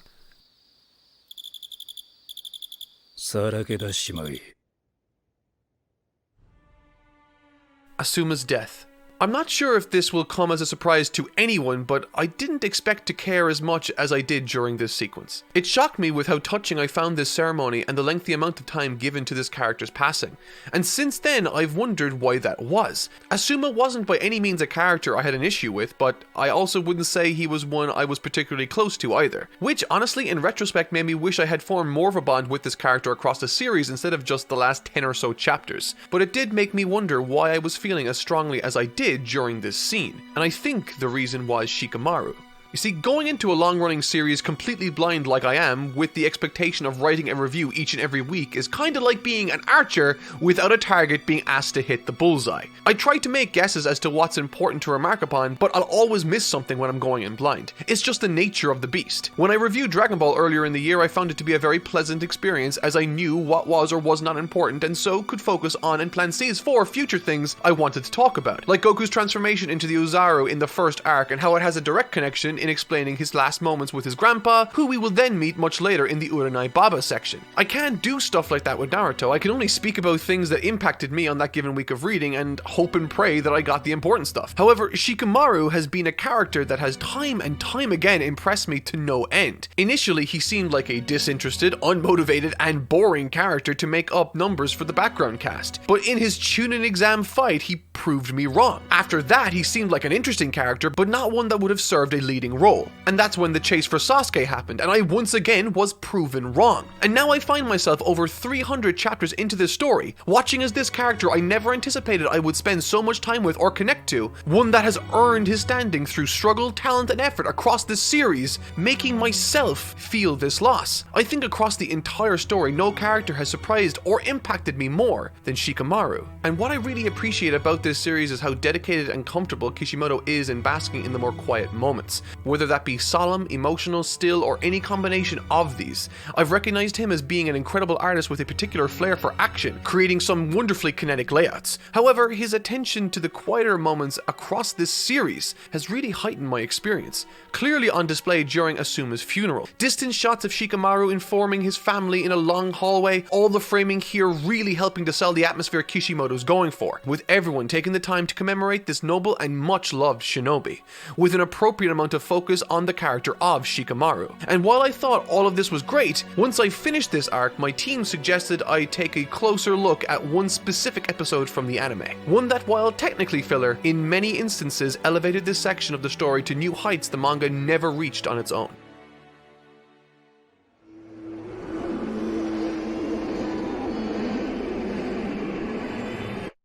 Episode 82. Episode 82 of Shippuden is a beautiful and I think near perfect addition to the series, filled with stunning cinematography. The series of scenes that decorate this short but powerful episode heighten what was in fact the purpose of Shikamaru's portion, which is, in effect, his coming-of-age story. I always find these types of tales to be profoundly powerful for a number of reasons. Obviously because of their hopeful relatability, but more so because of the crossroads and lessons that a young person must learn in order to become an adult. Shikamaru doesn't know what to do with himself and fails to attend the funeral of his master Asuma. He wanders the streets, sits isolated on his porch for hours, denying his mother's offer for food until eventually his father asks him to play him in a game of shogi. All shot from one angle at first to emphasize the still, measured, and reserved nature of the interaction, with Shikaku remarking upon his son's different approach to playing today, citing it as, quote, forceful. The shogi game itself offers this father and son the means with which to subtly reach each other, with Shikaku using it as a vehicle to highlight his son's strengths, his gratitude for his son being alive, and teaching him not to shy away from feeling what he's feeling. Eventually reaching a boiling point where the angle suddenly shifts as Shikamaru flips a table in anger when he's reminded that Asuma is dead. Shikaku tells him to let it all out, that sadness, fear, and anger. The direction is spectacular with interesting angles, close-ups of his gritted teeth, and clenched fists. Up until now, Shikamaru had always been someone to rely on in a pinch, to think things through with a measured, calculated approach. His father saw this anger, remarking on his forceful, uncharacteristic playstyle in the shogi game, and that it's not good to attend a son's funeral. In this scene, Shikaku shows Shikamaru how to deal with a tragic reality, to allow these natural feelings to come flooding out, allowing himself to mourn. And later that night, armed with a clear head, he looks again at the shogi board, recognizing a particular tile symbolic of his bond with Asuma, and just like the shinobi Asuma wanted him to be, Shikamaru jumps to action and begins outlining his counterattack on those that took his master and friend from him, masterfully highlighting moments where his plans fail. However, this time, he centers himself, dispassionately formulating this plan meticulously. There are some glimpses of moments clearly taken from the manga in this episode. However, it's the pieces of added connective tissue between these moments that I think elevated the material far above what it was in the manga. There's nothing compromised, there's no theme devalued for the sake of extending the runtime of an anime episode. Everything here feels well thought out, purposeful, and effective in its telling. It's exactly what every anime adaptation of a long-running show should strive to be. It's a 10 out of 10 brilliant addition to this tale, capping itself off with its main focus having learned a difficult but important lesson. 待て！五代目様。どこへ行く気だ？ I'm not sure if this is a controversial take or not, but I'm gonna be honest, I like Lady Tsunade far more than I ever liked the third Hokage. We actually get to see her work, react to drama, and create strategies as the Hokage of this village and its shinobi, with this scene acting as a prime example of that, tying wonderfully together with and complementing the arc Shikamaru underwent in the anime episode, reflecting on when she lost someone near and dear to her, not wanting that for anyone else. Unlike the third Hokage, we're able to watch Lady Tsunade apply lessons she learned onto the younger generation, telling and then ordering Shikamaru's cell of 3 not to go on some avenging mission in the name of Asuma. It's a sound strategic argument that both speaks to her as a leader and as a character, having learned the exact same lesson in the arc we were first introduced to her. Unlike many characters which typically act in a binary of active or reactionary in terms of engagement with the plot, she seems to tick both boxes when the time calls for it, enacting her will as an active character onto the story with Shikamaru's cell in this instance, encouraging Kakashi to lead the cell, and as a reactionary in the scene immediately following as she formulates a plan of action and support utilizing the updates given to her by Sakura. She's honestly a fascinating character and one that sits high in my rankings within this story. Sayonara, sensei. Shikamaru's counterattack. Despite them entering into this scenario with a newfound vigor and Kakashi in tow, I legit felt a greater sense of foreboding entering into this scenario than I ever thought possible when I first met these two villains, which I think is a testament to Kishimoto's approach in building them up as a credible threat, complete with emotional weight and ties to Shikamaru and his friends Ino and Choji. And while this action gets off to a great start with Shikamaru's plan following through as he anticipated, Kishimoto ends up utilizing this as an opportunity to show us how different types of jutsu react to each other. During this sequence, we routinely cut away to Naruto's training and Yamato explaining the dynamics between different states. Once we get the basics of one concept concerning change of nature, Kishimoto cuts back to the action and shows that mechanic in action, through Kakashi's lightning slicing up Kakuzu's Earth-style jutsu. Furthermore, I love that upon hearing this from Yamato, Naruto doesn't focus on what he has that can defeat Sasuke, but instead focuses on how he can amplify and complement his friend, showing us that saving Sasuke is still his one and only focus. There's no resentment, no desire to hurt, only concern and love for his lost companion. It's a quick moment, but it once again reinforces the fact that Kishimoto tries to stay true to his character's motivations at all times. When Kakashi's attack reveals Kakuzu's true power separating into 4 other opponents, the scope of what lies before Shikamaru becomes obvious, assuming the leadership position and formulating a plan of attack utilizing himself as the anchoring point of 2 separate fronts. He's adopted the most work and responsibility in this group, which is a far cry from the person he once was, someone that hardly ever wanted to exert effort, leading to this awesome sequence where we as an audience come to fully understand the scope of Shikamaru's plan, that he readied himself for every contingency and even conceived of a means with which to dispose of Hidan. The strategy implemented by Shikamaru to defeat Kakuzu was amazing and absolutely cathartic. I mean, what a payoff. Utilizing the information garnered by Asuma to take down his attackers by pitting their strengths against each other. What an outstanding effort on behalf of Shikamaru. I think at this point I was thinking in my head, okay, so everyone's either exhausted or not strong enough to take this dude out. The fight itself has been amazing and a struggle against Kakuzu specifically, but at this point I didn't see a way out of this, which I think made what happens next all the more effective for me.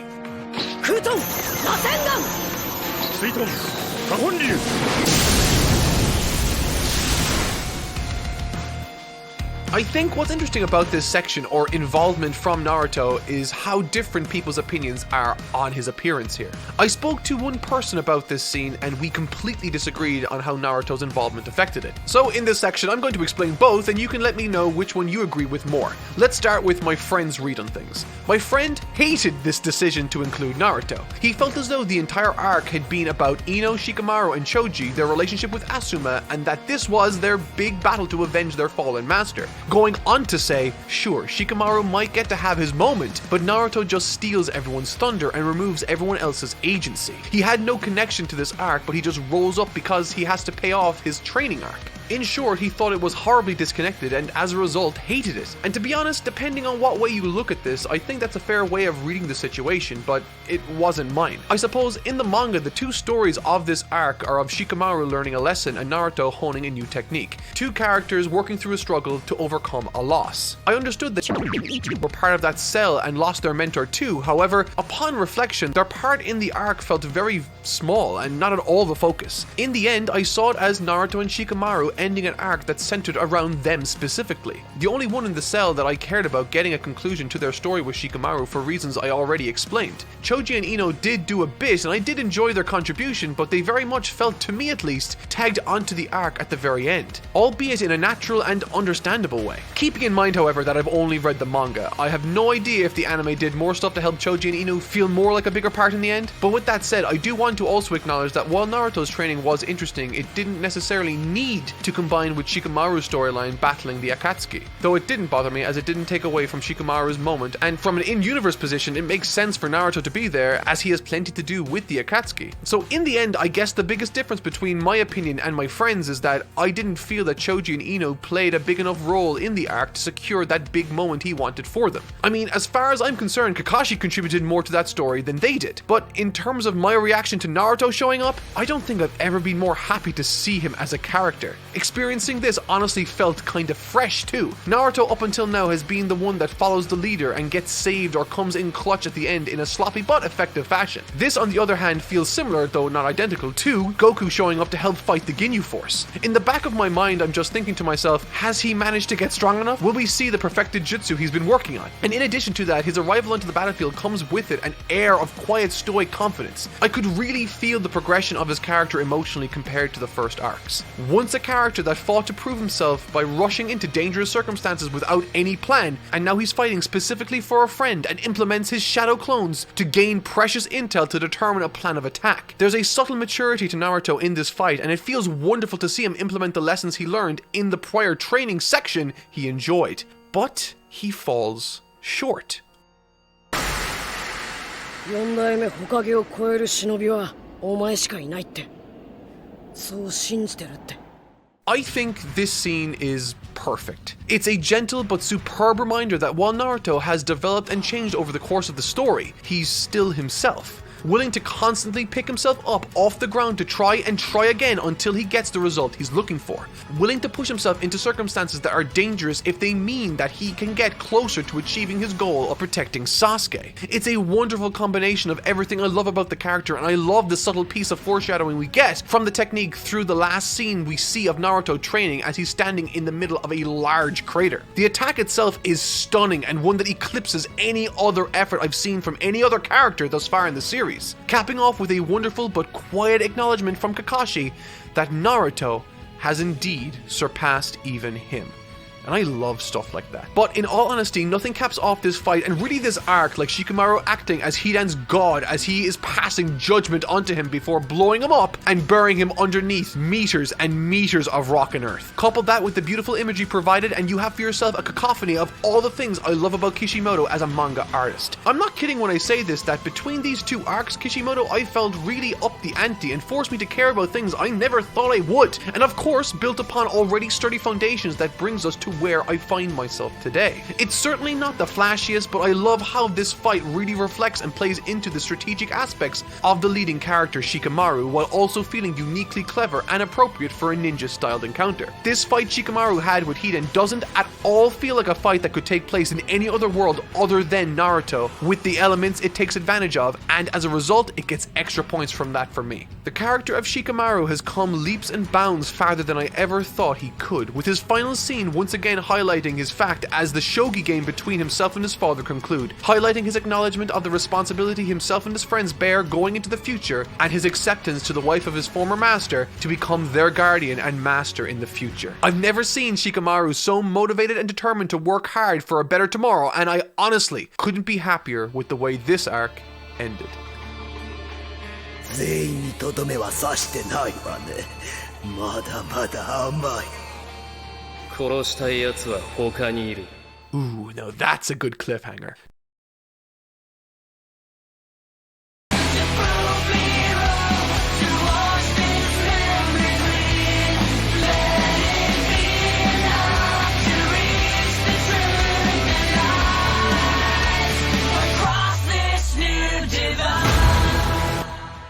The Itachi Pursuit Mission. 非常にならなければ、イタチには勝てないわよ。 That was the first sentence of this arc. And with it commences a brilliantly twisting and turning set of stories, filled with incredible battles, definitely the best in the series I think, all centered around two characters and their fated conflicts.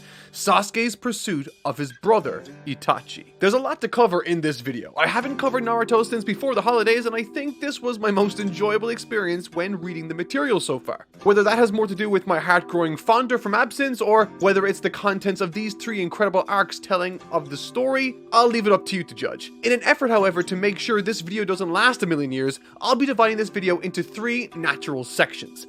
The first, the Itachi Pursuit Mission. The second, Tale of Jiraiya the Gallant. And of course, finishing with the fated battle between brothers. Each of these will have their own metaphorical and thematic strings I hope I pick up, and each has their battles. Holy hell, do they have their battles. But one thing I hope won't be lost here is that while I am dividing this video into three sections, I want to communicate that this story does a seamless job of perfectly and naturally connecting each and every arc together, implementing the words and teachings of previous arcs to bolster and in many cases greatly enhance the power of certain key moments. And the first sentence of this arc is no different. So long as you have mercy, you can't best Itachi. This is a poisonous mentality that clearly speaks to the corruption that dwells deep within Sasuke's would-be kidnapper, Orochimaru. However, this arc takes a twist very early on that I did not see coming. No! This is an interesting fight to kick things off with, and honestly, it's not because it's competitive. In fact, it's not competitive at all. But what it does show us is that there's an air of, narcissism or perhaps ego attached to Sasuke now. Sasuke has nothing left to gain from Orochimaru, and so he absorbs him. Which is, I guess, fair and still self-preservation. Outwardly, however, Sasuke in this carries with him a quiet confidence with everyone around. And you can hear this in how he speaks to Orochimaru and the people he recruits afterwards into his four-man cell group. But one thing that led me to suspect that there was still so much more to Sasuke than he was letting on was his dedication to, at numerous points in this story, to spare various individuals' lives if he could help it. Which again flies in the face of what Orochimaru told him in this arc's opening line, citing that he needs to strip himself of mercy. But anyway, a large portion of this first section is dedicated to setting up these chess pieces in this metaphorical chess game.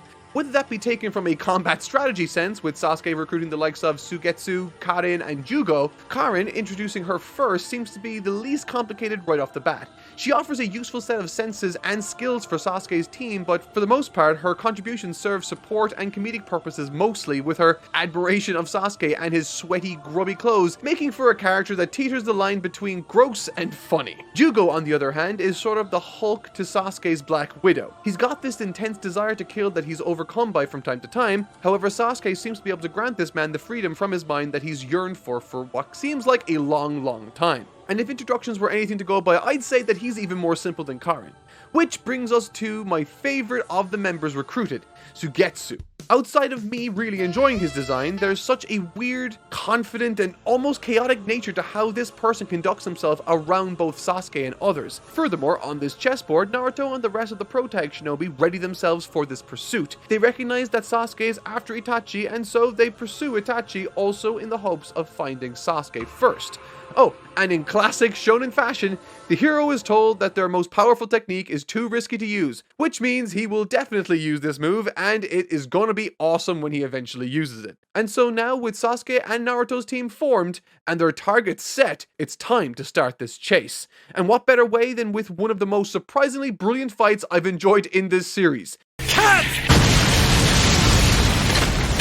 Deidara versus Sasuke.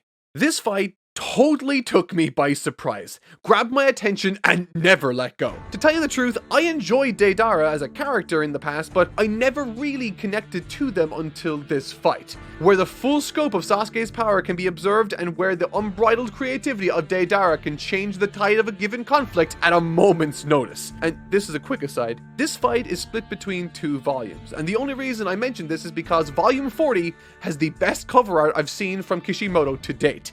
Hands down, no contest. There's such a wonderful sense of kinetic energy to its line art, which is fitting because this fight is the exact same. Though when reading the manga variation of this fight, what I appreciated the most was the borderline absurd level of near misses, fakeouts, and swerves, with more twists and turns than a curly fry. As often is the case with these substantial fights, we receive the backstory and some new information concerning Deidara. We learn a little bit more about his motivations, and oddly enough, it turns out that this fight has a bit more weight to it now, with these two combatants yearning to surpass the same person, Itachi. Furthermore, and I feel this is worth saying at this time, when I sit down to digest these volumes of manga, I do so while taking notes for my script. Notes where I expand upon an impression I'm getting, or perhaps jot down a few useful talking points or ideas for the video. I try to be as eloquent as I can in order to effectively convey the emotion or technique at play in the story for myself later. But when Deidara used his best move on Sasuke, this is what my notes were.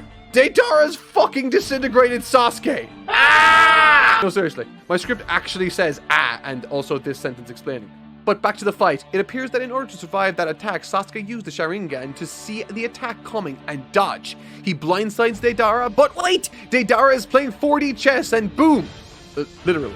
Sasuke does reverse the situation again for the second time, but they changed this one up and tied it back to the beginning of the fight, while also adding the types chart into the mix, which was explored and introduced in the previous section of the story.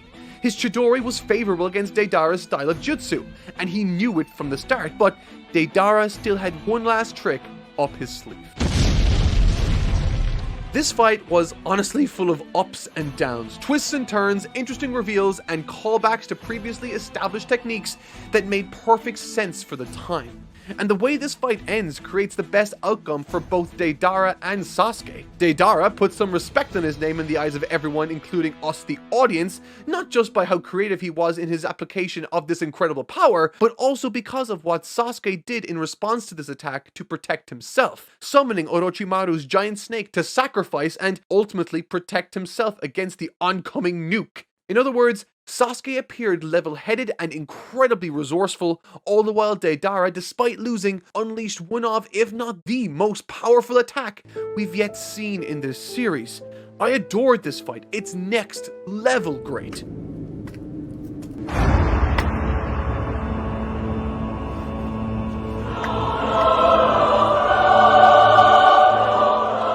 Holy shit, okay, so cards on the table. I knew about this character before I started reading. Or really, I should say, I knew what he looked like. But apparently, I knew less than I anticipated because I honestly thought that this was just some weird power-up for Naruto. Similar to Sasuke's one, but apparently he's just some new character called Pain.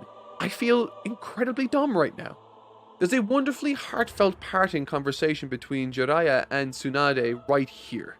And while he never explicitly says anything to Tsunade about him going on a mission with a low success rate, he knows that this is an important thing for him to do, not just as a high-ranking and skilled shinobi, but also as a mentor to the next generation. Upon finishing this arc, this was the scene that stood out to me as particularly attention-grabbing. He wanted a chance to have a drink with her and told her how he respected her. There was a specific focus on his most wonderful qualities with a sense of, melancholy hanging in the air, despite Tsunade saying that he is to return. Regardless, once I reached the end of this arc with Sasuke standing face to face with Itachi, I felt a very uneasy feeling for the future of Jiraiya as he arrived at the location of Pain. Tale of Jiraiya the Gallant. As the title of this arc might give away, this is indeed the tale of Jiraiya the Gallant. You don't say! As such, despite there being some developments for the likes of Sasuke and Naruto respectively, while I will mention those characters briefly, I do want to focus my attention on this incredible story surrounding Jiraiya's attempt to gain intel on the Akatsuki and the nature of an individual called Pain. Following some light interrogation, we catch up with the likes of Jiraiya as he arrives on the shores of this Rain Village. We learn some backstory concerning Pain. He is apparently the reason why the Rain Village is so successfully closed off from everywhere. Pain defeated Hanzo, the man who named Jiraiya, as well as Tsunade and Orochimaru, the three great shinobi of Konoha. He coined that term. And in addition to killing him, Pain also killed his family and everyone who knew him. And all of this is coming from the mouths of the people. And to be honest, he sounds like more of a legend than an actual person, a god, a force of nature. And more on that in just a sec.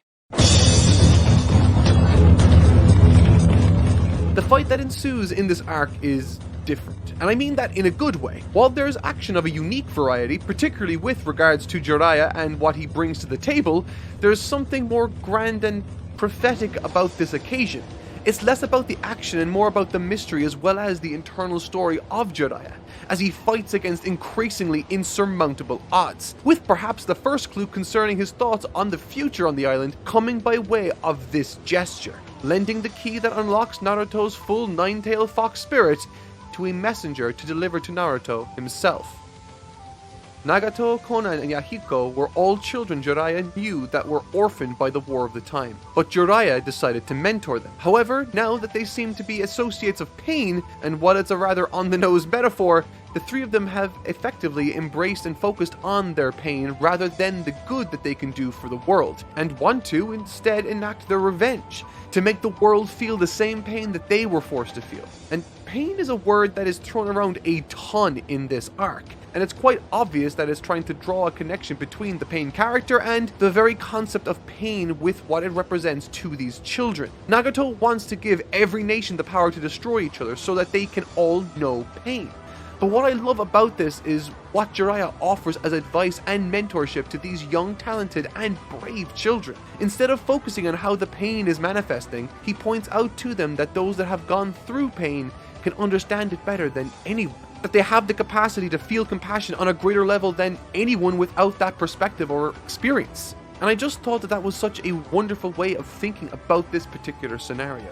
The battle with Nagato, or who Jiraiya perceives as Nagato, seems interesting, but more so we see Nagato split up into three individuals that represent pain. The fight is interesting, told from Jiraiya's point of view, which aids in the climax, and interspliced in this fight are a series of flashbacks, and one such flashback is called back to once the three are taken down, and a surprise fourth person shows up, only two.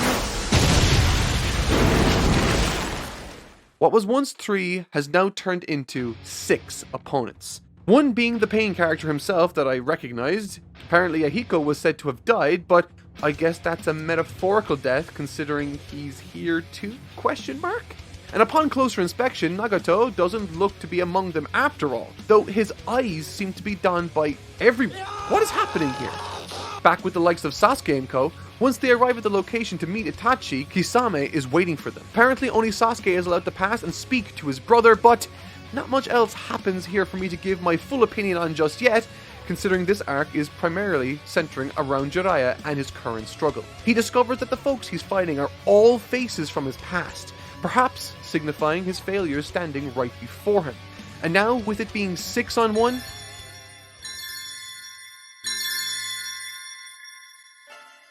Jiraiya's reflection at the end of this section is perhaps the most poetic and beautiful section of this sprawling story. He spoke earlier in this tale with Tsunade, and I knew given the nature of his musings it would bear some relevance to this instance. In that section, he says, "Rejection makes me stronger.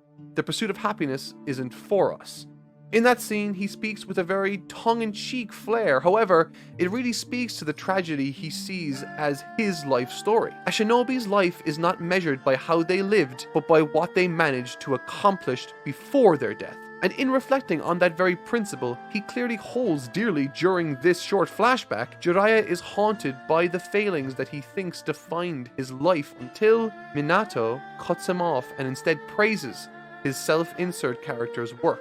It's a book that he's reading, sort of like an autobiography of his life with a renamed character. It makes one wonder more about his decision not to accept the position of Hokage. Since he truly feels so ashamed of what he's done throughout his life, he probably thought he would fail in that effort too, in becoming Hokage. But the message Minato takes from this isn't that of his failings, but his tenacity. So much so, it's inspired him to name his son after the lead character of this book of his.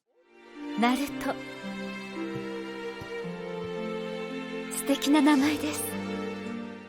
This single turn of the page revealing the origin of Naruto's namesake had me fighting back tears. And for me, this has been the most powerful and emotional moment so far. It's not even close. Executed to near perfection, discovering in his final moments that his real selection all this time was whether or not he would choose to fight one last time. To select Naruto to carry on long after he's gone, Jiraiya was once told as a child by the great elder that he would have a disciple that would change the world, potentially for good and potentially for bad. It depends on a choice, And in this instance, Jiraiya once again rallies himself after falling in order to try once again. And in doing so, imparts a crucial message for Naruto as to the identity of who pain really is. And as if like poetry, as Naruto falls to the ground in battle and Jiraiya fades into the ocean declaring that his next story should be called Uzumaki Naruto, Naruto rises from the surface below, ready to carry on his master's will. This story was stunningly depicted. The fated battle between brothers. The vast majority of this section or arc of the story centers around the brewing, or should I say, impending conflict between Sasuke and the brother he's wished was dead since that fateful day. In many ways, this arc acts as a culmination of Sasuke's journey, or at the very least, a pivotal or immeasurably important turning point in the young character's life. I found it interesting how the fight between Itachi and Sasuke begins with close quarters combat using a variety of weapons and blades. With all the sign weaving in the fights leading up to now, it not only gives it a sense of identity, but also a much more grounded, honest, and personal quality, lending all the more weight and, frankly, to my surprise, when... yeah, it's not him. Just like all those times in the past, Itachi seems to be one step ahead of Sasuke, and anyone else really. This close quarters, intimate, and earnest affair seems to be nothing more than an illusion of an honest contest for Itachi.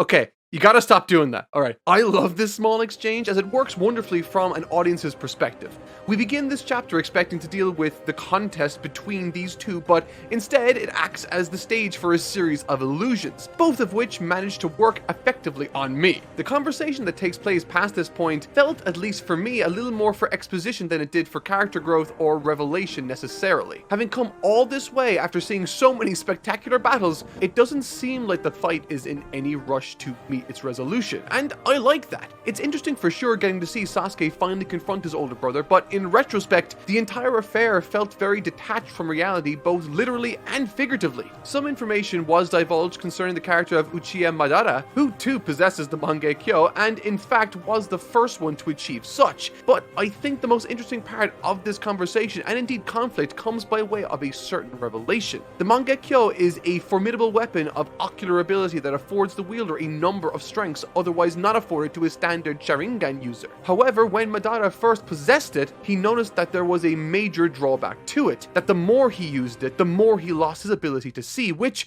would be, for a ninja, less than optimal. In despair, Madara learned something vital.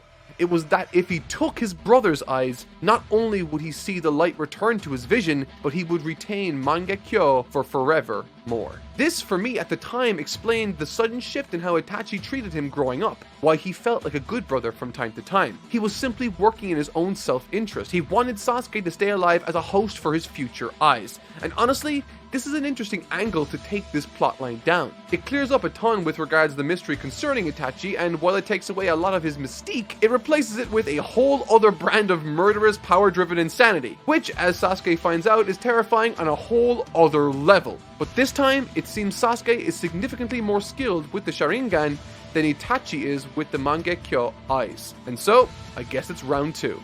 The fight itself turned out to be a lot more competitive than I was anticipating. Now, naturally I wasn't aware of the direction this fight would take and where things would go from here, but once Itachi revealed his hand, I figured some sort of resolution would be met at this point. And the visuals are stunning. In the manga, I particularly like the Amaterasu technique, or I guess the black flames that engulf Sasuke as he overpowers Itachi's fire efforts, forcing Itachi to dodge as the fire blast surges into the sky above. And once again, like most of the fights in this series, there's always an underlying strategy at play. And with the vision of Itachi waning and the chakra of Sasuke at its limit, something comes to the attention of Itachi.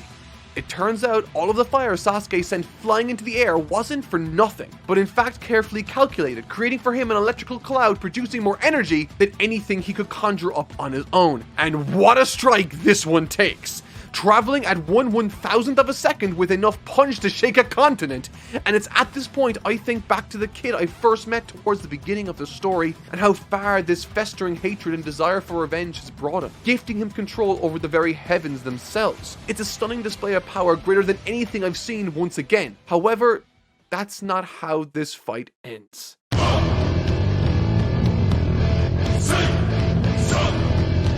revealing to all of us that he has had this trump card still up his sleeve, cornered and feeling like he's out of options. Sasuke is confronted by the very same sentence that this arc and video started with, uttered by Orochimaru.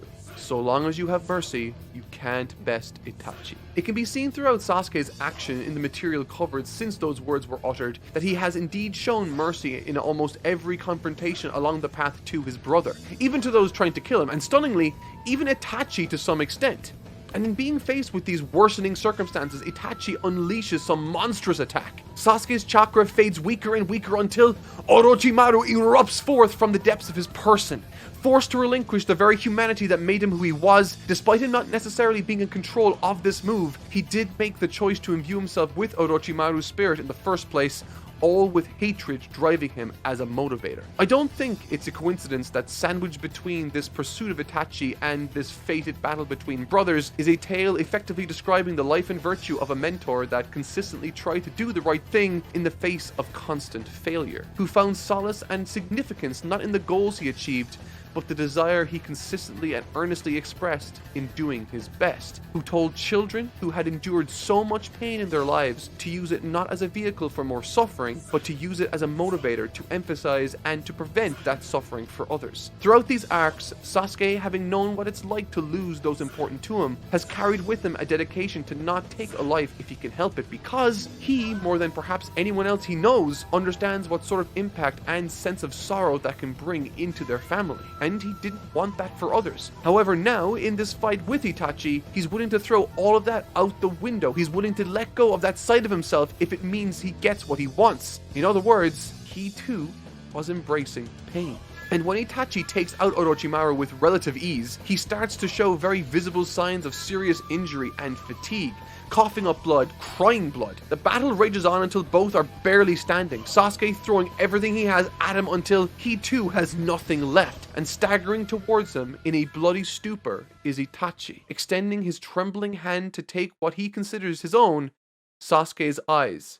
Later on in this arc, we get formally introduced to a character called Uchiha Madara. He takes Sasuke under his wing and in doing so fills him in on some key details concerning his now deceased brother. When Itachi was very young, through his exposure to pain and suffering in war, learned to be a gentle and peace-loving person, which again speaks to the Jiraiya teachings concerning pain and empathy for that pain once experienced. And in this description, Itachi is kind of the opposite of Madara in this situation. Where Madara killed his brother for the benefit of his own clan, Itachi sacrificed his own clan for the betterment of the wider community. With it being the case in the end, he cared more for his brother than the broader community of people even. In his dying moments, Itachi wasn't trying to get his eyes, he was trying to give him his ocular powers to protect him. And shortly following this revelation for Sasuke, Naruto starts to show up in the story once again. Having come to learn that his fraternal brother Sasuke had in fact achieved what he set out to do, in his last interaction with Itachi before he teleported to Sasuke's battle, Itachi presents Naruto a dilemma to contend with. Knowing what we do about Itachi's backstory, we can appreciate the clear connection being drawn between what choices he was left with and ultimately made when he was young. However, Naruto effectively responds by saying that when faced with a tough decision rife with compromise, he'd make both outcomes positive. He wouldn't kill Sasuke to save his village or vice versa. He'd save his village and he'd save Sasuke. There is no compromise with Naruto. For him, a life where he has to compromise isn't a life he thinks is worth living. So he'd rather die trying to get that perfect outcome rather than live with a compromise hanging over him for the rest of his life. And I think in a sort of childish, idealistic sort of way, there's a purity and sweetness to that sentiment that's just quite refreshing. And I think Itachi thought so too. I think this is a really important quote towards the end of the story. And someday, when you have the same eyes as I, you will find me again. I think this line is my favorite from all of the reflection panels we receive from Sasuke because, to be honest, in the moment I never took notice of that phrasing of the sentence. But knowing what I know now, it's clear to me that he meant if Sasuke can learn to understand his decisions and empathize to see the world as he saw it, then he will be able to see him as his brother more. A lesson that, while incredibly simple, offers Sasuke the means with which to look at the world the very same way.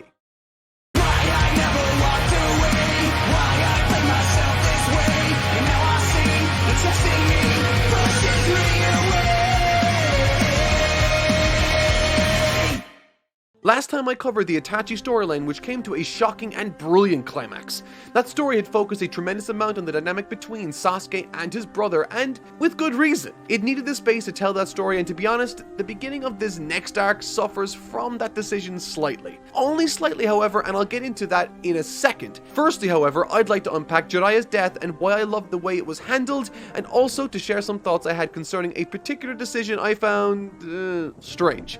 First, the good. The scenes showcasing Tsunade and Naruto discovering Jiraiya's fate and their grieving respectively with the news were appropriately tragic yet beautiful. When Kishimoto dedicates time to quietly exploring a character's more vulnerable sides, I genuinely think he really shines as a mangaka. Furthermore, I really like the idea of leaving behind a riddle or cipher for Naruto that requires solving, which in this particular arc acted as a very natural means for Shikamaru to reach out to Naruto personally for help in solving this cipher, revealing a conversation that speaks to the responsibilities of growing up that they both need to face. Shonen as a genre is always dealing with and concerning itself with children coming of age, but there isn't normally a dedication to what one should do once those years are over and where they need to find fulfillment in that part of their lives. Having turned 30 recently, I found myself resonating with that message a lot. That drive to mentor the next generation, to be the ones who buy the ramen rather than being the snot-nosed little kids as he calls it. In other words, it's time to grow up and to stop sulking. We need more stories to glorify these more mature parts of our lives, as I think there's somewhat of a stigma for people that once you get over a certain age, that it's all downhill from there. When in actuality, it's all about perspective. But hey, what do I know? I'm just an old man. Anyways, those were all my favorite parts of the ending that really spoke to me. There was, however, one aspect to it that, while a technical issue, still didn't really feel convincing to me. As I mentioned, I really liked the idea of having to figure out how to decipher this cipher. It's a nice mystery to keep us entertained while we deal with the emotional outpouring on behalf of Jiraiya. However, when it came to deciphering that code, my first thought when I saw it was, oh, those numbers must refer to page numbers in his Makeout series of books, right? But then my second thought was, no, that's dumb. There's no way an author would have a comprehensive knowledge of the exact words that begin each and every page in his novel off the top of his head in the heat of battle. If he got one thing wrong, then it wouldn't have worked at all. And okay, look, I know this might sound unreasonable, but look, let's take for example this script I'm running right now, or better yet, the Attack on Titan script I wrote earlier last year. That monster was over 60 pages, and bear in mind, still not as long as his novels, and I worked on it for months. Despite, however, it being shorter and therefore easier to remember than those pages from his book series, I couldn't tell you what the first word on the first page of that script is. Heck, I couldn't even tell you what the first word of this script is, and I wrote that yesterday. With that said, however, it is a cute idea, and I like how Naruto provides the insight necessary for them to solve the code, wherein Jiraiya explains that the one in control is not among the group in pain. Alright, time for Naruto's sage training. As I've said numerous times before, I'm a massive fan of training arcs. I think they add a lovely bit of variety in a story to break up the constant talking and fighting while continuously feeding into the themes of the greater narrative. This part is no different. And what I did notice during this one was, once again, despite Naruto and Sasuke's paths having diverged in a very significant way earlier in time, their core story beats are still in sync together somewhat. Take for example the last two arcs. Both Sasuke and Naruto have lost people profoundly important to them on a fundamental level in diametrically opposed ways that both have led the young pupils to receive significant enhancements to their prior abilities, thanks to their loved ones passing, both of which they would in a heartbeat return to life in exchange for those newly acquired powers. We've explored Sasuke's predicament already in the last video, so this arc in turn shifts the focus to Naruto once again as we follow his tutelage under the Toad Hermit. In terms of mechanical differences, once again I'm a massive fan of what this new ability means for Naruto moving forward, and I love how Naruto's pre-existing abilities allow him to advance quickly in this complex crash course in Senjutsu.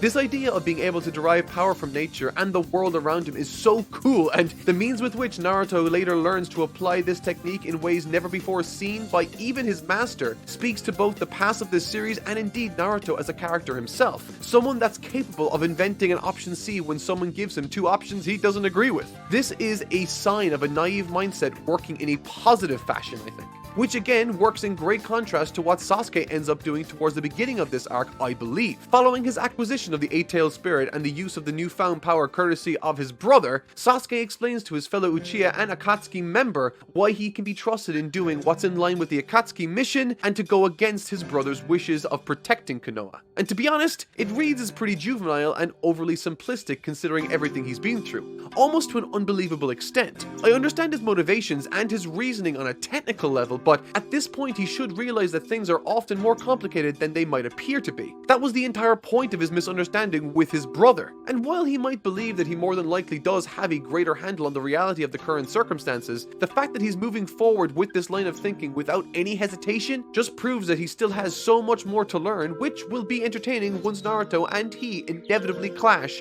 down the line. And look, okay, I know you're waiting for me to talk about the big fight that's coming up, but one small thing first. Speaking more broadly for a second about this arc's pacing, there's a lot of bouncing around to different points of view early in this arc.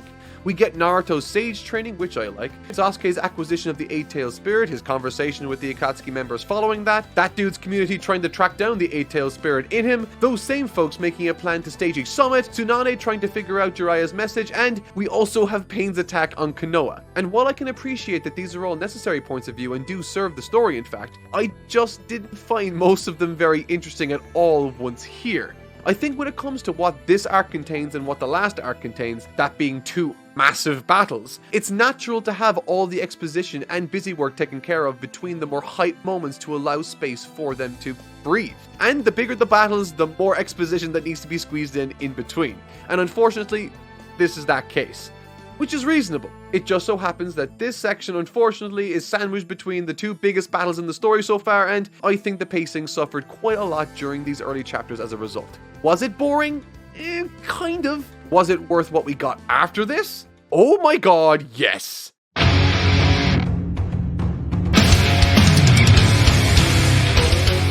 Pain versus Konoha.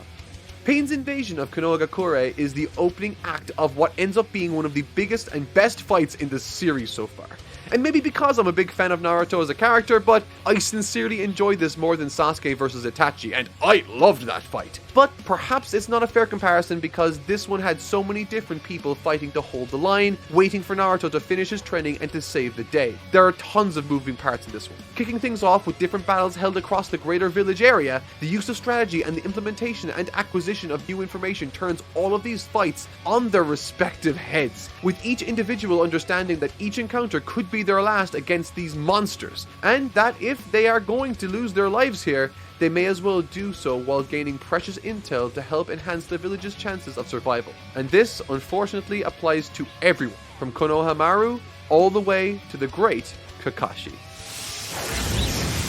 The quick exchange between Pain and Kakashi once again, despite Naruto and Sasuke having steamrolled ahead in terms of ability, highlights the fact that Kakashi is still managing to remain a remarkably resourceful and focused warrior for Konoha, utilizing brilliant strategy through very convincing clones to drag out more intel from the situation regarding Pain for the use of others in this battle. Furthermore, these more desperate measures serve to act as a tremendously effective means of building tension.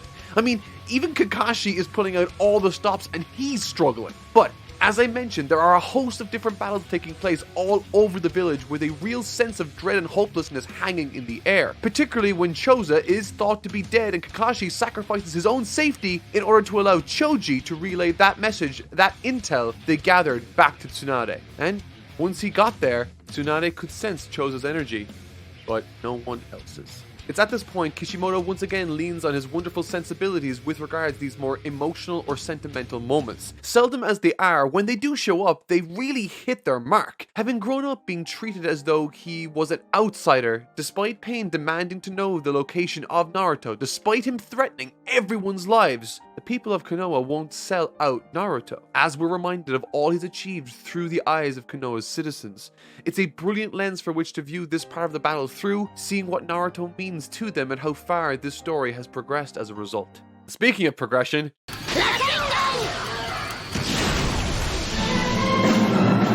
alright, I gotta say, That was really sick. And getting to see this kid, now having grown up some, once again speaks to the fostering of this new generation Shikamaru touched on earlier as well. Naruto gave this kid some of his time and guidance, and now he's capable of performing feats such as this. The Rasengan is a fucking crazy powerful move to pull out as a surprise attack. Alright, but okay.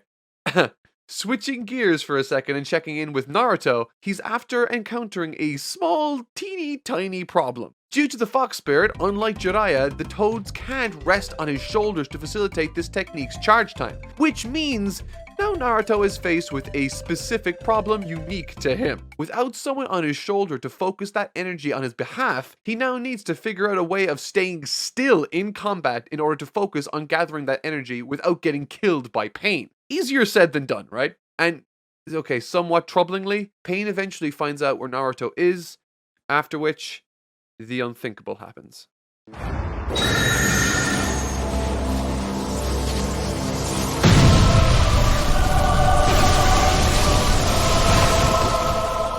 Naruto versus Pain.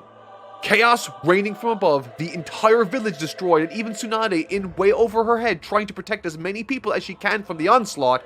As the dust clouds fade, there Naruto stands, ready to lay down his life for all of those that afforded him the time to prepare with theirs. There's a wonderfully tragic but exciting moment that shows itself as the ignition for this fight specifically. Now that Naruto has mastered this natural chakra business, he can sense everyone's energy, but not Kakashi's. He calmly asks if he's on a mission elsewhere, and it's all to no response.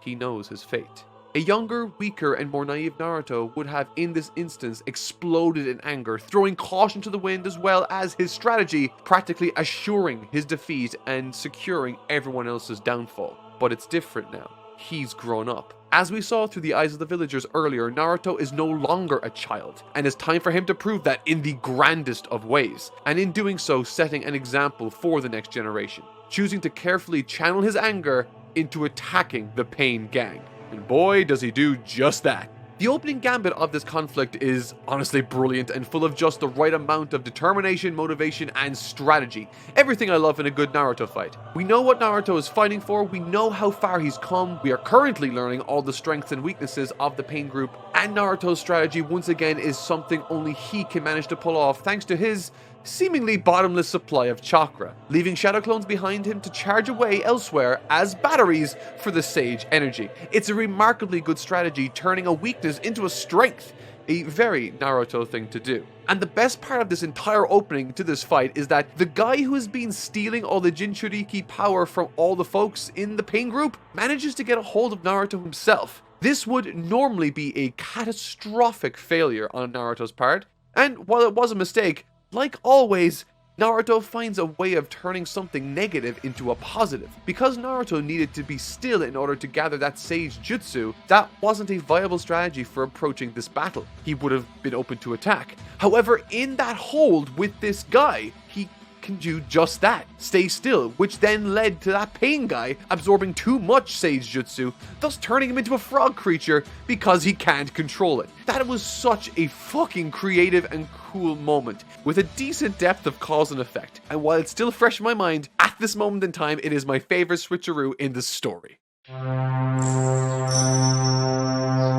Finally, it comes to light exactly what is happening with regards to the Pain puppet and who the puppeteer is. I thought it was really cool to finally get a chance to see Nagato, since we haven't really seen him since the flashbacks with Jiraiya. Though he looks like shit now, I like the thematic significance of his mission. Through Pain, Nagato explains to Naruto his vision for the world, and in the process really puts a bunch of conflict into Naruto's mind. Through Pain, both literally and metaphorically, Nagato is showing the world what his vision for the future is and what justice he wants to bring. こんなわしでもこの忍びの世に憎しみがはびこっているのはわかる。 And without Naruto willing to make a move, Hinata jumps in, confesses her respect and love for Naruto. Stop! He's already dead! And gets taken out.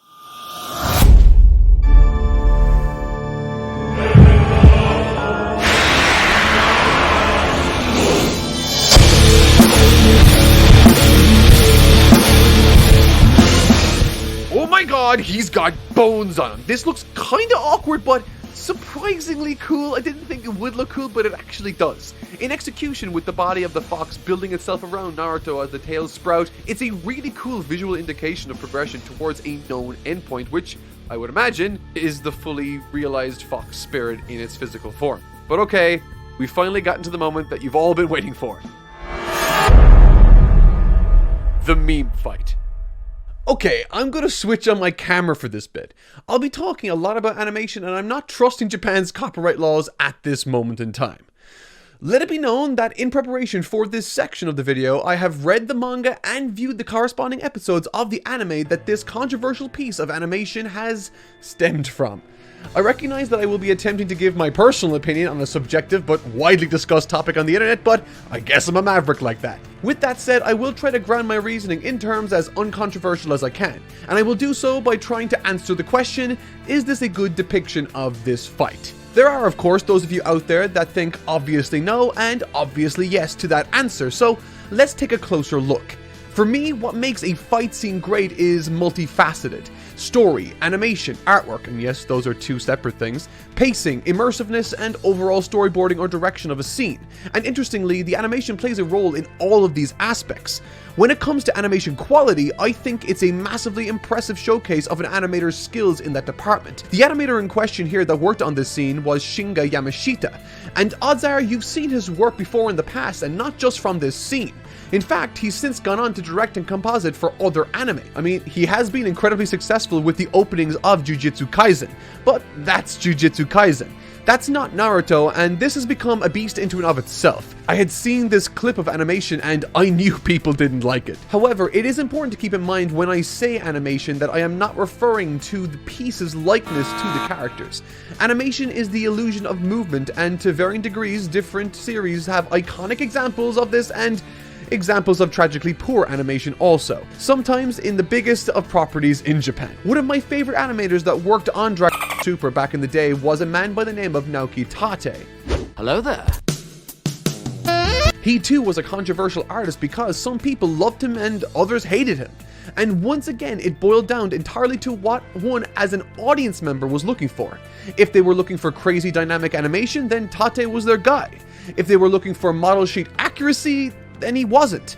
And this fight here with Pain seems to tell the very same story, but in an even more exaggerated fashion. The gestures, the smears, the squash and stretch is all there in aggressive effect, and as a result the scene is filled with a ton of energy. It's exciting, it's dynamic, it's energetic, it feels alive, and moreover, for the most part, not too dissimilar to other big action episodes within this series of Naruto.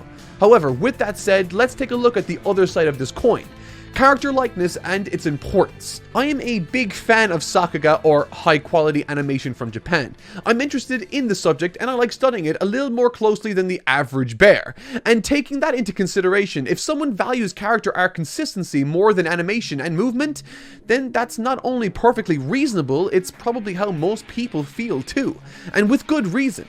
The purpose of animation is to enhance the story that's being told through it, and one important way of achieving that desired effect is by suspending the audience's disbelief, for them to get invested in the characters and forget that they're watching animation.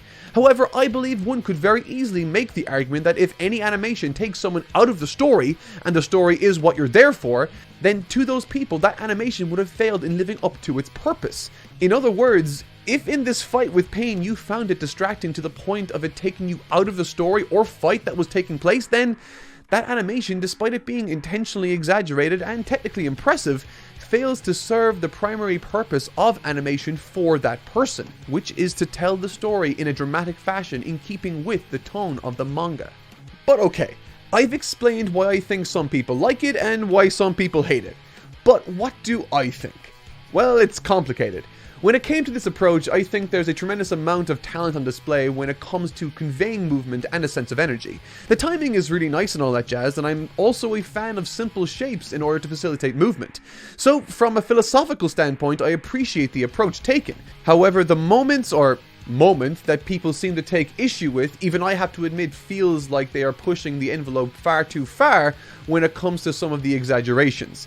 Again, this isn't evident of poor animation quality, certainly not, as I believe the animation to be quite brilliant here. It is, however, I think a result either of not enough time reserved for corrections or perhaps not the right direction for that scene. At least I think so. While, as I mentioned, that I appreciate the philosophy behind the approach taken, I think it veered too far into Looney Tune territory when it came to some of the choices made, which ultimately took me completely out of the moment that these scenes were trying to deliver for. So, in short, I think the artist that worked on this was incredibly talented, and I think that the vast majority was perfectly within the realms of what the show had produced before. But I do, however, think that the vision Shinjo Yamashita had for part of this final product was perhaps too far outside of what many of us, including me, consider to be within the boundaries of reasonable artistic license. When I saw this, I wasn't thinking about how awesome the fight was, I wasn't thinking about the story. I was instead thinking about the animation and how I felt that it didn't match the show's overall approach, which distracted me from my primary reason for watching anime, the story. But that's just my take. Let me know what you think in the comment section down below. Personally, I think there's a happy medium to be found here that would please more people than this ultimately did without alienating the Sakura fans. Take Naokitate's best moments from Dragon Ball Super.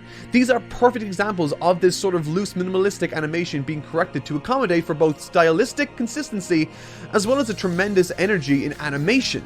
And so, I think if Yamashita had some of his cuts corrected for model correctness, it wouldn't have created as big of a shitstorm as it did otherwise online. But that's just my 2 cents. Also, I think I'll probably keep up the face cam for the rest of this video, because Lord knows I am recording this review way too late and my editor is tired.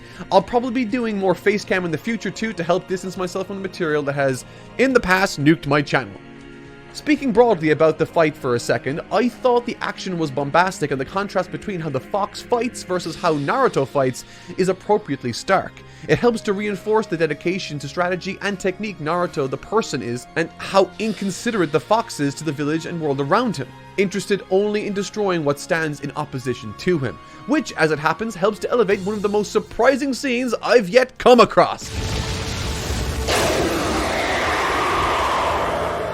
For the last 2 volumes, this story has built up to one gigantic climax within this fight, and interestingly, Kishimoto subverts this expectation through this scene.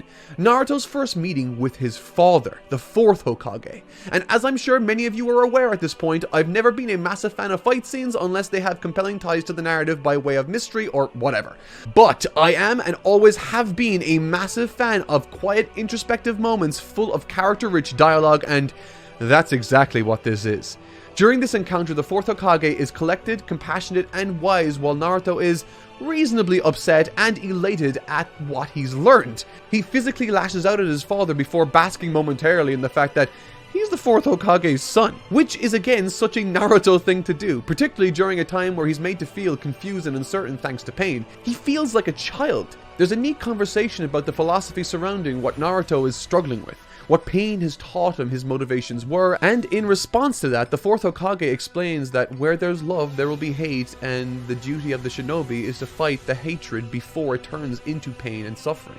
The 4th tells Naruto that he doesn't know the answer to his problems, but believes that Naruto will find the answer himself, before sealing away the fox spirit and leaving Naruto to return to the battle. The words of encouragement echoing in his ears from Kakashi, Jiraiya, and now his father. He stands once more to the challenge that pain presents him, that Nagato presents him. Once again, there are some great visuals where the benefits of the Sage technique, even when not in use, become apparent. Thanks to that chakra being used in place of his own natural supply, Naruto's clones explode onto the page in a beautiful spread, which again reminds me of the story's beginning when he first used that technique, setting himself up for the Rasengan. What a brilliant move.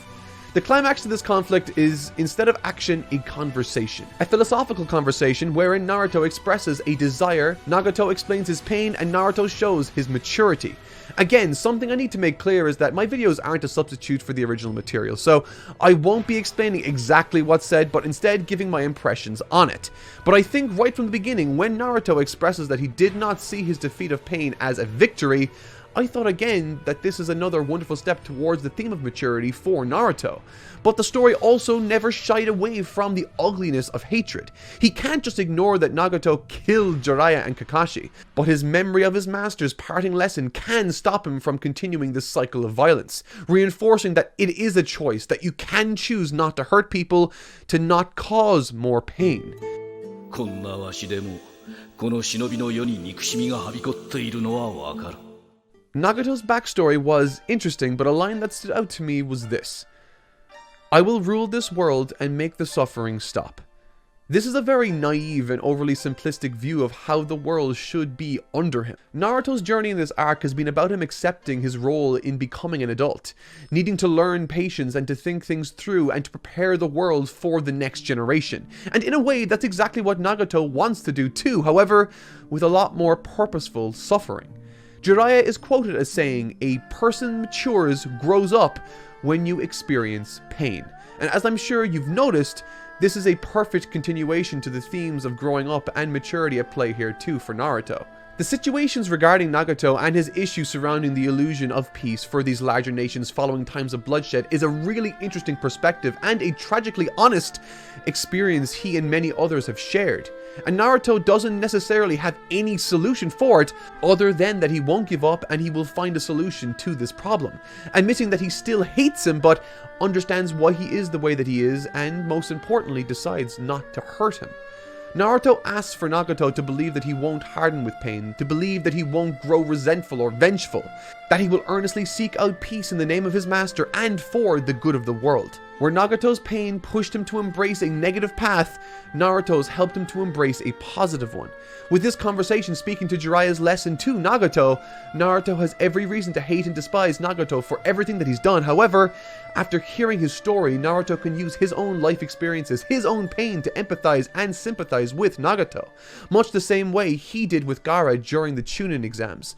Thus avoiding conflict, Naruto's pain was a source of peace in this instant. This manages to reach Nagato, and while this ending might feel much like Nagato's thoughts on the matter, a little overly simplistic, as a set of lessons to live by, I think there's some great stuff here that's all rooted in Naruto as he exists as a character. I'm not sure I'm a massive fan of the resurrecting of shinobi and people who died during the battle, as it does remove a lot of the consequences and fallout from this arc, but is it worth it for when Naruto arrives back at Konoha to a hero's welcome?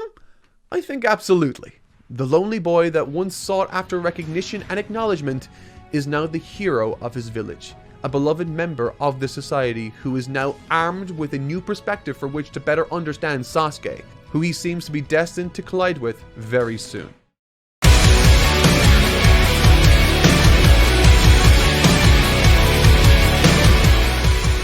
Following the events of the Pain Assault, Konoha is uniquely weakened with the likes of even Lady Tsunade, the 5th Hokage, in a comatose state, resulting in Danzo, the prick who brainwashed Sai and has been slithering around in the background for a while now, becoming the 6th Hokage in her absence.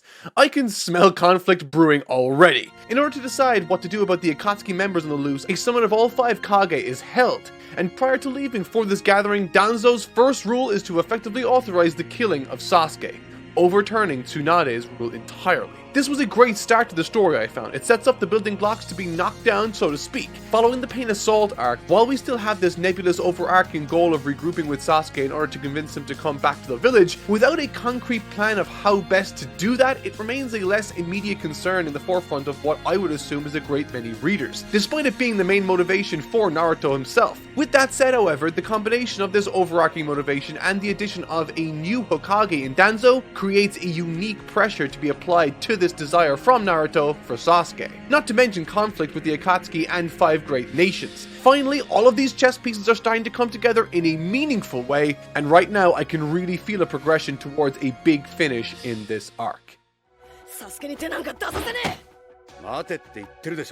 Naruto needs to watch what he does in his presence. He doesn't want to give Danzo a reason to lock him away as a Jinchuriki. Thankfully, it's demonstrated that not only will Naruto not be acting heatedly or emotionally in response to all of this, but in fact quite the opposite. When faced with some cloud ninjas looking for information on Sasuke in an aggressive manner, Sakura is reduced to tears with the news that they lay before her, and instead of pushing back against these unwarranted words of antagonism that speak ill not only of his friend Sasuke but causes Sakura distress, Naruto doesn't act how he might have acted in the past. He uses the fact he's a Jinchuriki as a means of bridging the gap between their village and his. He says that they shouldn't be focusing on capturing Sasuke and seeking revenge, but instead focusing on rescuing their sensei first. It's another instance that demonstrates how much Naruto has grown as a person, and also how his experiences with those that seek revenge have transformed him into someone that does not seek that out. Knowing where it can lead one down, Naruto is like the ultimate hero's journey in this respect. At every turn, he tries to diffuse any and all tension while avoiding glorifying his own goals and circumstances. He willingly accepts a beating from the Cloud Ninja to help them stop the cycle of violence. Vengeance will ultimately bring them down in seeking out Sasuke. And when he shares the important information about his meeting with the Fourth Hokage in his mind, he chooses not to share that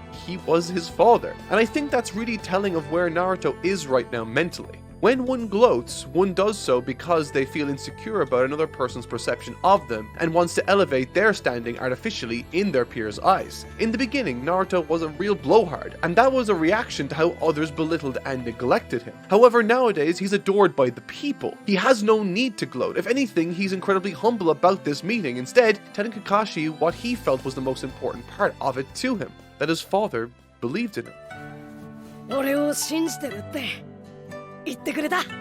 But let's get to some plot stuff, okay? Following this, Naruto goes to the Kage summit, escorted by Kakashi and Yamato, with the mission being that of peace. Belief in love in and of itself seems to be a strong theme in this story, and primarily this arc too.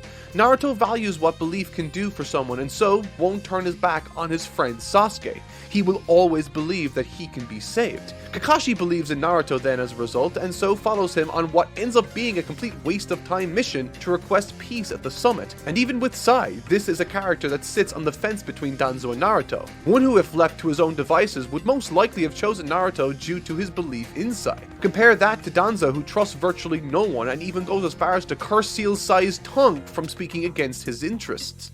It's screwed up, but this all has a greater purpose. The main thematic takeaway I gleaned from this arc was that of two diametrically opposed ideologies setting themselves up for an inevitable collision down the road. And we see all of this information as the World Summit yields nothing but distrust and lack of belief in the current structure, as Danzo sought to manipulate the little goodwill that existed through the Land of Iron's suggestion that he be the Five-Nation Army leader, at the beginning at least. The parts of the arc that deal with the political unrest that's brewing, while being a little wordy at times, felt appropriate for the setting and interesting throughout for me, not overstaying their respective welcomes either, mind you. As tensions climb in the summit meeting and dishonesty is rooted out, the physical reason for their mistrust in the first place makes itself known to everyone, and it doesn't stop there either.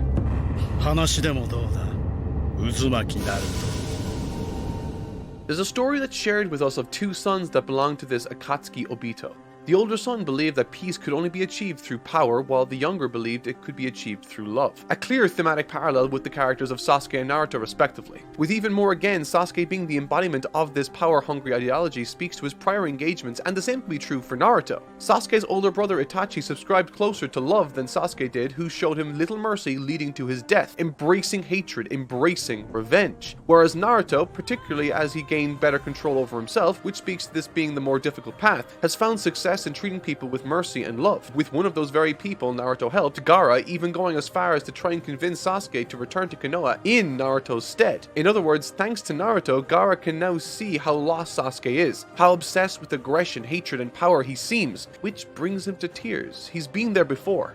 It's a great moment. And these themes of love versus hatred, trust versus aggression, belief versus distrust and responsibility are what makes this arc as philosophically interesting as it otherwise ends up being. Ignoring the obvious being Naruto's position on the side of trust, that doesn't entirely mean that that side is the obvious correct choice either. A significant portion of the story deals with Naruto's friend group, primarily Sakura, and the guilt they and she feels for putting too much of their trust and belief in Naruto, placing him under tremendous pressure. With the question becoming, should they deal with this themselves? Are they being selfish by expecting Naruto to work a miracle here? And it's easy to see why they come to this decision they do. The choices Kishimoto made to inject nuance into the story like this makes what could have become an otherwise far too simple and straightforward story into an exciting one. And that's exactly what you need to do when writing an arc that hinges so much on dialogue and introspection like this. There is a decent amount of fighting in this arc once the jig is up and Sasuke's crew decides to make their presence felt at the summit. Watching as Sasuke contends with each Kage that stood in his way was a real page-turner, forcing him to break out moves, some of which I expected and others I didn't. Things most definitely don't go 100% according to plan, and in these skirmishes Sasuke receives some big hits, not to mention his chakra gets depleted. The main significant takeaway from this I took was that of Sasuke's reliance on his friends, or the cell team he assembled should I say. with practically every encounter he engages with here. Had it not been for his team having his back, he would surely have lost. Following this activity, Madara shows up and saves Sasuke from certain defeat, taking this as his opportunity to announce the Fourth Shinobi War, with his goal being that of the natural extreme of mistrust and yearning for power. He wishes to control and to absorb the power of the nine-tailed beasts in order to control the world, stripping the populace of their autonomy, thus securing world peace as a result of that control. I guess now we have an endgame. And while the five nations agree to join forces against this foe, given the mistrust that they have for one another, I can't see that working out. So, what happens next? だから、ナルト、あんたのことが好きだって言ったのよ。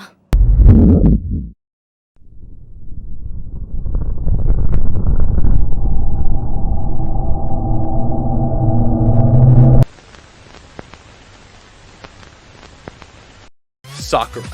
This is a section of this arc I had absolutely no idea was as controversial as it happens to be. Before getting into this, I want to be perfectly clear here. I am not part of any Naruto communities online. I do not speak about Naruto with anyone, and I was not influenced by anything other than the material I read to come to these conclusions and feelings I have regarding this series. I have a number of things to say about this, not all negative. However, one thing I have noticed since reading and writing this section has been that online, some folks are exceptionally passionate about this particular argument, which is why I have tried to make my thoughts concerning this narrative decision as thorough as I possibly could, even double checking my perspective by asking all of you guys on Twitter. So whether we end up agreeing or disagreeing on this particular occasion, I thank you for your feedback and thoughts. With that said, let's get into my immediate reaction and then my more nuanced understanding of what Kishimoto was going for and whether or not I thought he was successful. My immediate reaction to this was a little hyperbolic. Everyone, I give you the panel of no return. For on this page, resting lovingly upon the top panel, Kishimoto speed round the character killing or character defining moment for Sakura, depending on who you're talking to.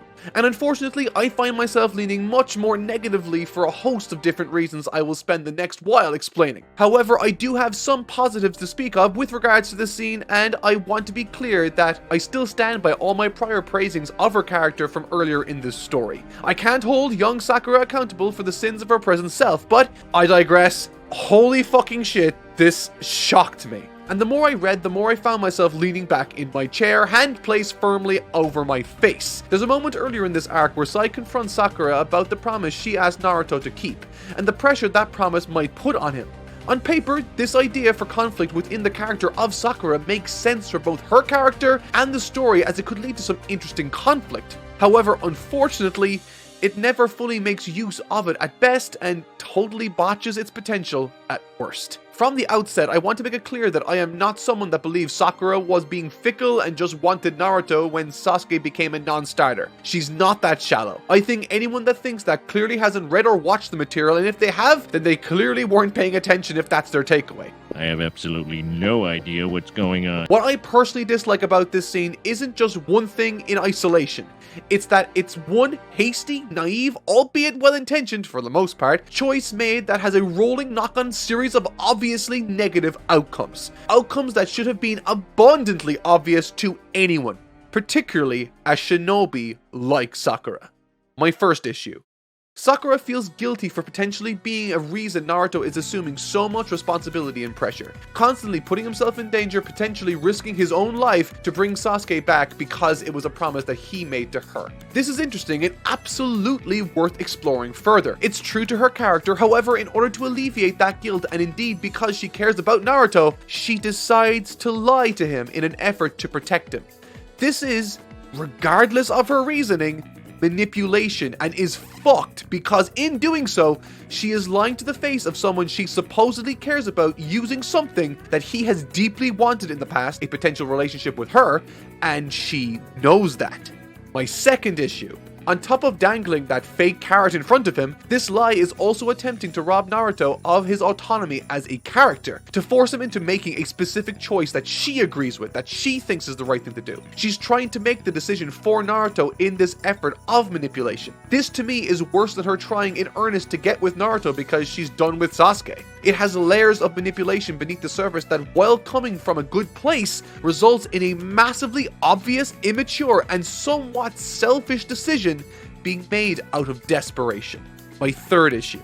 The motivation behind the scene is fine, kinda, but the execution could not have been worse. Furthermore, what Sakura tries to do, assuming her goal is to take the pressure off of Naruto and take agency, by going to confront the Akatsuki herself, is one of the most incomprehensibly dumb decisions anyone could make in this series at this particular point in time. There's no amount of mental gymnastics I can perform to rationalize this choice, particularly for someone that's known for how clever she is. Now, one might say, and rightfully so, that people in desperate times make irrational decisions. This is true. However, I have two arguments against this. One is narratively driven and the other is character driven. We'll do the character one first. Sakura is a ninja, a shinobi, a warrior that has seen some awful things and has come close to death numerous times before.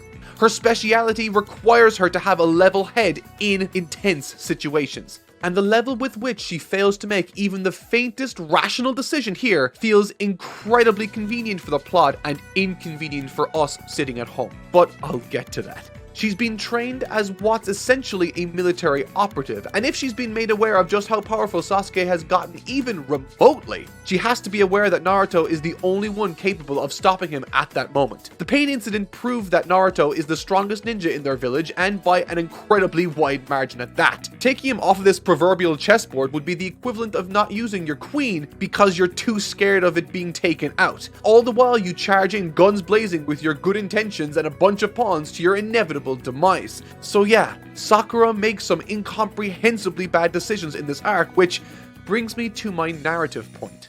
No one likes tension built upon a lack of communication. Bad communication at that. If your scenes are driven simply by two characters not being honest with one another, that can very, very easily feel incredibly frustrating for an audience member if done incorrectly. And this just wasn't the time or place for this. For the longest time, Sakura has slowly been slipping into the background of this series, with even characters like Konoha getting to do more than her in recent memory. And so, for her character to do something like this feels annoying at best and idiotic and dangerous at worst. And considering she's leading a charge with others in her stead, I'm leaning towards the latter.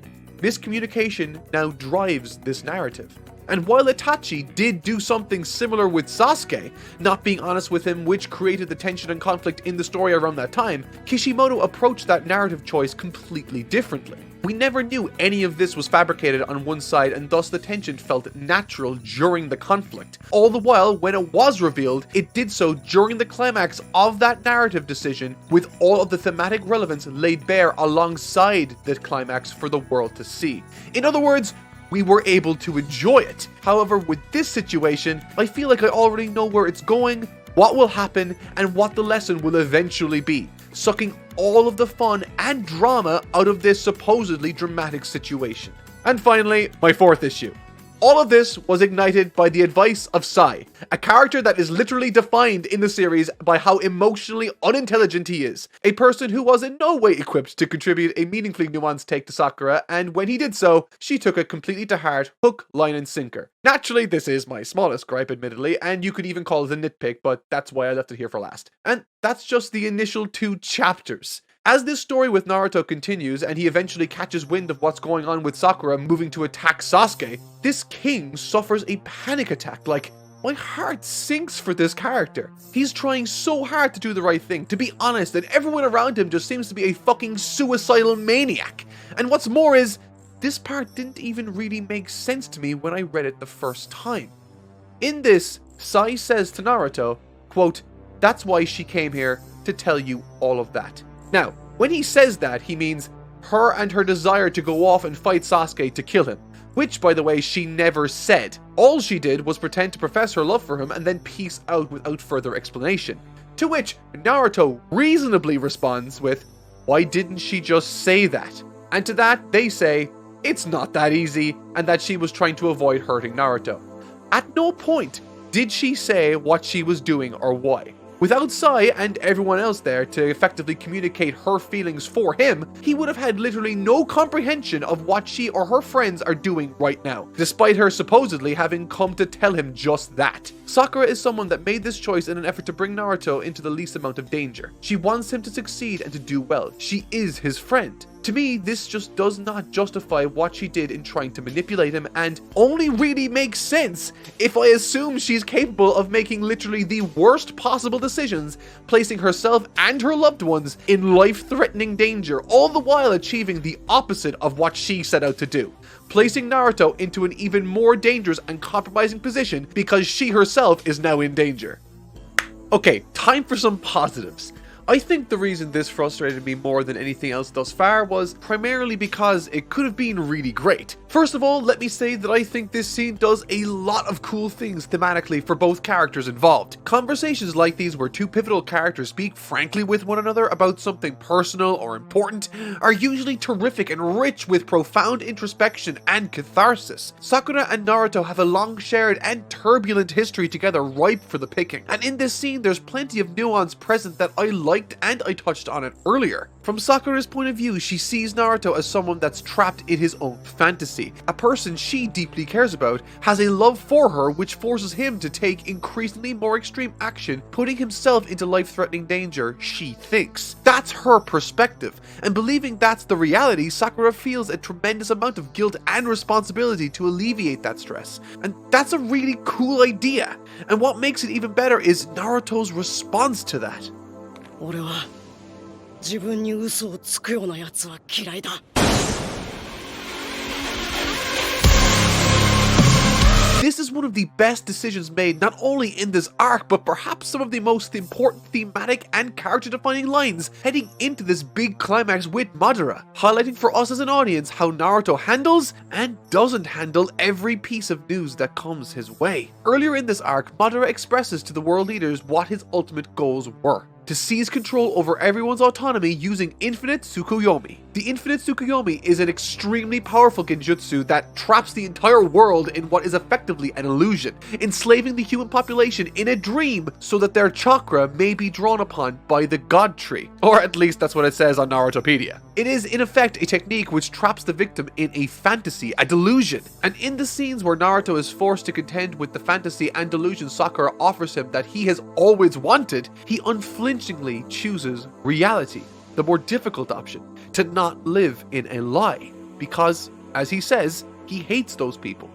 The responsibility to trudge forward no matter how hard reality can be, and as we can see, it can be extremely difficult, particularly for him. And that's what this arc is all about in a sense with regards Cell 7 or Team 7. Each character is at their most desperate, made evident by the crazy decisions Sakura made, the lengths Sasuke is willing to go to, and obviously with the way Naruto's circumstances are causing him to feel. Gone are the days of childhood concerns and vapid spats. We are on the cusp of war, and we feel that with each subsequent page turn. And so, putting a pin on this Sakura scene, there are clearly some interesting ideas and profoundly interesting thematic choices made that speak wonderfully to the character of Naruto, and in some ways Sakura. However, all of this good I think really came at the cost of any and all respect I had for the Sakura character as a competent and level-headed ninja. Now time for something completely different. Kisame versus Killer Bee is pretty damn cool. I honestly had no idea Kisame could transform like that. I mean, was it hinted at before or was it a surprise for people? Let me know down below, I'm actually not sure about that one. In addition to that, I think what I like most about this fight is what it meant for this series moving forward. This second form, and indeed even the tailed forms Killer Bee utilizes, are nothing new to the series. However, what's interesting here is that Killer Bee seems to be in complete control of this form, and with that, it makes me wonder if Naruto will have to learn how to do the same. It seems like the natural final training arc for him to undergo on his way to big final battle. I mean, it's literally him mastering the demon inside of him. It's a cool concept, but who knows? Maybe this speculation is a complete waste of time. The fight itself is really cool, with Kisame breaking out a sword that can suck chakra, which comes in handy later in the fight. But moreover, as it looks like he's about to win against Killer Bee, Kage shows up, and then the two brothers just decapitate Kisame, which I wasn't expecting, although now that we're heading towards the endgame, it makes sense to nix some characters here and there. And speaking of nixing some characters, it's time for a fight I wasn't anticipating to be nearly this damn good. Danzo versus Sasuke. Sasuke's fight with Danzo is the battle I never knew I needed until I got it. My god almighty, this fight works on so many different levels, and not just from the clearly exquisite visuals we see before us, but thematically Danzo is a fascinating individual for Sasuke to square off against from his village. Both of these characters represent two diametrically opposed extreme convictions, neither of which desirable. One willing to do literally everything in his power to protect his village, and the other desiring nothing more than to destroy that village.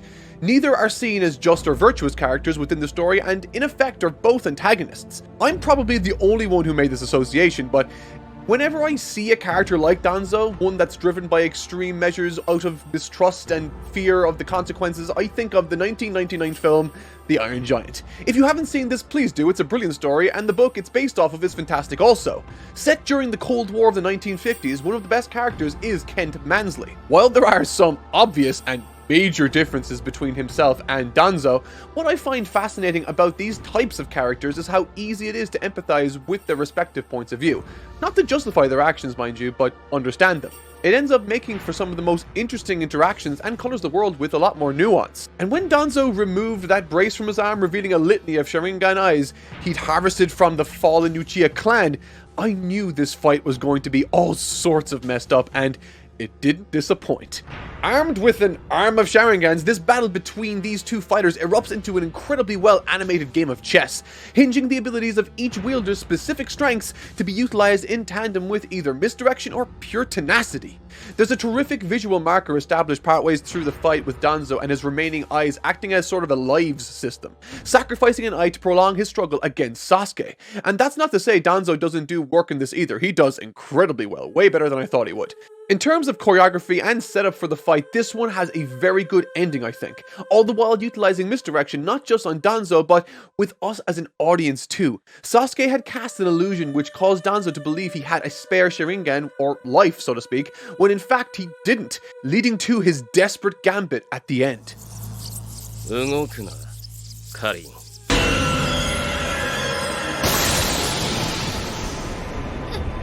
This took me by surprise in a good way. I knew what the odds of this happening were, but I really didn't want it to happen. Karin had literally been offering up her lifeblood to Sasuke in order to rejuvenate him. This whole thought process was cut off though, as Danzo goes full kamikaze mode.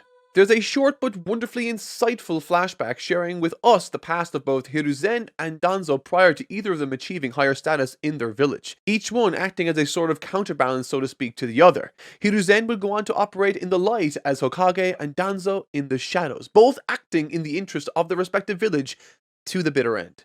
And quite unlike Kent Mansley and Iron Giant, Danzo at the very least is brave enough to die for his convictions and not become overwhelmed by the task or foe in front of him. It's a really cool moment that sort of recontextualizes a lot of what he's done up until now.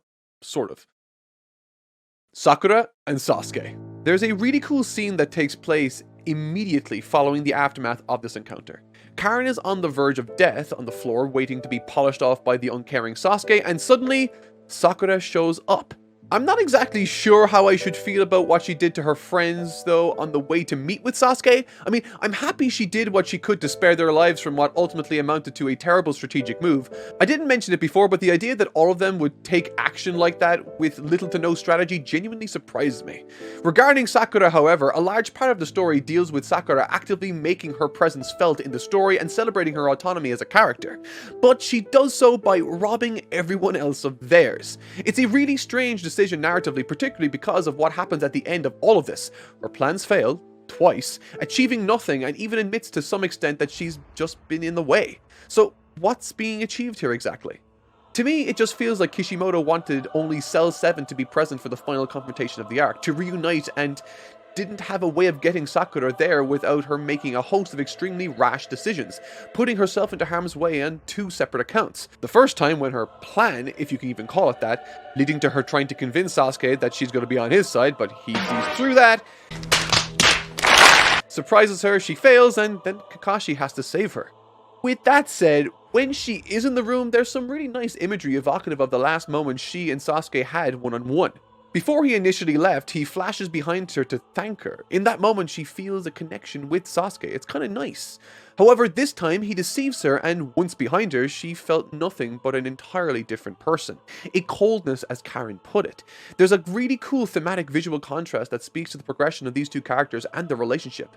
I can see why Kishimoto wanted her to be there in that moment. I just think the means with which he gets her there is really strange and almost unbelievable. Naruto's journey to this place, however, has been great. Trying to deal with all of the responsibility, all of the stress, a panic attack, him escaping in a creative way to deal with Sasuke himself, using the sage mode he learned earlier in the prior arc to locate him, and when he arrives, he does so in dramatic fashion following the fight with Kakashi when he saves Sakura. The fight between Sasuke and Kakashi isn't super long, and apart from the obviously cool rogue student versus regretful master dynamic at play, one particular part stood out to me as really nice. Sasuke's dialogue or interactions with Kakashi in these moments has him saying things like only the Uchiha are able to wield the Sharingan. However, through his adept fighting with it, Sasuke acknowledges him. Well, sort of. This happens only in the anime, and I can see why it wasn't involved. In the manga, this fight is actually quite short and barely a fight at all, really. And while I prefer that it isn't drawn out like in the anime does have a cool line where Sasuke declares that he's about to show what a real master of the Sharingan can do, only for him to start losing his sight. It's a really nice visual touch that draws attention to the path he's heading down, with his spirit kaiju fading away just like his vision. And in that moment, Sakura takes advantage of the situation yet again.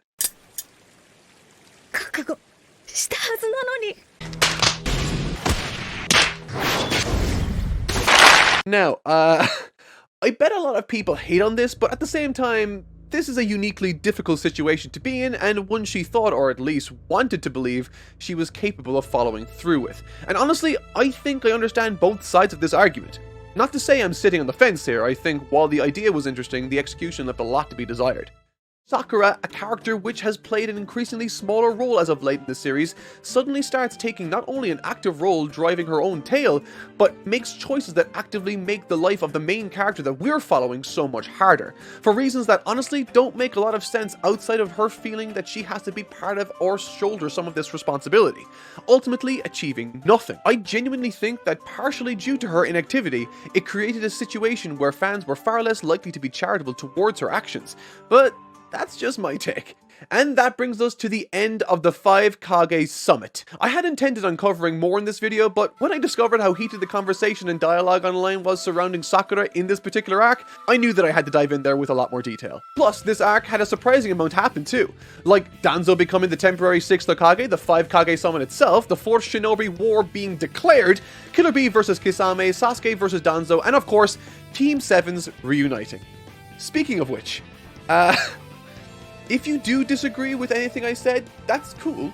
Everyone's entitled to their own takes on a fictional character, and while I know this might be a futile effort, much like Sakura, I'm going to try anyway. Please be kind to each other in the comment section. I know without even looking it's going to be a hellscape, but please just try to respect everyone. You know, we're all human beings at the end of the day.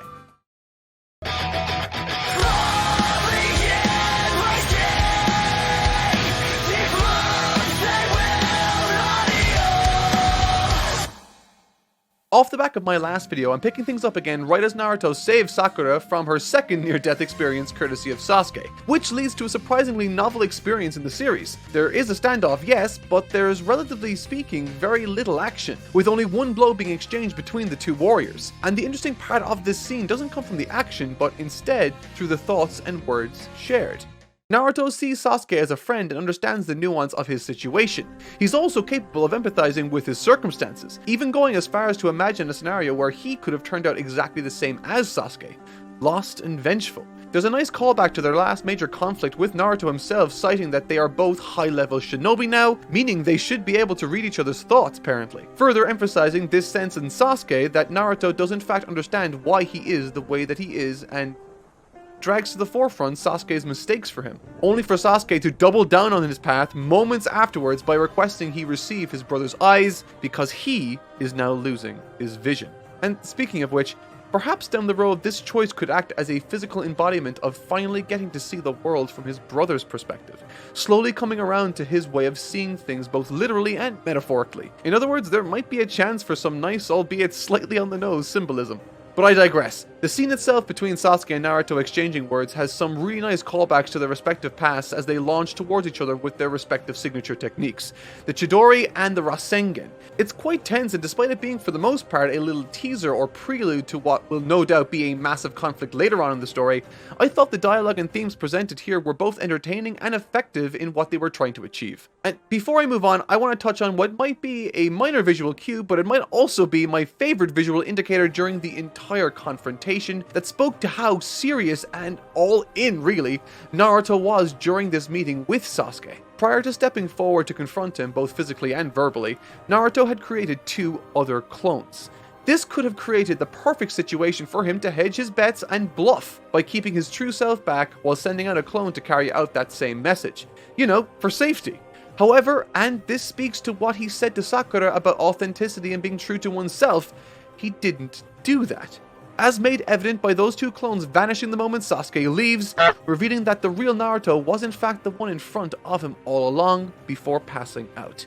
In that moment, he really put everything on the line, extending a friendly smile and genuine hand in order to potentially save his friend, earnestly trying to do so. That's a powerful statement, and it's communicated without words brilliantly in a way only Naruto the character can. It's a brilliant part of this scene that honestly was quite understated, I thought. Switching gears now to something completely different, Killer Bee returns to his village with his brother in tow, the Raikage. Since defeating Kasame, he's been keeping his sword as a, quote, spoil of war, but oh wait!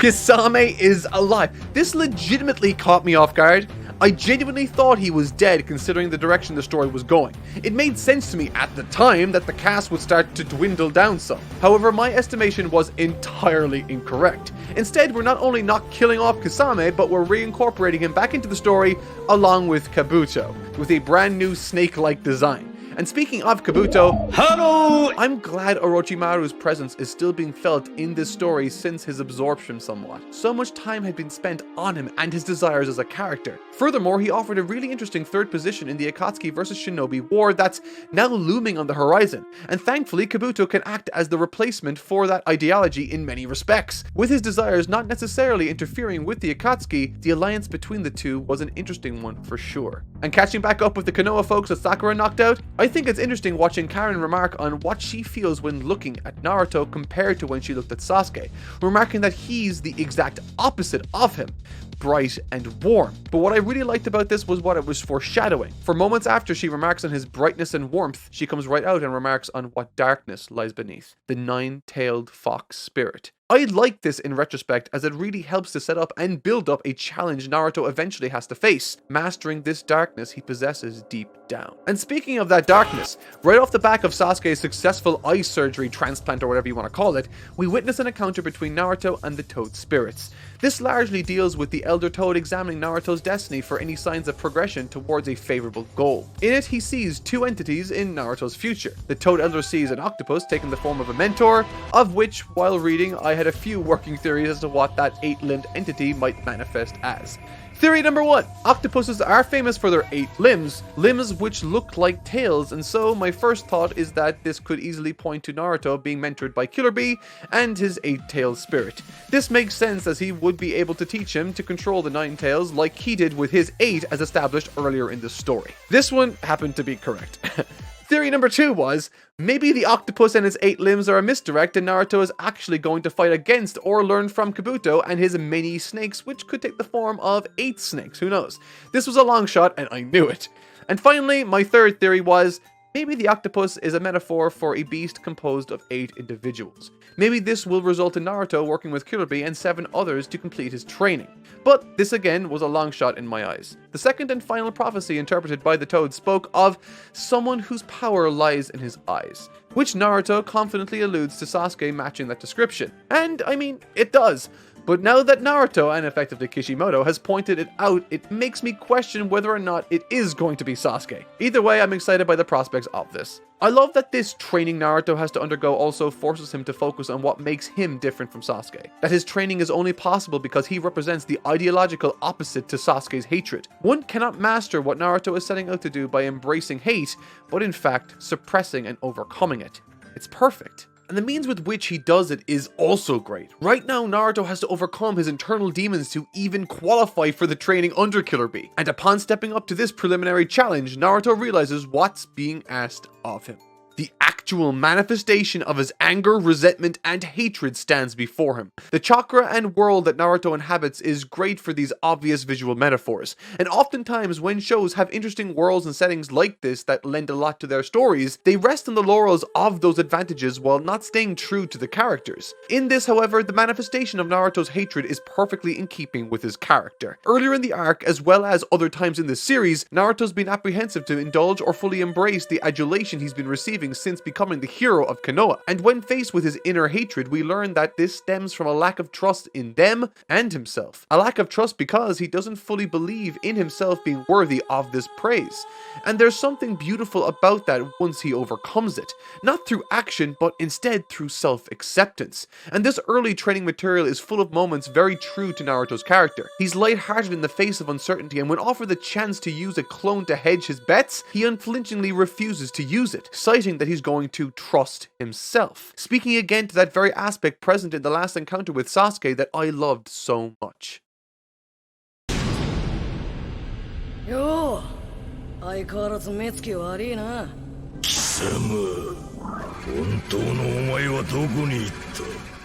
The struggle between Naruto and the Nine-Tailed Fox Spirit is, for all intents and purposes, one of the best moments for me in the entire series. Not just for its thematic resonance with me or even how well it's drawn. There's tons to love and appreciate about this sequence and struggle for Naruto, with his clear reliance on every signature move he's learned across the series, from the clone technique, to the Rasengan, to even the Sage Mode itself. All of which are manifestations and results derived from those that have helped and loved him in the past, particularly with the Sage Mode. And when he uses that, I actually got chills. All of this is fantastic. However, for me, the best part of this scene came from how it ended up making me feel.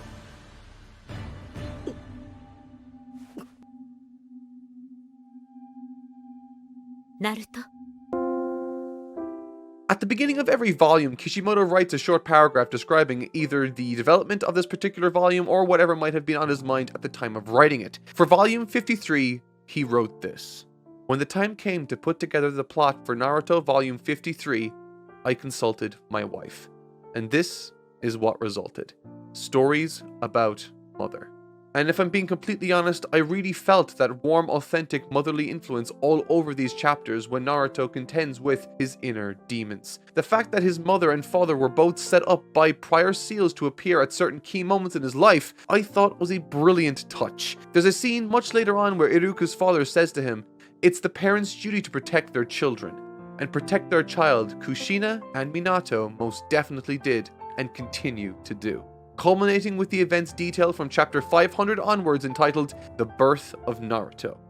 This is the best part of this story I've read. I don't think I've ever been more captivated by this series before. The sense of occasion, spectacle, and profound drama coats each and every page, enticing me to read further. The precise and careful steps taken by Madara to exact his revenge on Konoha by unleashing the Nine-Tailed Fox Spirit. The sheer scale of the occasion, knowing what we do now about what happens. All the while we watch as Naruto's mom and dad do everything in their power to hang on long enough to save him and his village. It's a stunning series of chapters that I actually found myself going back over to read before writing this very section of the video. It's just so well handled, with the small cameos from Kakashi and Guy, with Iruka being courageous even as early as then. We get to see the third Hokage, as well as a host of other villagers and shinobi, some familiar and others formerly slain. But beyond anything else, the real star of this show is the sense of paternal responsibility, intense love for, and belief in their first and only child, Naruto. I love how Minato is so level-headed, calm, and talented, always looking to put the needs of his family and others ahead of his own, and I adore how chaotic and courageous Kushina is when trying to help her husband and child. I can see clear as day where all of Naruto's best traits came from. The drama and stakes rise higher and higher until they both realize that there's only one way of dealing with this monster. And when they come to that conclusion, Naruto's father exclaims, Let's believe in this child. He is our son after all. For a series like Naruto, I don't think there could have been a more fitting line than this right here. A child that has suffered from a feeling of inadequacy because he felt no one ever believed in him because no one ever loved him. Ended up in that situation for quite the opposite reason. Because those that loved him more than anything else in the world were willing to lay everything they had on the line to save him, to believe in his future and what he can bring to the world. It's such a brilliant line that speaks to the 500 chapters that came before it. And then there's the final moments of the volume, where Kushina and Minato, moments before their respective deaths, unpack everything they wish they could tell their son before they pass on. And to say that I wept in these fleeting moments would be an understatement. This utterly destroyed me, and I cannot express just how much I adored this scene today. And it was all down to how authentic it felt. Remaining true to the mission statement at the beginning of this volume, I can absolutely tell that Kishimoto and his wife collaborated on the dialogue and direction of these scenes. Kushina had so much to say. She was so loving and maternal, both in a traditional sense and in a progressive one at times. All the while, Minato remained steadfast, kind, and supportive all the way to the bitter end. It's fantastically believable and entrancing in the most tragic and beautiful of ways. Easily the most emotional this series has made me, hands down, no exceptions. With the final results being a newly unlocked form, the likes of which is more aesthetically pleasing to me than any other design I've yet seen produced from Naruto or Kishimoto for the rest of this series. It looks powerful, transcendent, and appropriately angelic, given what Naruto has gone through to achieve it. It looks perfectly suited to Naruto himself, as Karen would put it, bright and warm.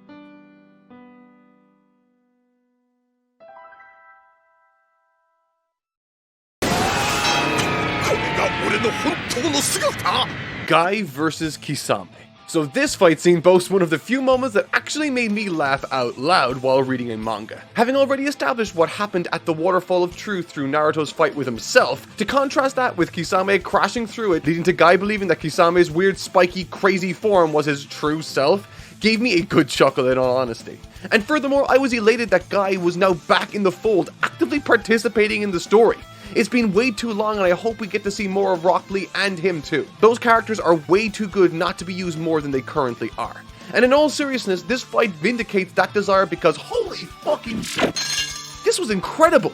Throughout this series, Kisame has been a cockroach. Not in the sense that he's an irritating insect, but more so that he just won't die or go away. And being incredibly powerful as he is, he's always been a large issue whenever he's propped up in the story. Armed with abilities that absorb chakra, I honestly couldn't think of a better opponent to absolutely body him like Guy did right here. The years of tireless practice in perfecting an area of fighting that's been somewhat neglected in modern times, taijutsu, something that could have been seen as a weakness in some other occasion, is the very reason he was able to overcome Kisame in this moment. There's no chakra use at all, he's just so powerful his fists change the pressure in the air enough to create this monstrosity. Watching Kisame try and fail to secure any of his chakra in his usual way, it's mind-bendingly cool to watch, and when Kisame tries to move even an inch afterwards, Guy pounces on him, effortlessly pinning him to the ground yet again. For an individual who's more flamboyant and lighthearted than most, it serves his character and indeed this scene well for him to be so serious during this encounter.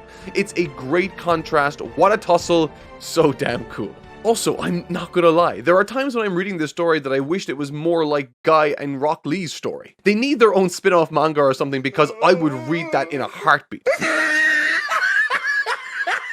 I just love their designs and characters. They're just so dorky while also looking effortlessly badass when drawn a certain way. That's a really tough balance to strike with the design, and they're barely used at all. The ending, however, of this encounter with Kisame is actually kinda nice, but in a troubling sort of way, of course. Trying to get intel from Kisame while he's down, Kisame elects to off himself instead of relinquishing said information. And I like this really only because we get a short glimpse into his past and his first introduction to Itachi way back when. I will, however, say that I would have liked his backstory to be established a little earlier in the story than it was right now. Us being filled in on the details of his key life thematic moments mere seconds before his death feels a tiny bit rushed, and I feel cheapens the overall character. He's a brilliant character. This sort of felt like Kishimoto was a kid in class doing his homework right before it started, though I suppose that's a bit severe. We've known Kisame for quite some time, and I still very much enjoyed this bit of introspection it offered us for Itachi, and indeed how it influenced Kisame's judgment. I especially liked the line Itachi utters about death, quote, no matter who you are, you do not know what kind of human you are until the very end. Which speaks wonderfully to both Itachi and indeed Kisame's death at this moment. I really like this inclusion. あなたは闇。光のない世界では花は枯れるしかない。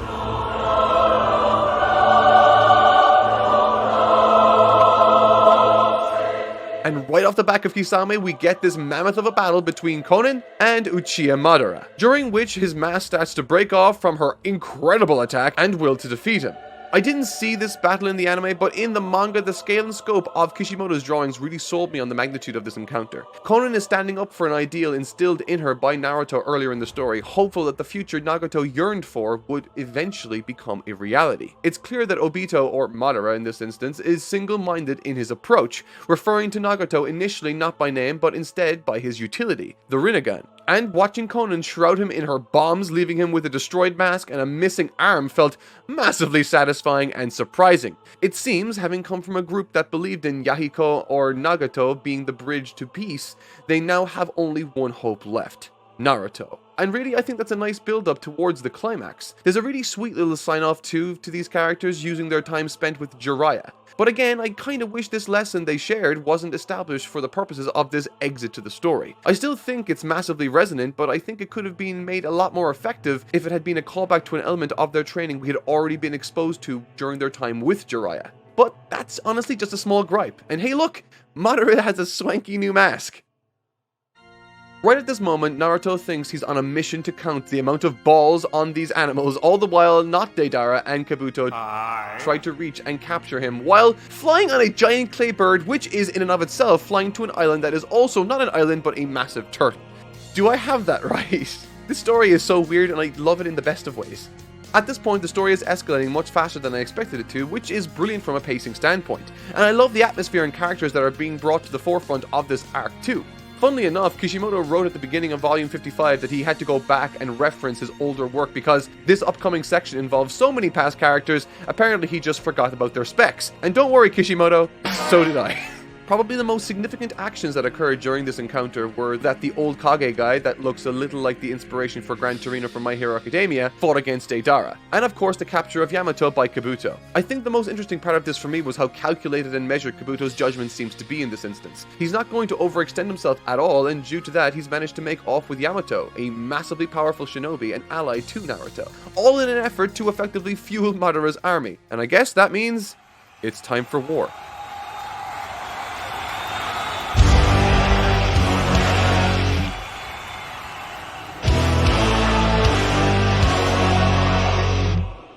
Gaara's speech. One thing I will say about this from the outset, as it's as good a time as any to say it, Gaara's role in the story ever since the time skip has been diminished so significantly that it almost feels like an injustice. Similar to how I've expressed myself concerning Guy and Rock Lee, Gaara's another one of those characters I felt could have offered so much more to the story, having been yet another, albeit much more simple, analog to Sasuke given the journey he's on right now. I was prepared going into the time skip for Gaara to fulfill a specific role. While not as prominent as Naruto and Sasuke, I figured given his standing in the story at the time that he would have been kept involved in the rat race, so to speak. With that said, leading up to this point, I haven't been entirely upset with his utility in the tale altogether. He does provide an interesting bit of commentary concerning his view on the old guard versus the next generation, and I do like how he empathizes from time to time on the actions of different characters he relates to on a deeper level. Furthermore, I think placing him into a leader's role is a really interesting idea, and while I am happy with what he offers the story, I think he's still being criminally underutilized. And I'd even go as far as to say that I feel like there have been some new characters introduced in this second half of the story, fulfilling roles that he could have otherwise been occupying at this moment, but that's just my opinion. As we're introduced to both the Shinobi and the Akatsuki forces, there's a great contrast established. While we look at the folks fighting on behalf of Shinobi against the Akatsuki, we see numerous faces, some familiar, some unfamiliar, all with a strong sense of character, perspective, and experience, or lack thereof. Every one of them voices their concerns, speculations, and thoughts to us as we cycle through each regiment. However, with the Akatsuki, there's nothing but darkness and silence. Like an army of zombies totally void of life are bracing themselves for an imminent attack. Awaiting the orders of their leader Madara, it's quite tense and atmospheric if I'm being perfectly honest.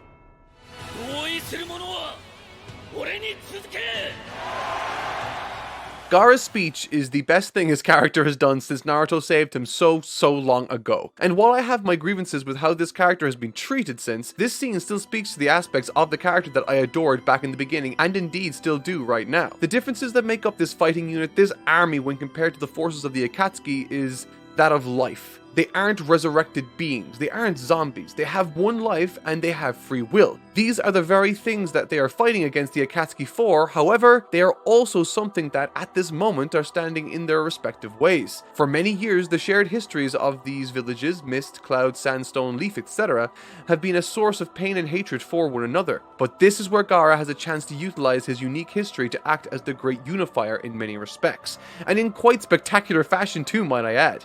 I was only sitting here reading the speech in the manga and it still gave me chills. Again, he totally empathizes with the respective points of view and even offers himself up to the chopping block once this is all over, but also outlines that today they need to unify using their shared experience with the Akatsuki, to understand that this is much larger than each of them and their individual feelings right now, and serves to highlight that following hatred is a recipe for disaster, a lesson Naruto taught him. And for Naruto, their families, and their homes, they must fight this day. It's a spectacular speech that again speaks to the themes of this character and indeed to handing over responsibility to the next generation to try and make amends for the mistakes of the past.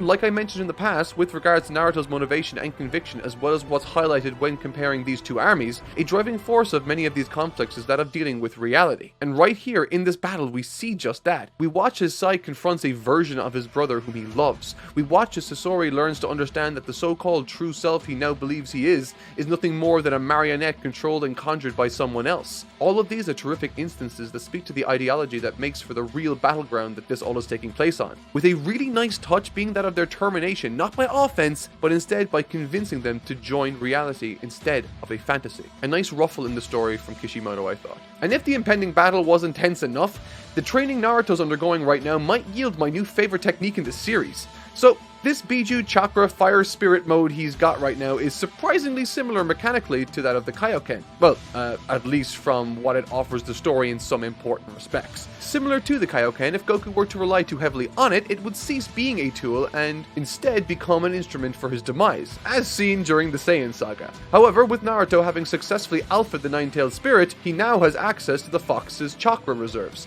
an important and brilliant addition to his repertoire.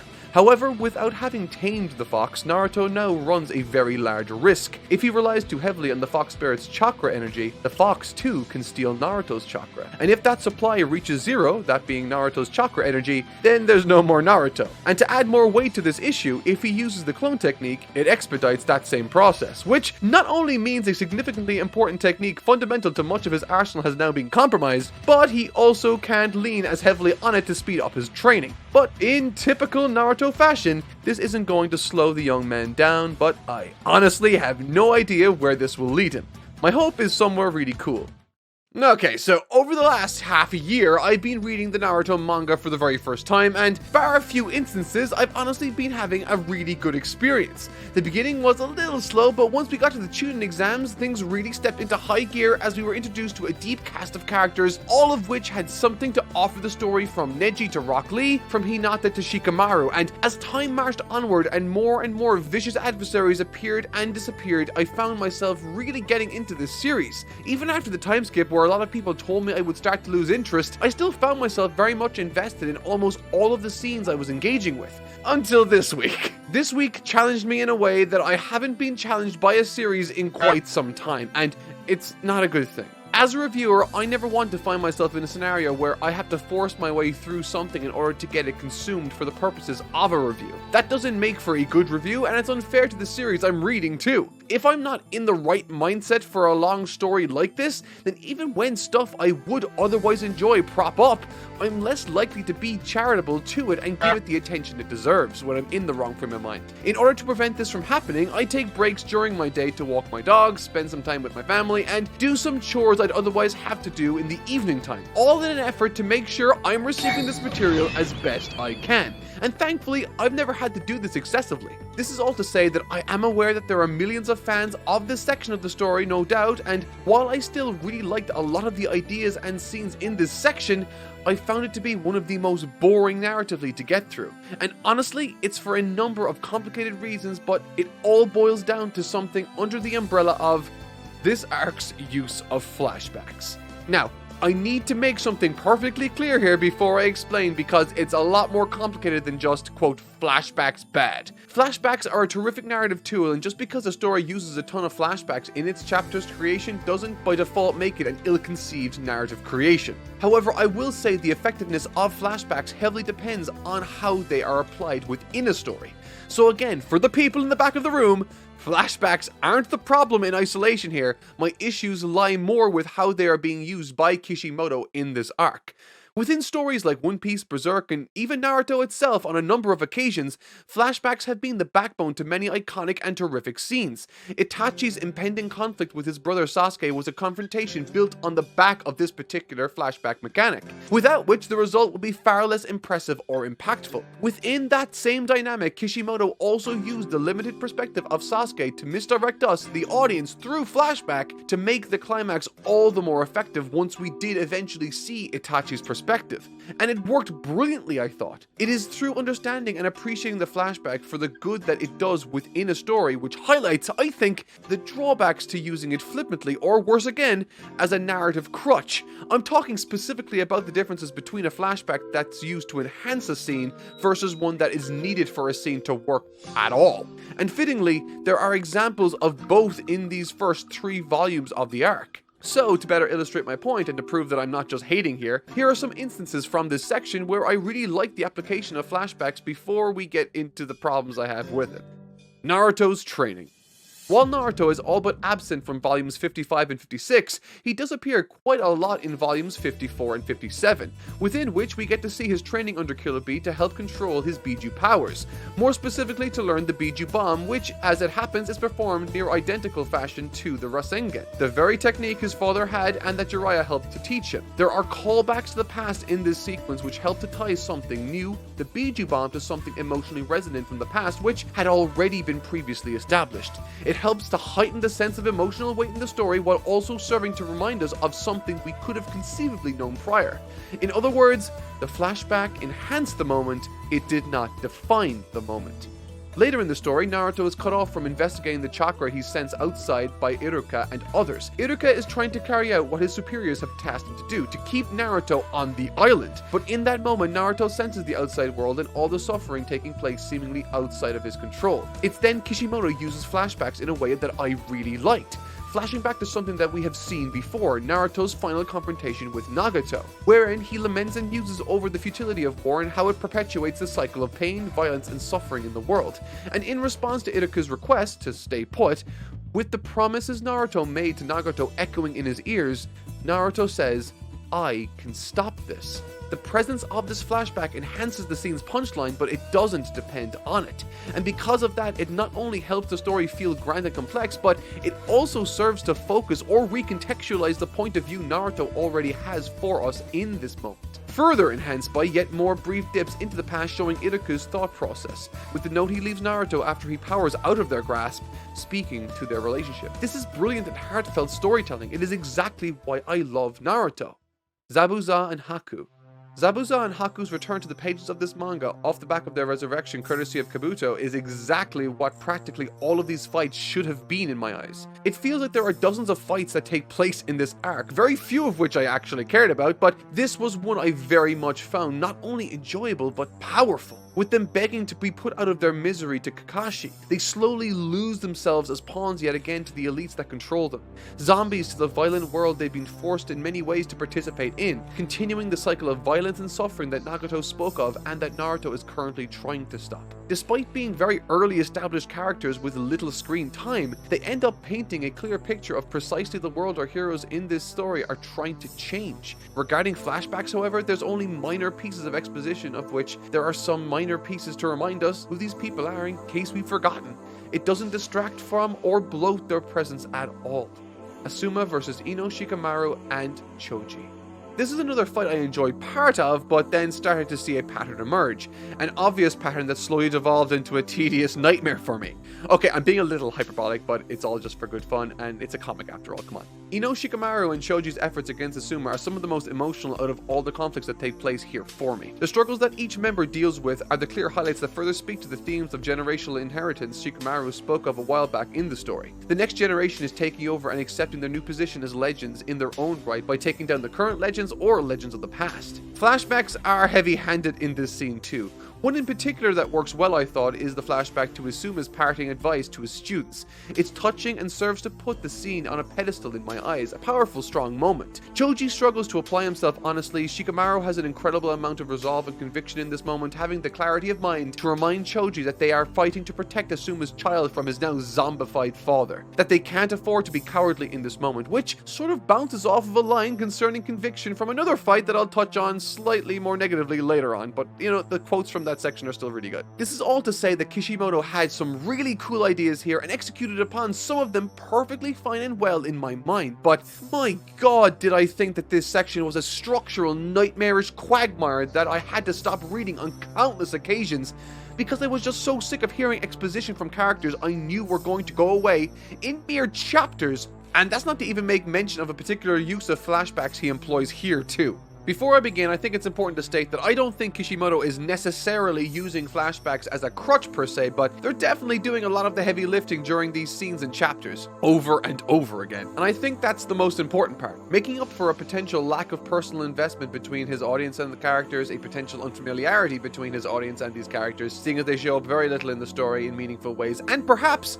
a lack of planning or proper structuring for these encounters ahead of time on behalf of Kishimoto. For the better part of 2 volumes, I spent so much time with characters I either didn't know, didn't care about, or with one group did care about, but didn't love the execution of. Kinkaku and Ginkaku, for instance, I have never heard of before, so in order to create a scenario with a satisfying climax to this section, Kishimoto uses a flashback to establish something in the past for these characters to call back to in the end of the fight before they're defeated, to give its ending an air of, I don't know, finality. Otherwise, it would have just felt weird, and using this technique here and there, you know, it's honestly fine. But here's the thing, he uses this exact same technique back to back to back in this arc, it feels like. This drab dude, Durai, I think his name is D-U-R-A-I, has a flashback informing me or reminding me of him and sets up the conclusion to his fight. Mifune versus Hanzo have some nice themes at play with some great quotes that I mentioned before, but ultimately, I do not care about these characters, and again, Kishimoto uses yet more flashbacks to create, quote, satisfying conclusions here for these people. And even during the Asuma fight, which focused on Koji, this is by far the least offensive, by the way, but it still had yet another flashback to something we could have already seen before, but never did. And the fact is that it's there to set up a climax for me that cheapens what was already emotionally resonant without it. And heck, maybe they did talk about the earrings before, but if they did, I honestly couldn't recall, which just makes me wish that these characters had more of a central role in the story because they are compelling. Now, the use of a flashback here, I think in isolation is perfectly fine, but within this twisted, meandering, never-ending conga line of now boring flashbacks, this particular attempt to reach me emotionally absolutely fell flatter than it should, which is, as I said, such a shame because I actually really like Choji. And look, I really wanted to fill this video with more positivity than there ultimately will be here, and there will be positivity for sure in places, but when I was going through my notes for this, let me just say that there were a lot of heated words used. One of the worst things a story can be for me personally is boring. If something is comically bad, at least I can laugh at it and have a good time. Engagement and interest is the most important aspect of this process, and I just didn't get a whole lot of that in this section, unfortunately. With that said, let's press on to something I did like a lot more. At the beginning of volume 57, the story starts to refocus itself on the main characters yet again, thankfully. And Kishimoto says as much in an almost exasperated blurb at the start of the volume 2. As I've said in the past, Eiichiro Oda is fantastic at tying together seemingly disconnected prior encounters to heighten the stakes or emotional weight of a present scene. And while I don't think Kishimoto is comparably strong in that department, he is extremely good at communicating his experiences and feelings through his analog in this story, Naruto. There's this dope one-on-one scene where Naruto gets to meet and converse with the nine-tailed fox spirit yet again. The fox brings up his past with Sasuke, saying that he couldn't even protect him from his own hatred, and yet he thinks he can save everyone from it in the throes of war. And again, this internal conflict with Naruto has been a fun and compelling device to demonstrate the growth of the character throughout this journey. In the beginning, he didn't even want to face him or look at him. He was terrified of it. He tried to feign confidence, and eventually he gave into it before his parents lifted him out on 2 separate occasions. However, this time, Naruto reaffirms that he hasn't failed with Sasuke, because the only way to fail in this instance would be to quit, and he will never quit on his friends, which is a terrific answer brimming with charm and courage for Naruto to say. All the while he looks at his evil self's reflection in the eye of the fox, speaking to his overcoming of his inner demons, indirectly answering the question the fox asked in the first place of his sudden confidence boost. It's a terrific scene, all things considered. Furthermore, on the positive side of things, we get my favorite scene I've covered in this video so far. And while I'm sure many of you will find it quite unremarkable, the very fact it was different from all the other scenes I've seen up until now was enough to sway me in a positive direction. Let that sink in. It was different, and therefore I liked it a lot. Switching gears from the constant fighting and flashbacks, we get this rather intense scene where an imposter posing as Neji appears in the medic tent area alongside the likes of Sakura. It's honestly an interesting ruffle to the story to help add some variety while also giving Sakura more to do, which is awesome. It's a rather simple angle with a lot of consequence that really changes up the formula from a more combat-centric approach to a more thriller-based strategic one. Honestly, I thought this was one of the coolest ideas in the arc so far and very creative. Trying to weed out the spice in their midst really helped to make this battle feel much less shallow than it otherwise had felt up until now. It's a plotline that's completely different and demonstrates front and center the variance and application of the different forms of jutsu. The Kage versus Naruto scene was a really cool initial skirmish to show some of Naruto's abilities in his, I don't know, spirit state. I don't know the name for that, I need to look it up. The nine-tailed chakra form. And furthermore did a great job of reaffirming his convictions and points of view to us as readers, claiming that his father made absolutely no mistakes when he believed in what he, Naruto, was able to do. And just when things are getting good, we get another flashback! This time for Killer Bee. I do like that it demonstrated the relationship between Killer Bee and the now Kage, and I really liked his interaction with Naruto's dad and how that informs his decision at the very end, forcing Naruto to prove himself to him by making him dodge his fastest attack. It really speaks to the phrase, real gold doesn't fear trial by fire, for if Naruto is the savior he espouses to be, then nothing, not even the fastest in the land, could stand in his way, and it doesn't.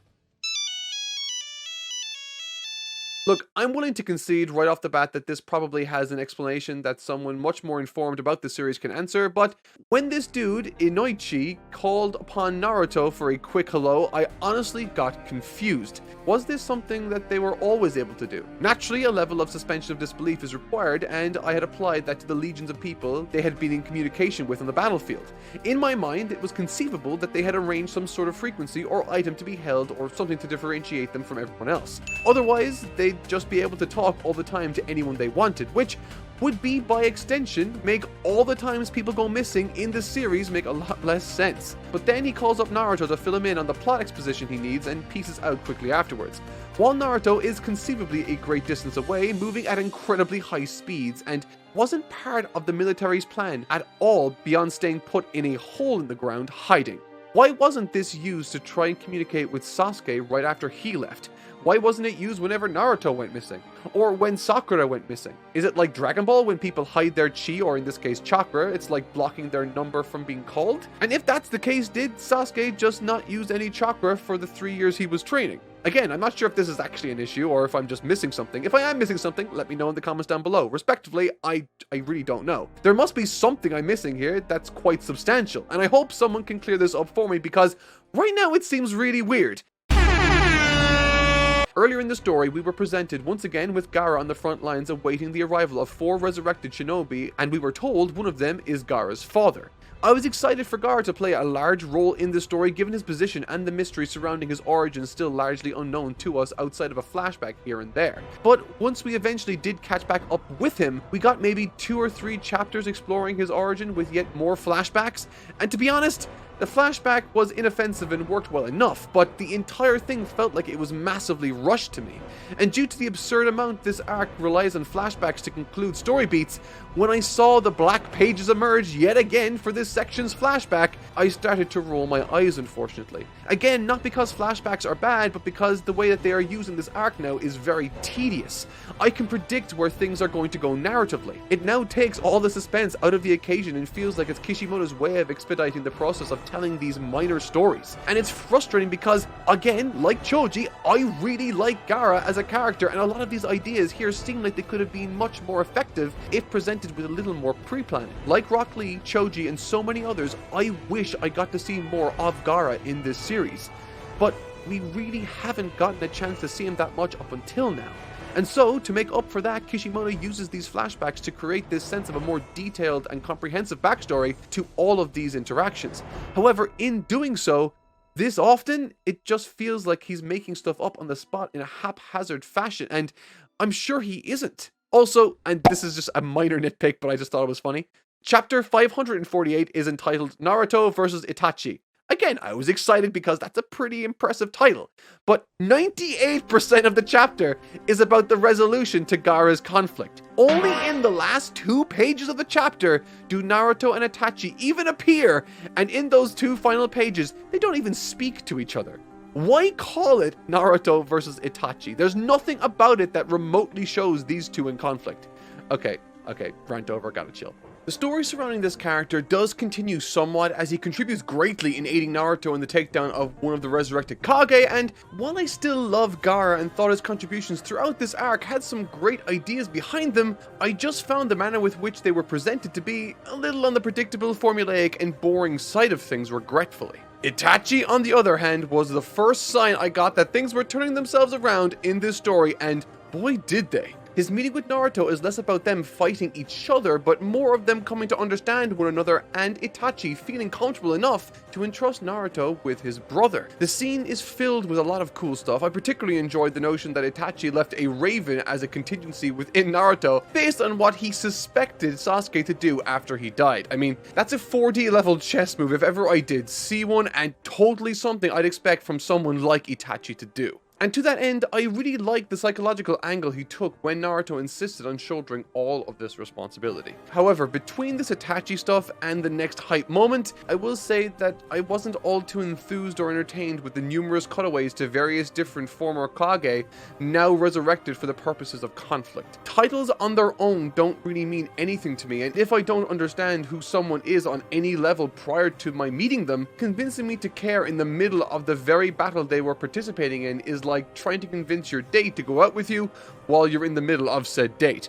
It's kind of putting the cart before the horse there. That said, I did enjoy the short scene Naruto shares with the Third Right Kage's almost impenetrable defenses, cleverly utilizing his own durability and power against himself. It's such a Naruto strategy, blunt but effective, and well paneled too, might I add, by Kishimoto. With all of that said, as we flash from one area of conflict to the next, the pace starts to quicken when the main point of interest arrives. Uchiha Madara arrives on the scene in a resurrected body and decides that it's time to start making things really fun again. I'm serious. From this point on, I pretty much loved everything. It's like the story went from a 4 out of 10 to an 8 in a matter of a couple of chapters, with some of them even reaching as high as 9.5s later in my estimation, and I absolutely will be talking more about that later on. I really like that this fight, along with many of the others, required Naruto to find a balance in sharing the burden of this battle at hand, particularly within himself. As I've mentioned before, the internal struggle for Naruto contending with the Fox Spirit has been looming in the background of most every dangerous encounter he's engaged with, either as a risk he's needed to contend with, or the very cause for that very conflict that's occurring in that moment. The fight with Uchiha Madara has a powerful air to it, the likes of which I haven't felt since Itachi. For some reason, I wasn't really expecting him to prop up in the story like this, but in hindsight, it makes a lot of sense considering what we've seen thus far from this story with all the resurrected warriors. But what makes this fight scene all the more intimidating is the Fox Spirit's willingness to earnestly help Naruto in battle just because he's sort of intimidated by Madara, potentially even fearful. It's absolutely a turning point in the story, and one that elevates the antagonist here in ways that we have never seen before. From this scene, there are a lot of cool moments, obviously. The meteor is a big one that comes to mind, but one that stands out to me is the unification of all 5 Kages in the effort against Madara. And furthermore, I really like how they all sort of had their own roles, with the obvious being Tsunade's healing abilities acting as support and Raikage acting as, I don't know, the muscle. Once this whole thing kicks off and a couple of them fire attacks towards Madara, only for him to be unimpressed and say things like, "It's not even worth absorbing," for him then to get absolutely decked hard by the Raikage, it was massively entertaining and cathartic.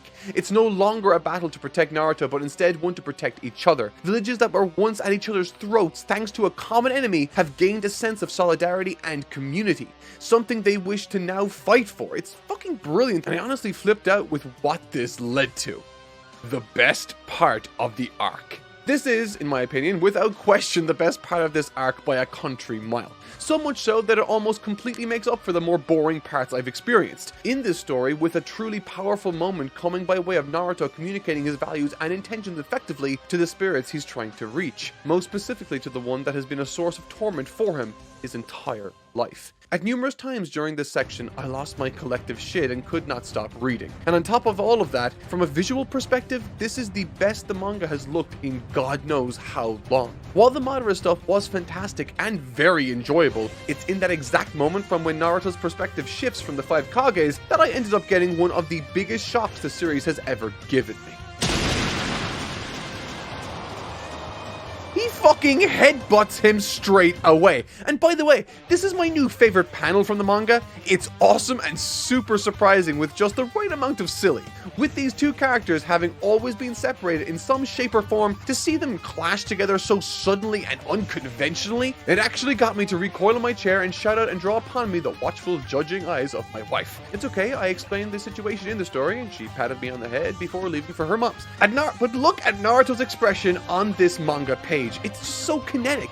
I love it. Madara reveals that he's someone by the name of Toby in this scene, great, and also nobody, reaffirming his conviction in achieving his goal of effectively brainwashing the entire world into peace. And with this group of seemingly zombified Jinchuriki carrying out Madara's mission, Bee and Naruto, the only remaining Jinchuriki left, have their backs up against a wall.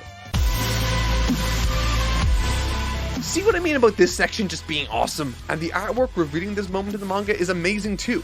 Again, more terrific artwork from Kishimoto and even more surprises that I never saw coming. And naturally, when these two show up to fight against Madara, I lost it again. We've suddenly left all of these fights I never really had any investment in, and now we're finally focusing on some of the most hype moments I've come across in a long while within this series. And something I need to make clear here too, while there are some truly breathtaking moments depicted in this section with regards to its action, this still isn't my favorite part of the material contained in this section. And furthermore, the material that I think is the best has little to do at all with action.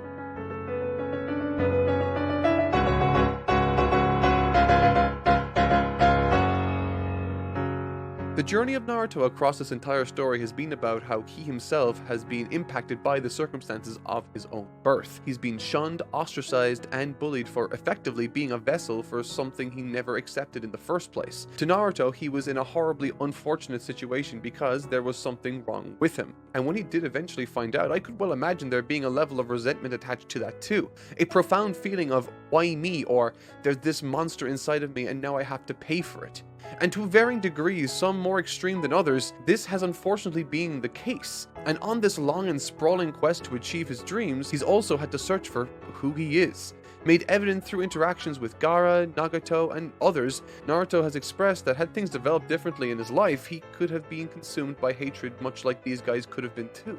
The fox spirit itself has shown up in the story a great number of times, at first as a monster shocking and scaring the young Naruto, and over the course of his life through misdirection and in some ways taking advantage of the young man's greatest insecurities, this spirit has tried to free himself from the prison by leveraging the hate inside Naruto's psyche. However, thanks to some support from his friends, mentors, and indeed even his parents, Naruto has not only managed to become a well-rounded individual, but one that has managed to overcome his metaphorical inner demon, with only one thing left in his way: his literal inner demon.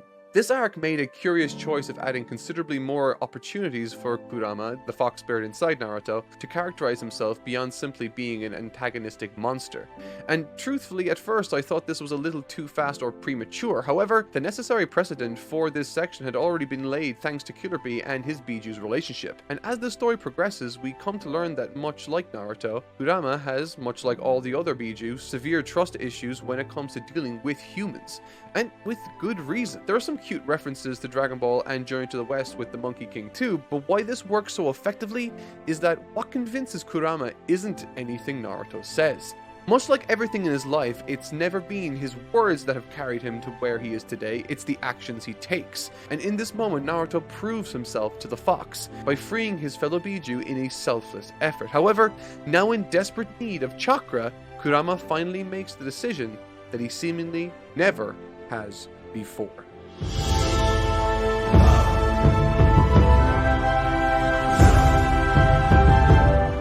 This looked awesome. Holy wow. Okay, so the visual here, I love it. Having spent a considerable amount of time reminiscing over Naruto's life, there's such a wonderful contrast between this, the fox spirit state that he's in currently, and say this weird demon mode that he was in prior.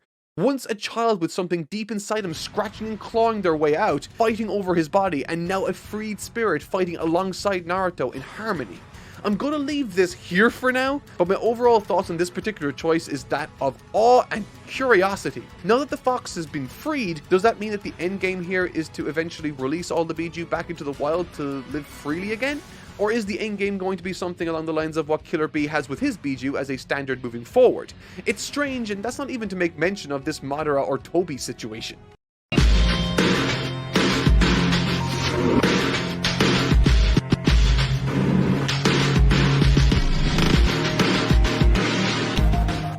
As I mentioned, when we last left off, Naruto had effectively achieved Super Saiyan, became the Avatar, and formed the perfect bond with his Digimon right in the nick of time. The visuals in the manga looked stunning, and we finally scratched and clawed ourselves out of that rut I agonized my way through in the last video. And I'm happy to report that I enjoyed this portion of the arc so much more than its middle. In my last video, I had a growing issue with the sheer volume of scenes and how uninterested I was in them. However, with this climax, Sasuke re-enters the fray all the while we focus on 3 specific conflicts, all with 3 different flavors, thankfully. Conflict number 1, Naruto versus Tobi. This was the battle that made this arc a joy to read once again for me last week. There's such a strong sense of stakes, culmination, and profound occasion within this battle alone that I'd honestly be happy if this was all we got. As many of you know, I'm always a big fan of techniques that impose their own unique tensions in a fight, and this is no different. When it's announced that Naruto only has 5 minutes with the newly acquired fox form, I could feel my attention focus in on the battle even more. And this is great because in the early stages of this fight, Kishimoto ensures that Naruto's character remains consistent by having him not give up on or take out the remaining Bijus. Thanks to his interaction with Son, I can't believe that's his name, Goku, he knows that he can save all of these entities. He wants to free them. Naruto will not compromise on his ethics or morals. And it's decisions like this narratively that make for much more dramatic circumstances.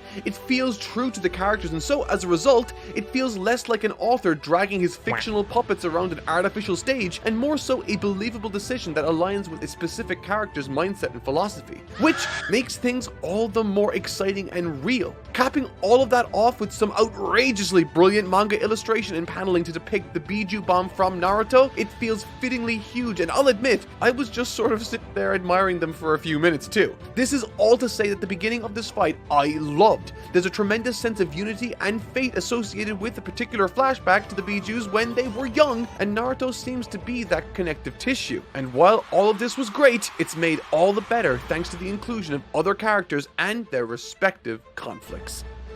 Conflict number 2. The 5 Kage versus the reincarnated Uchiha Madara. I think much of what I like about this fight comes by way of Lady Tsunade's contribution, particularly when the first Hokage's image, Hashirama, is used for intimidation purposes by Madara. Pitting the image of her grandfather against her perceived own lack of accomplishments, he belittles Tsunade's abilities and efforts and cites that there was only ever one who was worthy of fighting him, the first Hokage, her grandfather. It's a tried and true cliche in shonen and storytelling in general, but effective nevertheless when the target target of this ridicule, rises to the occasion, proving that the words lobbied against her were wrong. There's some really nice Tsunade shine here too, with the focus remaining on teamwork above all else. And finally, conflict number 3, Sasuke and Itachi versus Kabuto. It's difficult to assert which of these 3 fights is my favorite, as it constantly changed from moment to moment, each one offering more narrative goodness to digest than the last. But one I found myself much more invested in than I was otherwise anticipating was Kabuto's altercation with Itachi and Sasuke. Kabuto's sort of just been there from the beginning. He's always been a means to an end for the main bad guy, Orochimaru. I found him interesting from a utilitarian standpoint, but when it came to him specifically, I never found myself asking the question who he was or where did he come from. And I think that's part of what makes Kabuto's progression to this point so appealing and interesting to me. Watching him slowly develop more and more nefarious tendencies, more power, and more influence as the story trudged on forward was enriching, and it all came to a head in this section through an illuminating flashback that helps to put us as an audience into the right frame of mind to view him finally. And that's not even to make mention of this.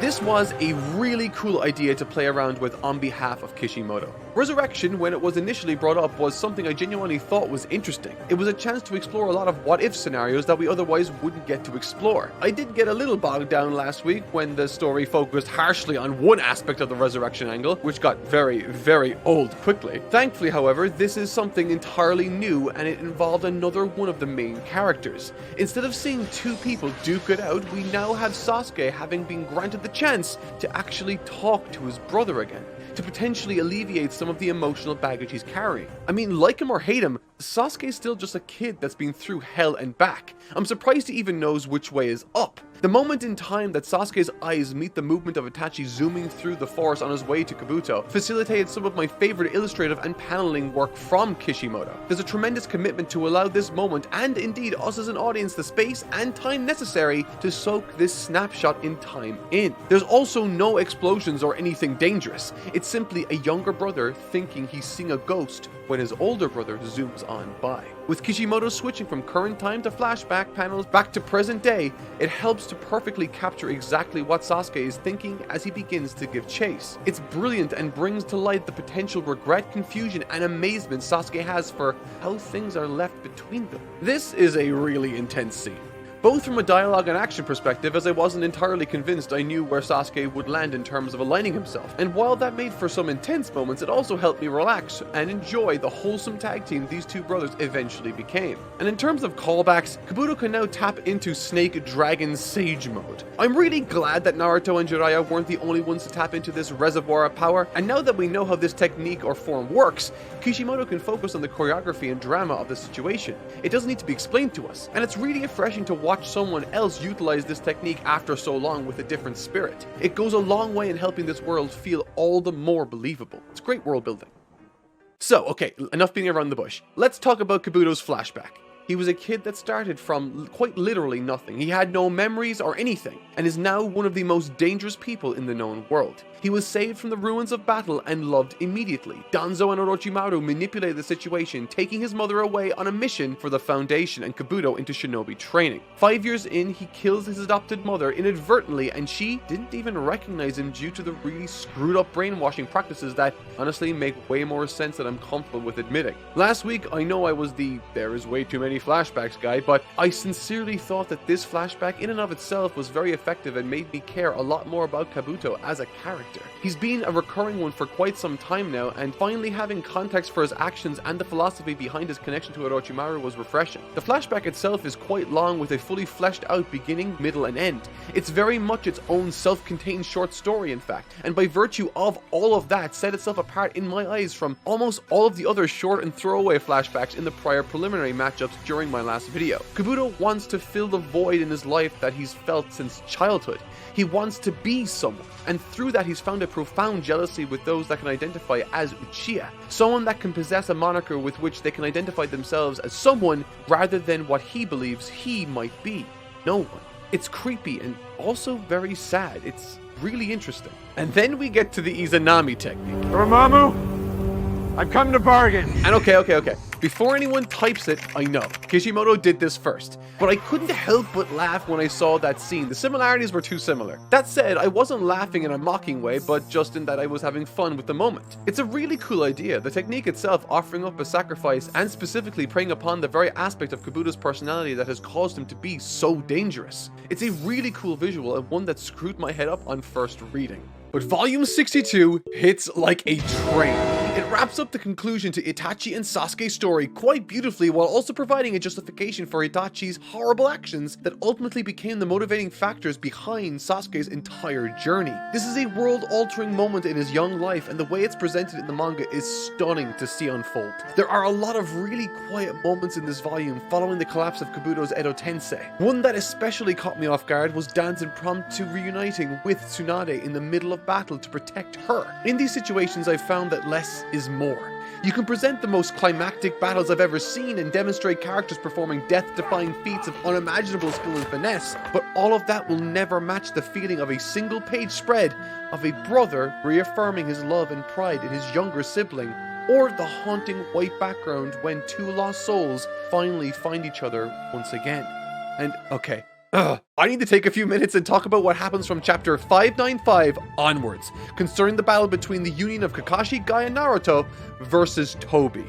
It is amazing, and I try not to use that word lightly, but it was a moment that had a clear and well-orchestrated build-up, which was delivered in a phenomenally engaging, exciting, and mysterious fashion. Okay, so this might seem like it's coming from left field a bit, but this reveal reminds me of all the reasons why I loved early Sherlock on the BBC, and why I really grew disinterested in it with the later seasons. When you're writing a mystery story, above all else, the most important component to its narrative creation is providing the reader or viewers the chance to successfully piece the story together for themselves without a reveal. Latter seasons of Sherlock seem to focus less on the mystery and more so on the individual characters, opting for a story driven specifically by drama and less so about the mystery itself. Which, I mean, is fine if you like that sort of thing. I didn't, but that's just my taste. The reason why the first episode of Sherlock, The Study in Pink, worked so well for me was due to the specific narrative decision made to anchor it around the answer to a given mystery. During the 90-minute runtime of that very episode, we as viewers are presented a series of murders with the circumstances they all took place within. Furthermore, Sherlock at one point even asks himself some pointed questions. Quote, "Who do we trust even though we don't know them? Who passes unnoticed wherever they go? Who hunts in the middle of a crowd?" The questions are said aloud to us to hear intentionally, and they beg us to try and solve it for ourselves. And so the point of all of these inclusions is to place us in the mind of the individual who's solving the mystery. And when it's eventually revealed, or the person, us, who pieces it together eventually does so, there's a tremendous feeling of catharsis as a result, both for the character and indeed us reading or watching. We feel this way, we feel the aha moment, if you will, because we have ourselves to blame for solving this mystery. It's an achievement. This naturally builds investment into the story you're interacting with, and furthermore builds respect between you and the character who uncovered the truth. And this is exactly what happened here with Kakashi and Obito Uchiha. Kakashi throughout this series has been one of the most observant and patient shinobi we've come across. Despite Naruto's massive surge of power in recent times, Kakashi still manages to believably provide utility to the emerging conflicts in ways only he can, particularly in this instance, as the team tried to scratch Tobi even once in an effort to figure out who he really is and ultimately to formulate a plan of effective attack. In doing so, Kakashi's blade scratches the mask of Tobi, and in that instance, the ball drops and Kakashi understands everything about how Tobi's jutsu works, and moreover, who this individual actually is.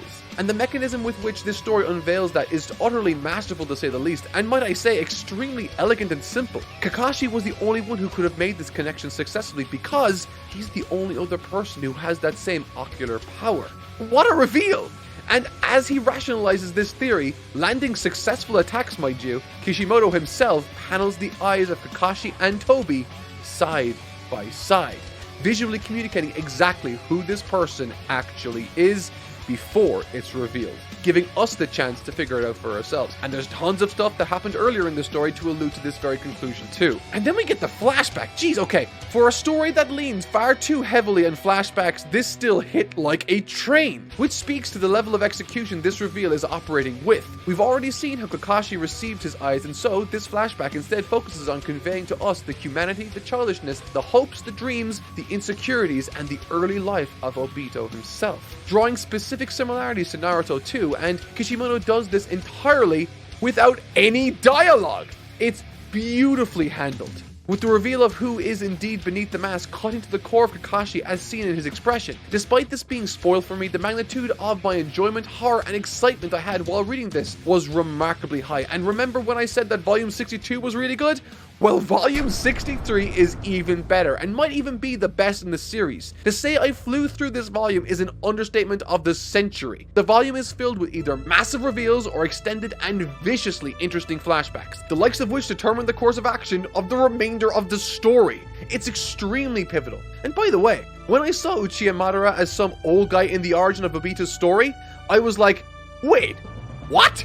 So I guess not all the surprises of this section were lost on me after all. I think more than anything else, what this volume managed to convey to me is just how much work Kishimoto has put into the narrative of this story. For this conclusion to involve so many different characters from so many different backgrounds and generations, each with their own rich histories, philosophies, and motivations, all thoroughly fleshed out by the way, for all of that to come together and then make sense is one of the most difficult and cathartic magic tricks a writer can pull off. And for me, someone who was spoiled on one of the foundational reveals contained within this section to actually enjoy it this immensely should stand as a testament to the writing acumen of Masashi Kishimoto in this instance. It's totally incredible. The way everything ties back together in this scene is a feast for the eyes and mind.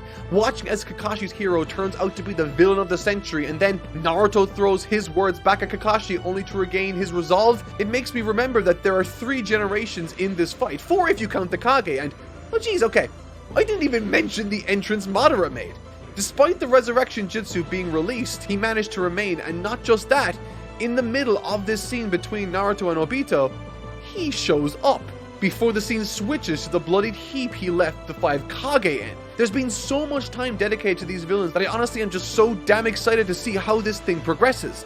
I'm all in now, totally invested. These are the best collection of chapters in the entire series easily. You might have to wade through a lot of mid-shonen in the second act of this story, but holy fuck is it worth it. The battle that rages on between these two parties is utterly nuts to the nth degree, far beyond anything I've seen in this series. Visually incredible and narratively captivating, watching Naruto, Kurama, and Kakashi manage to find a way to survive amidst all of this chaos is crazy to see unfold, and then Kurama runs out of juice. He needs time to regain his chakra, and what's more is the situation worsens. The 10-tailed Biju is released and is ludicrously powerful. It's now starting to look like Naruto and everyone is done for when...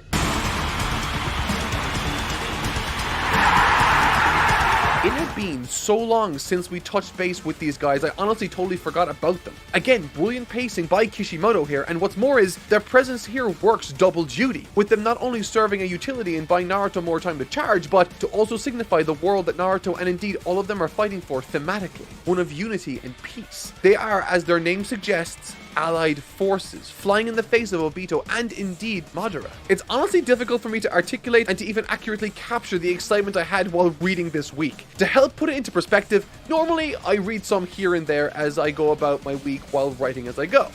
With this one this week, I read through 6 volumes in a single day, and I also wrote a lot of this, and it felt like nothing. There's just so many interesting and fun dynamics at play, and they all center around one ongoing force of evil, Madara and Obito's mission to brainwash and enslave the world. And there are sacrifices too in this that brought a tear to my eye. Neji wasn't a character I shared a lot of time with in this story, unfortunately, but his sacrifice stood in line with his one shining moment in the series I did enjoy, throwing a quote back to Naruto that he really needed to hear from a time which made me realize just how far this journey has taken me. And then we came to Shikaku. He has been a character that's contributed one of the most emotional sequences in the story, and one that was helped immeasurably by the anime way back when. He's never been in the spotlight for long, and he's almost always been a supporting character. And I think it's for that very reason that this particular moment here, his sacrifice, hit me so powerfully. He's a terrifically written father-type character. unafraid to do what he needs to in order to give his son, his family, and the next generation a future he believes in. This really got me. And in triumphant fashion, it's this final parting gambit that leads to one of the most incredible unifications of power, facilitated by some of the most unlikely of sources, that gives them this chance. It's stunning. I just realized something. I totally forgot to mention something super important. So, remember Kabuto, right? Well, through him, Sasuke brought Orochimaru back, but why? To what end, you might be asking? Well, Sasuke wants to know the truth and has some questions for Orochimaru specifically, and so, long story short, Orochimaru might not have the answers, but he has taken Sasuke to Konoha in the middle of a war to help him answer some of these questions. These questions being, what is a village, and what are shinobi? And when I saw what Orochimaru did to answer these questions, I was super excited. The dude resurrects all 4 fallen Hokage of the past, everyone from Minato all the way to the very first Hokage, Hashirama. And getting to see all of these characters interact with each other for the very first time was hilarious, exciting, and super interesting. I felt myself hanging on each and every word exchanged. However, after a while, the fun and games needed to come to a close, and a much more serious story and response from Hashirama followed. The ignition for this conversation to actually take place wasn't necessarily Sasuke's request. As pointed out in the story by Orochimaru himself, despite the Second Lord being the creator of the Edo Tensei technique, Hashirama is the only one capable of terminating it, and thus the decision was his to make. This is the very first time we've gotten to actually see how characters interact with Hashirama specifically. We've heard great tell of his strength and presence through his former adversaries, but never straight from the horse's mouth, and I love how candid and approachable this person is. Again, his temperament strikes me oddly similar to that of even Naruto, and fittingly, the very reason he's chosen to have this conversation over helping his community and the world is due to one observation he's made. If he leaves, he believes Sasuke will become the next Madara, which makes the introduction of this flashback all the more epic. Not for its action, but because this could be a prelude to the conflict that rests on the horizon between Naruto standing in for Hashirama and Sasuke standing in for Madara. As Hashirama remarks to himself numerous times in this volume, always conflict no matter what the era.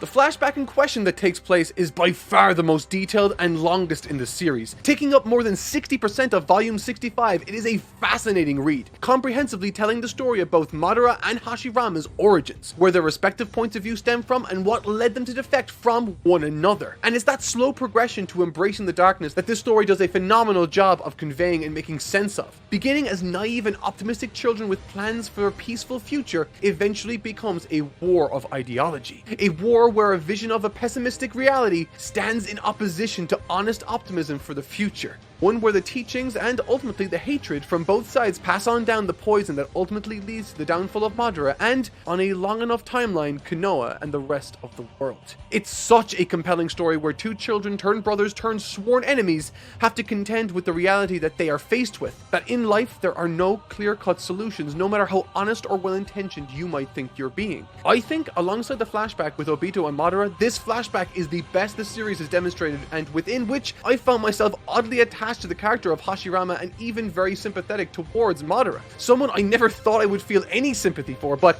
in the end, that's exactly what this story has made me feel. That fighting for a world where children no longer have to deal with the looming nightmare of war is worth fighting for.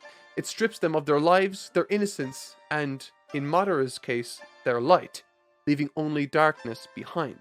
Time and again, with each subsequent Hokage signaling their own unique shortcomings to one another, one inalienable thought comes to the mind of Hashirama yet again. And at the same time, Sasuke is left to decide the fate of his group and indeed his village. Ultimately, he decides to head towards the battlefield, for alongside each and every one of these famed shinobi of the past, each flawed in their own rights, Hashirama once again reaffirms something in his mind, that there may always be conflict no matter the era, but this time, it will be the end of wars.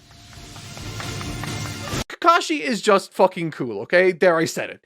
He's also got the best design. I just love seeing how Kishimoto draws the dude. But anyways, Kakashi and Obito end up fighting and arguing ironically in a different reality. They say that most great drama comes from people speaking in rooms. Without story, these scenarios have no meaning and therefore lack the qualities that compel people to listen once stripped of all the bells and whistles. But when you can put 2 well-established characters in a room together with conflicting ideologies, then there are few things more compelling than that.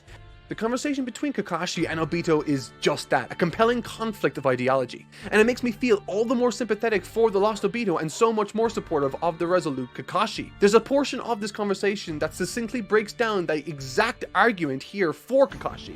He says, and I quote, "The hole in one's heart gets filled by others around you, but people won't flock to someone who abandons the memory of his friends and gives up on the world. That won't help fill the hole in your heart, and people don't help those who run and do nothing. So long as you don't give up, there will be salvation." This is a superbly worded quote that strikes at the heart of this conversation, the main character of Naruto himself, and indeed most of the major conflicts throughout this entire series. And fittingly, as if symbolic of this resolve Kakashi is vouching for, Naruto's and the rest of the Shinobi Allied Forces' resolve is finally rewarded.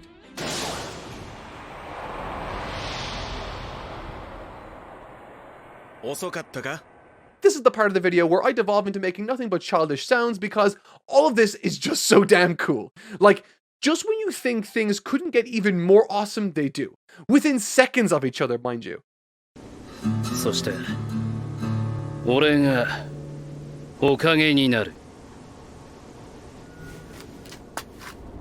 Bullshit.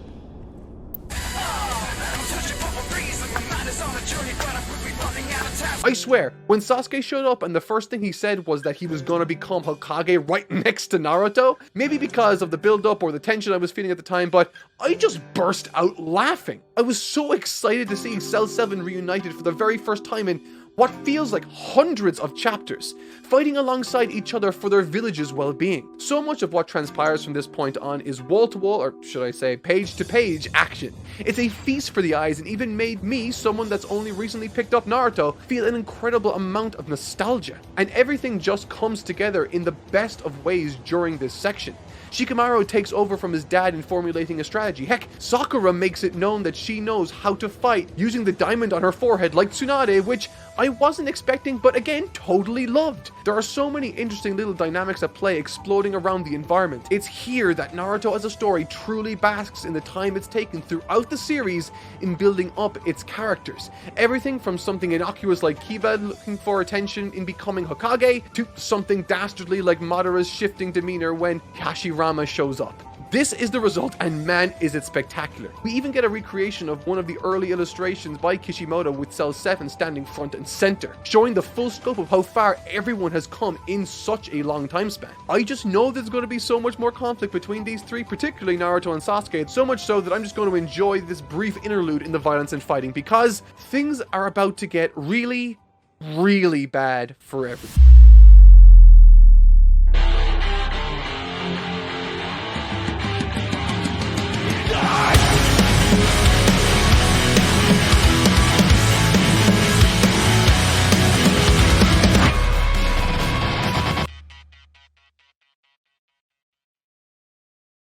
Volume 67. To say that I was hyped to return to this story would be an understatement. While the arc itself was extremely long and boring in parts around the middle, by the time the final pieces started falling into place around 65 to 70% of the way through the arc, everything sort of clicked. I found myself feverishly ingesting volume after volume until I had to stop for fear of writing a video that was way too long. Naruto has been a terrific story, however not one without moments I felt it slip in terms of holding my interest. This is normal, however now that I'm on what feels like the home stretch, I can't imagine this manga ends in any other way than satisfying. In my mind, Kishimoto has already done the hard part. He's after creating a broad and complicated world filled with nuanced characters, each with their own justifications, cultures that back those ideologies, and stories. The legwork and exposition necessary to believably create these interactions has already been done, and he's even managed to bring all of these characters together for a conclusion I am immensely happy with. In other words, so far I'm loving it. The cover of this volume sees Naruto teaming up with his father. This section deals with a lot of interesting strategies I had a great time with. For instance, last week we went from bad to worse as Obito became something entirely different, channeling the strength of the 10-tailed beast. And due to this, we have virtually no idea what this individual is capable of, and so, when the strongest and most experienced on the battlefield, the former Hokage, chose to use themselves as resurrect-capable pawns in order to analyze the strengths and movements of this target, Obito, I'll admit that I kinda geeked out a bit. It was a great idea. and this volume is filled with moments to geek out or get excited over. Sasuke getting to team up with Naruto is one that I found fantastically enjoyable, with Kishimoto demonstrating this fact as the fight progressed through interesting layouts and page spreads. And okay, at this point with Sasuke, I'm still getting the feeling that this isn't so much a reconciliation, but more so a temporary alliance given the nature of this occasion. But hey, I gotta take what I can get. Kishimoto utilizes a lot of natural tension building techniques here also to help escalate the scope of the battle and the consequences associated with it. My favorite being his decision to grant Obito the power to effectively nullify the Edo Tensei, which translates to that sequence we got to enjoy with the former Hokage now cannot be performed without consequence. Rip Naruto's dad's arm, I guess. And speaking of Minato, I think my favorite part about this volume and what it tries to do can be seen through Kishimoto's decision in how he depicts Minato's internal monologue. As it happens, failure is a word Minato uses a lot in this arc, and indeed this volume. Throughout this story, from the beginning through to this moment, Minato has been a character spoken of extremely highly. He's touted as being virtuous, noble, powerful, heroic, a savior. Much like Hashirama, despite only being recently deceased, the deification of his character by the village he worked for is abundantly clear. And yet Kishimoto feels it important in this moment to let us know that even someone like he can feel like a failure. And the same is true for Hashirama. The way these characters have been built up as gods over the entire series, for this arc to humanize them has been incredibly effective for its themes and messaging. We as an audience are made to feel the full spectrum of negative emotions both Hashirama and Minato feel for what they have failed to do and prevent during their tenure as Hokage, feeling responsible for all of this happening and by association, the destruction of the area and its people. And I like this because, as we are placed into the shoes of this one-time godlike figure, through his eyes, we get to see the magnificent answer to all of these worries and questions in his son, Naruto. Oh, also, the fact that Naruto and Kurama were able to make use of the other half of the fox inside Minato made sense, surprised me, and made for some awesome moments and shots. I mean, overall, this volume was great. There's a tremendous amount to love in it, and it continues the great climax I praised so much last week in natural ways, and what's more is, the next volume is even better. Volume 68. During this section, I couldn't help but draw my own mental parallels between Naruto and Hashirama, and indeed Sasuke and Madara, forcing me to contemplate questions like, will history repeat itself? Is Sasuke going to become Madara in this generation? Well, not if Naruto has anything to say about it. This arc is enjoying quite a lot of payoff for sure, however what ties this complex web of conflict, cause and effect together is Naruto and the infectious spirit he inspires his team with. There's this scene with Shikamaru and I swear it gave me chills. To see this dude go from someone I hardly noticed early on due to his inactivity and lack of desire to get involved, transforming because of Naruto into this next level tactician ready to pick himself up to contribute despite him virtually having no energy, was so damn uplifting. And in this instance, it's all down to Naruto. あの時美獣どもに気に入られ、チャクラをもらってなきゃできなかった系統だ。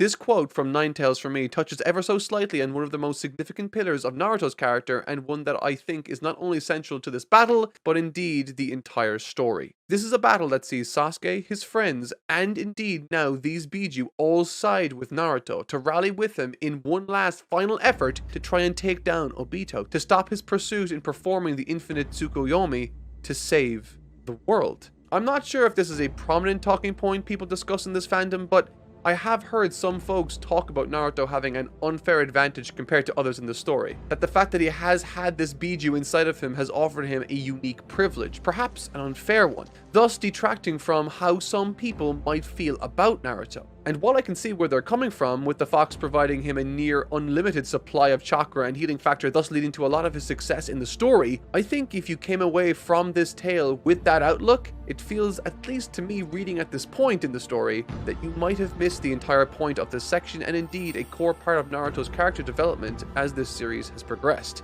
There's no secret that this story, particularly in this moment, is trying to glorify the attributes and virtues Naruto is brandishing. However, something that's important to remember is that a central through line of this arc and story has been that, very easily, Naruto could have turned out exactly like Obito too. Which is why Obito is seen trying to reach or corrupt Naruto at every turn in this arc. But more broadly, understanding this, I think, is intrinsic to understanding and indeed appreciating Naruto as a character. It's why he shows empathy towards practically everyone and wants to reach them if he thinks that they can be reasoned with. Gaara is the first great example of this that I can think of. Someone that was so close to becoming a psychotic monster. Thanks to who Naruto is, not his Biju, but because of the decisions Naruto made, Gaara was able to be saved. And the same has been true countless times in this story. It's demonstrated time and again that the Fox Spirit could very easily have led to Naruto's downfall, both in a literal and philosophical sense. Numerous times the deciding factor wasn't the gift or curse he was bestowed or burdened with by his father, but the perspective he looked at the world through. In other words, Naruto is where he is because of who he is, not what he has.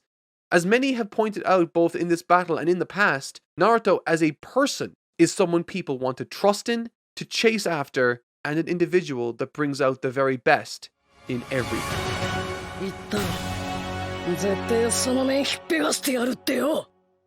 The conversation between Obito and Naruto speaks to this reality. This philosophy that being altruistic, honest, and everything else Naruto is what ultimately makes him successful in what he sets out to do. In this moment, Obito acknowledges that he has the same will and body as the Sage of Six Paths. His Jinchuriki was the most powerful. All of this is true. But in the same way, all of Naruto's powers don't make him who he is. The power and potential isn't what's important in this instance. It's who you are that ultimately determines what you are. Speaking on a sort of mechanical sense, given that Obito was a sympathetic villain and a fallen hero, I thought this was a great way to cap off his contribution to the story as an antagonist. The paneling by Kishimoto employing a lot of white space was fantastic in illustrating the difference between Naruto and Obito specifically, with Naruto surrounded by people, his comrades, his friends, people he's inspired and uplifted to stand by him, and Obito standing on his own. And furthermore, this whole sequence was an apt chance to shift focus from him to Uchiha Madara, further amplifying his fall from where he was all that time ago. Volume 69.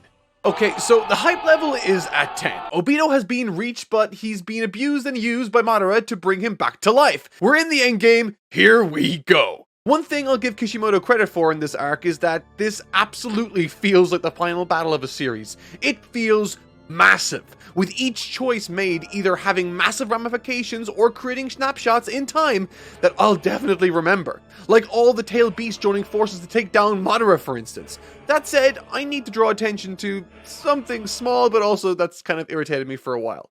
Madara looks like he's in bad shape after that attack, and rightfully so. He just got a building dropped on him effectively. He lost his arm and all that jazz, and then this dude shows up, gives him a hand, literally, and then Madara pops an eyeball into his skull like it was nothing.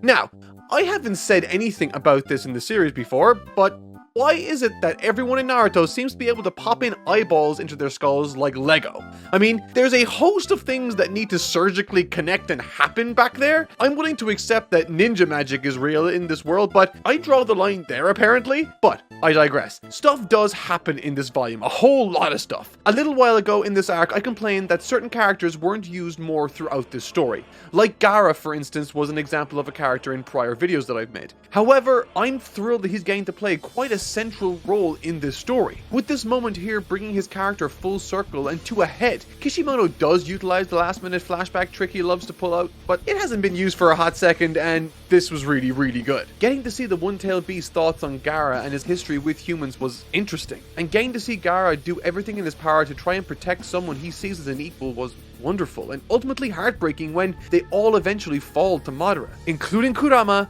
ripped from Naruto. For the first time in this story, Naruto doesn't have the foxtail spirit inside of him anymore. Something that he would have wished and begged for at the beginning of this story is now something that is both tragic and a major blow to both him and everyone around him. Now that's character development. Following the tense cliffhanger of a chapter that touted both Sasuke and Naruto taken completely out of commission and on the verge of death, I have to say that I was in near disbelief with what Kishimoto managed to do with the story after this. Now, I say disbelief not because it didn't make sense, but because it did. I'm always so interested and impressed when a story that's so long and winding manages to take all the broad story components that make it so and tie everything together neatly at the end. And this scene dealing with this drama does this in spades. It left me with chills thrills, hype, and above all else, emotionally devastated in ways I never thought this story could leave me. The story of Kakashi and Obito has been one that has lurked in the background of this manga for quite some time. Slowly, we've seen their respective backstories, how Kakashi received the eye, how Obito lost his way, and through struggle, we're now seeing him come back into becoming himself. It's honestly difficult to concisely disclose my feelings on this section, so I'll just bounce off this quote. Those who lead others never step over their comrades' corpses, even if their own ends up being stepped on. I adore literally everything about this quote. From the dire circumstances leading up to it, to the one delivering the line, to who they're delivering the line to, and what that means in the broader context of the story. This is Obito's best line in the entire series, and another shining example of how brilliantly thought out and well conceived of, and crafted by Kishimoto this climactic battle was. There are callbacks to the unification of Kakashi and Obito, which draws us back to quotes that allude to their power being greater together than separated. It really makes for a fantastic coming full circle for the character of Obito himself in ways that make him more interesting than most I've come across in this story. One that takes a naive but virtuous character, throws him down a disillusionment path, and through run-ins with the main protagonist of this story learns to find his way back to the light that he once abandoned. Which speaks to this quote he shares with Naruto as he's trying to help him later. He says, "I've never been able to walk a straight line, but I've finally gotten to where I needed to go." The entire story felt so fulfilling, cathartic, and worthwhile. I mean it when I say that this part of the story was hitting me exactly as Kishimoto wanted me to experience it. And broadly, the same happens with Sasuke, albeit not due to his direct input, but instead his brothers, leading to Kabuto fulfilling the place of Obito in Naruto's situation. The entire scenario is just so well conceived of and performed that I'm honestly thrilled with how everything is going. So much so, the next part took me entirely and completely off guard. Volume 70. Guy versus Madara. I know I'm the guy online that repeatedly says things that are the best, or that such and such thing is my favorite of all time, etc. I'm a pretty energetic person, and when something excites me in a story, I honestly get overcome with enthusiasm and energy. Because of this, when I'm reviewing a story I need to express my enjoyment of a particular choice, I tend to use hyperbolic statements when I can't conceive of an effective way to convey just how wonderfully a particular scene or character has made me as a reader feel. However, in hindsight, I think what started as an innocent exclamation of adulation has become a crutch for me to burden with the load of translating my enthusiasm to you all as listeners. Guy versus Madara is a scene that does not deserve such treatment. It does not deserve a shortcut. It deserves my best. Because this fight scene right here moved and connected to me in ways that no other part of this story has managed to achieve, and due to that, I want to take my time to explain why. I am 30 years old. And being 30 is weird. You're not really old yet, but you're also not really young either. And coming to terms with that second part has really fucked with me ever since turning 30. It sounds redundant to say this, but you spend your whole life being young and a kid until one day you're not. And there was a moment where I thought to myself, how do I not be a kid chasing a dream or goal? Should I change? Should I stay the same? A lot of popular media details coming-of-age stories where the naive hero grows to become a well-rounded adult in the context of the story, but once they become the adult, normally the story ends. So, does my story end here? Is everything after this boring? What's next? Well, I think how Naruto answers this very question is not only profound, but resonated with me in such a resounding fashion, I simply need to share my experience. I've spoken at length in prior videos concerning my appreciation for Kishimoto's tackling of the themes of fostering the next generation through characters like Naruto and Shikamaru recognizing they need to adopt more responsibility as they transition into the new part of their lives. But it's Guy's message that hits me like a ton of bricks. And that message is to find meaning, not in yourself, but in what you can leave behind for others. Naruto's greatest message for me isn't when it embraces traditionally shonen stories about overcoming your limits or achieving your dreams with your friends, but ironically when it flirts with what lies beyond your typical shonen coming-of-age tales. When I turned 30, I had a crisis. For my entire life, I was always in a phase where I was working towards something for me, to grow up into something that could contribute something meaningful. But Once I got there, I didn't know what else to do other than coast and stare vacantly into the void that was the rest of my life, apparently. Okay, that's a little dramatic, but it's real, and that's why Guy's journey has been so impactful for me. I've never been the best at anything in my life, and to this day, I still hold that fact to be true. I'm not the best writer, the best speaker, debater, reader, reviewer, boss, YouTuber, brother, son, or even husband. But I want to be. I love to work hard, and I try never to dwell on the scrutiny of other people when they review my content, react to it, or even misrepresent it. Everyone, and I mean everyone, is entitled to feel however which way they want about me, and my job is to focus on what it is that I can control. And when I read pretty much the exact same philosophy come out through Guy's flashback, my hands started to shake and I paid closer attention. I'm serious. As I watched this man, after a life of people belittling both him, his father, and his pupil for their differences in approach and ability, to see him not only motivate himself, but find profound meaning and resolve in the fostering of the next generation, and doing quite literally everything in his power to ensure that they have their chance to do the same in the future for their future generations, is a watershed moment for me with this series. Guy, by virtue of him being the most human character, has delivered the most impact in this series for me. Gorgeously depicted by Kishimoto in these moments as he opens the 8th and final gate for what he knows will be his last time. Guy charges forward, unflinching and not looking back, knowing that he'll never return again. Because what he achieves in his life is not measured by himself, but by the successes of those who have been impacted and loved by him.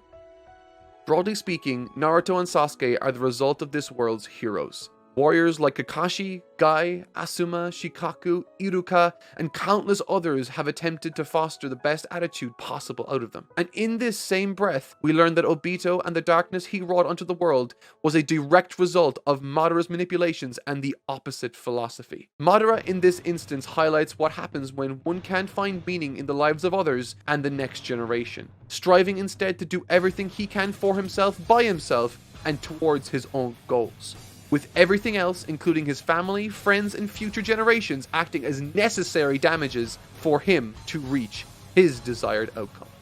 I have no idea what sort of entities Naruto and Sasuke have become, but what I do love about it is the manner with which we're basking in this monumental yet daunting moment. Kakashi reflecting on the seeds he's helped to set long ago, not taking credit but honoring to be there alongside them nevertheless whenever they need him. Team 7 is readying for battle to save the world, Kakashi reminding them of their very first lesson, the importance of teamwork, and just, it's so good. Okay, so as things were ramping up and the story felt as though it was heading into the endgame, I decided to just binge the remaining manga, so here are my reactions to that. The Infinite Tsukiyomi, once Madara activates it and entrances everyone on Earth, more than lives up to its premise, I thought. The visuals accompanying this are striking and horrifying. Watching as people are mummified while hanging like cocoons from the branches of this satanic tree was nothing short of brilliant to watch. However, shortly after, something happens. Something I know a lot of you have been waiting for me to talk about. Kaguya. You know, talking about this, I've realized is going to be a lose-lose.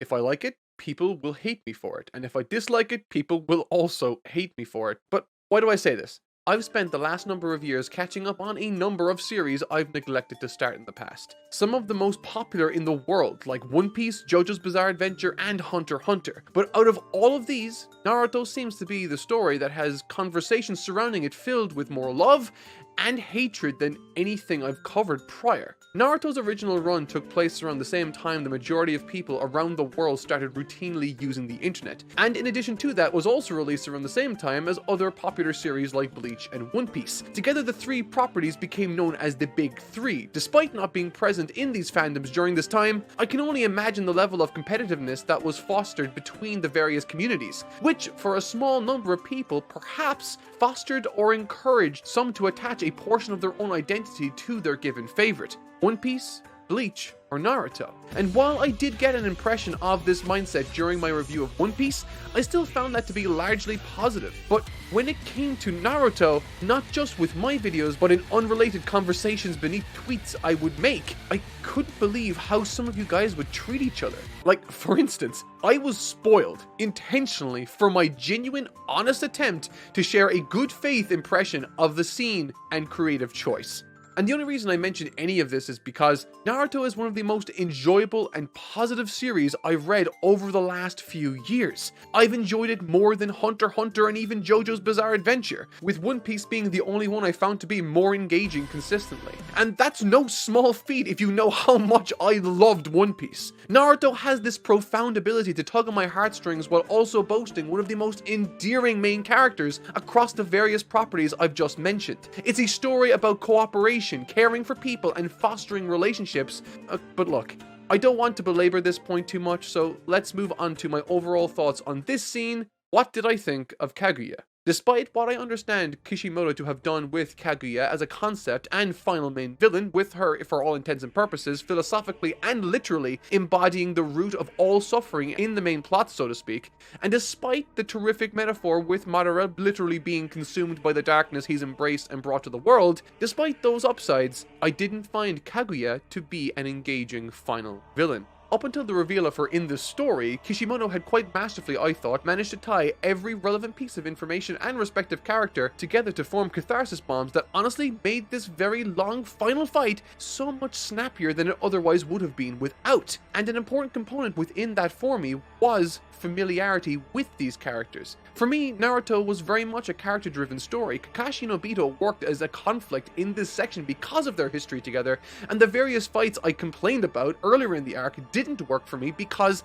I didn't know them as characters prior. I wasn't familiar with them. I had no investment emotionally and thus had to rely on one side of the conflict to try and carry my interest, yielding a less than stellar second act in the Shinobi War arc in my mind. For me, this is what happened with the climax to this big fight. While I was thrilled with the cooperation and camaraderie demonstrated with the likes of Kakashi, Sasuke, Naruto, and Sakura all coming together for the final struggle, all I could think about was how much better and more satisfying this would have been had the target of these attacks and co-op efforts been someone I cared about at all, like Madara. Out of virtually nowhere, it felt as though Madara, someone that had been built up across the entire story, was abruptly benched in favor of swapping out someone I comparatively didn't care for at all. And honestly, after that, it felt as though the story sort of forgot him. But does this mean I didn't like the ending? Does this mean I didn't love the story of this manga? Does this mean that I will look back on my time with Naruto as a tainted experience with which I can't look past the negativity? Hell no.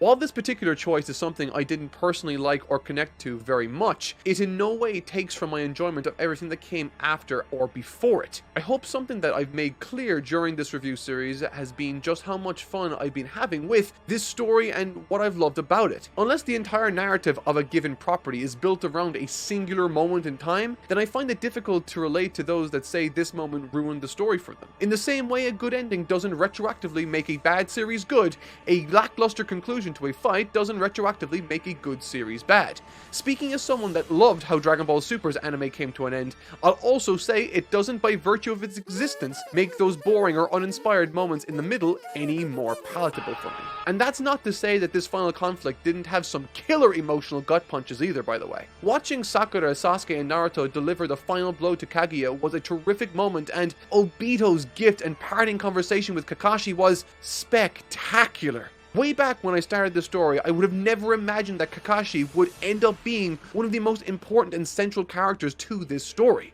And that's sort of what I'm driving at here. This wasn't just a singular isolated moment or collection of moments, it was a long journey. There are 72 volumes in this series which detail a story of a lonely child with a dream of one day making something of himself despite its detractors. And upon that mission statement, this story more than delivers on that front. And speaking of which, this fight's ending, despite it not being something I resonated with, it also wasn't the ending of this story. And funnily enough, everything after this fight offered yet more stuff I did enjoy. Sasuke versus Naruto. It's difficult to disconnect my feelings on this final conflict from my feelings on this entire story. Again, like most aspects of this finale section of the story, it's handled brilliantly, filled with callbacks to words that have been exchanged between the two self-admitted best friends with two diametrically opposed outlooks on life.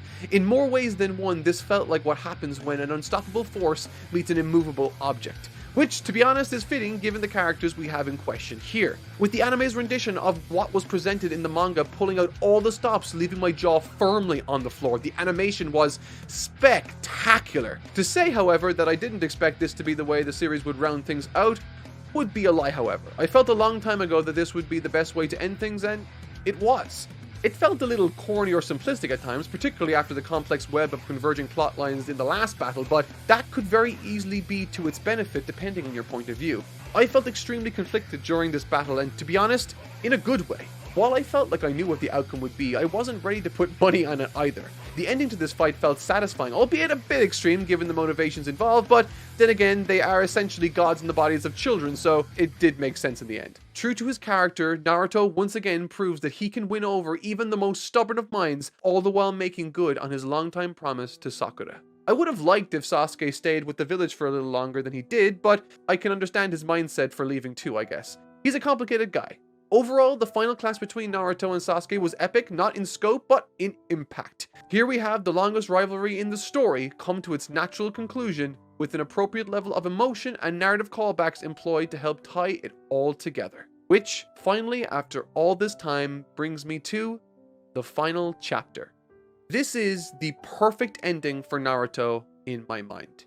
It's simple, it's a mirror image of the very first chapter, and I loved it. The entire story of Naruto itself has been that of a young man's journey to achieving his desired goal of becoming Hokage, and so for it to end with his coronation while showing off where everyone else is at was hugely enjoyable.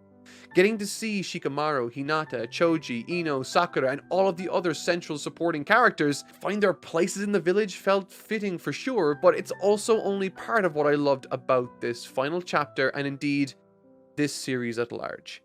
I've touched on this numerous times in this video and across this series I've written.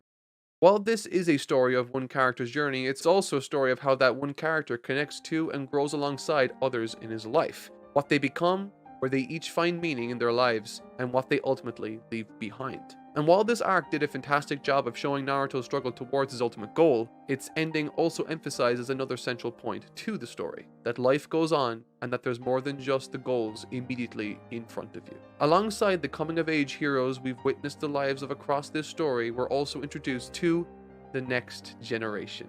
The next generation that can only exist when one fights for and finds meaning in a tomorrow they might never see. To foster the young and to be remembered long after you've drawn your final breath. And that's such a wonderful sentiment to end this incredible journey with. At the beginning of every one of these 72 volumes that comprise this story, Kishimoto writes a short paragraph discussing everything from his struggles to his gratitude to his milestones. And on this final volume, he wrote this. This is my final volume. Thank you so much for your support these past 15 years. I'd be honored if, in the future, you occasionally recall that there was once a character named Naruto. Well then, please enjoy the conclusion to Naruto. In my very first videos covering Naruto, I discussed the story behind Masashi Kishimoto's road to eventually achieving his dream of becoming a mangaka. A story of a young man struggling to attain his goal in an incredibly competitive industry. A story of a young person who struggled to get noticed, to not be forgotten. Together, Kishimoto and the character of Naruto helped each other achieve their respective dreams. A character that was once incredibly lonely found lasting friendships and support, and the struggling artist found worldwide acclaim and success through his own inspirational story.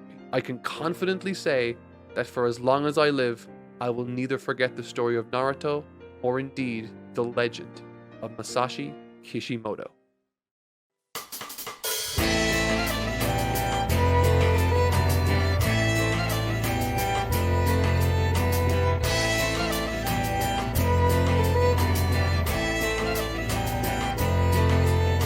Cultivate your hunger before you idealize. Motivate your hunger to make them all realize. Climbing the mountain, never coming down. Breaking to the contents, never falling down.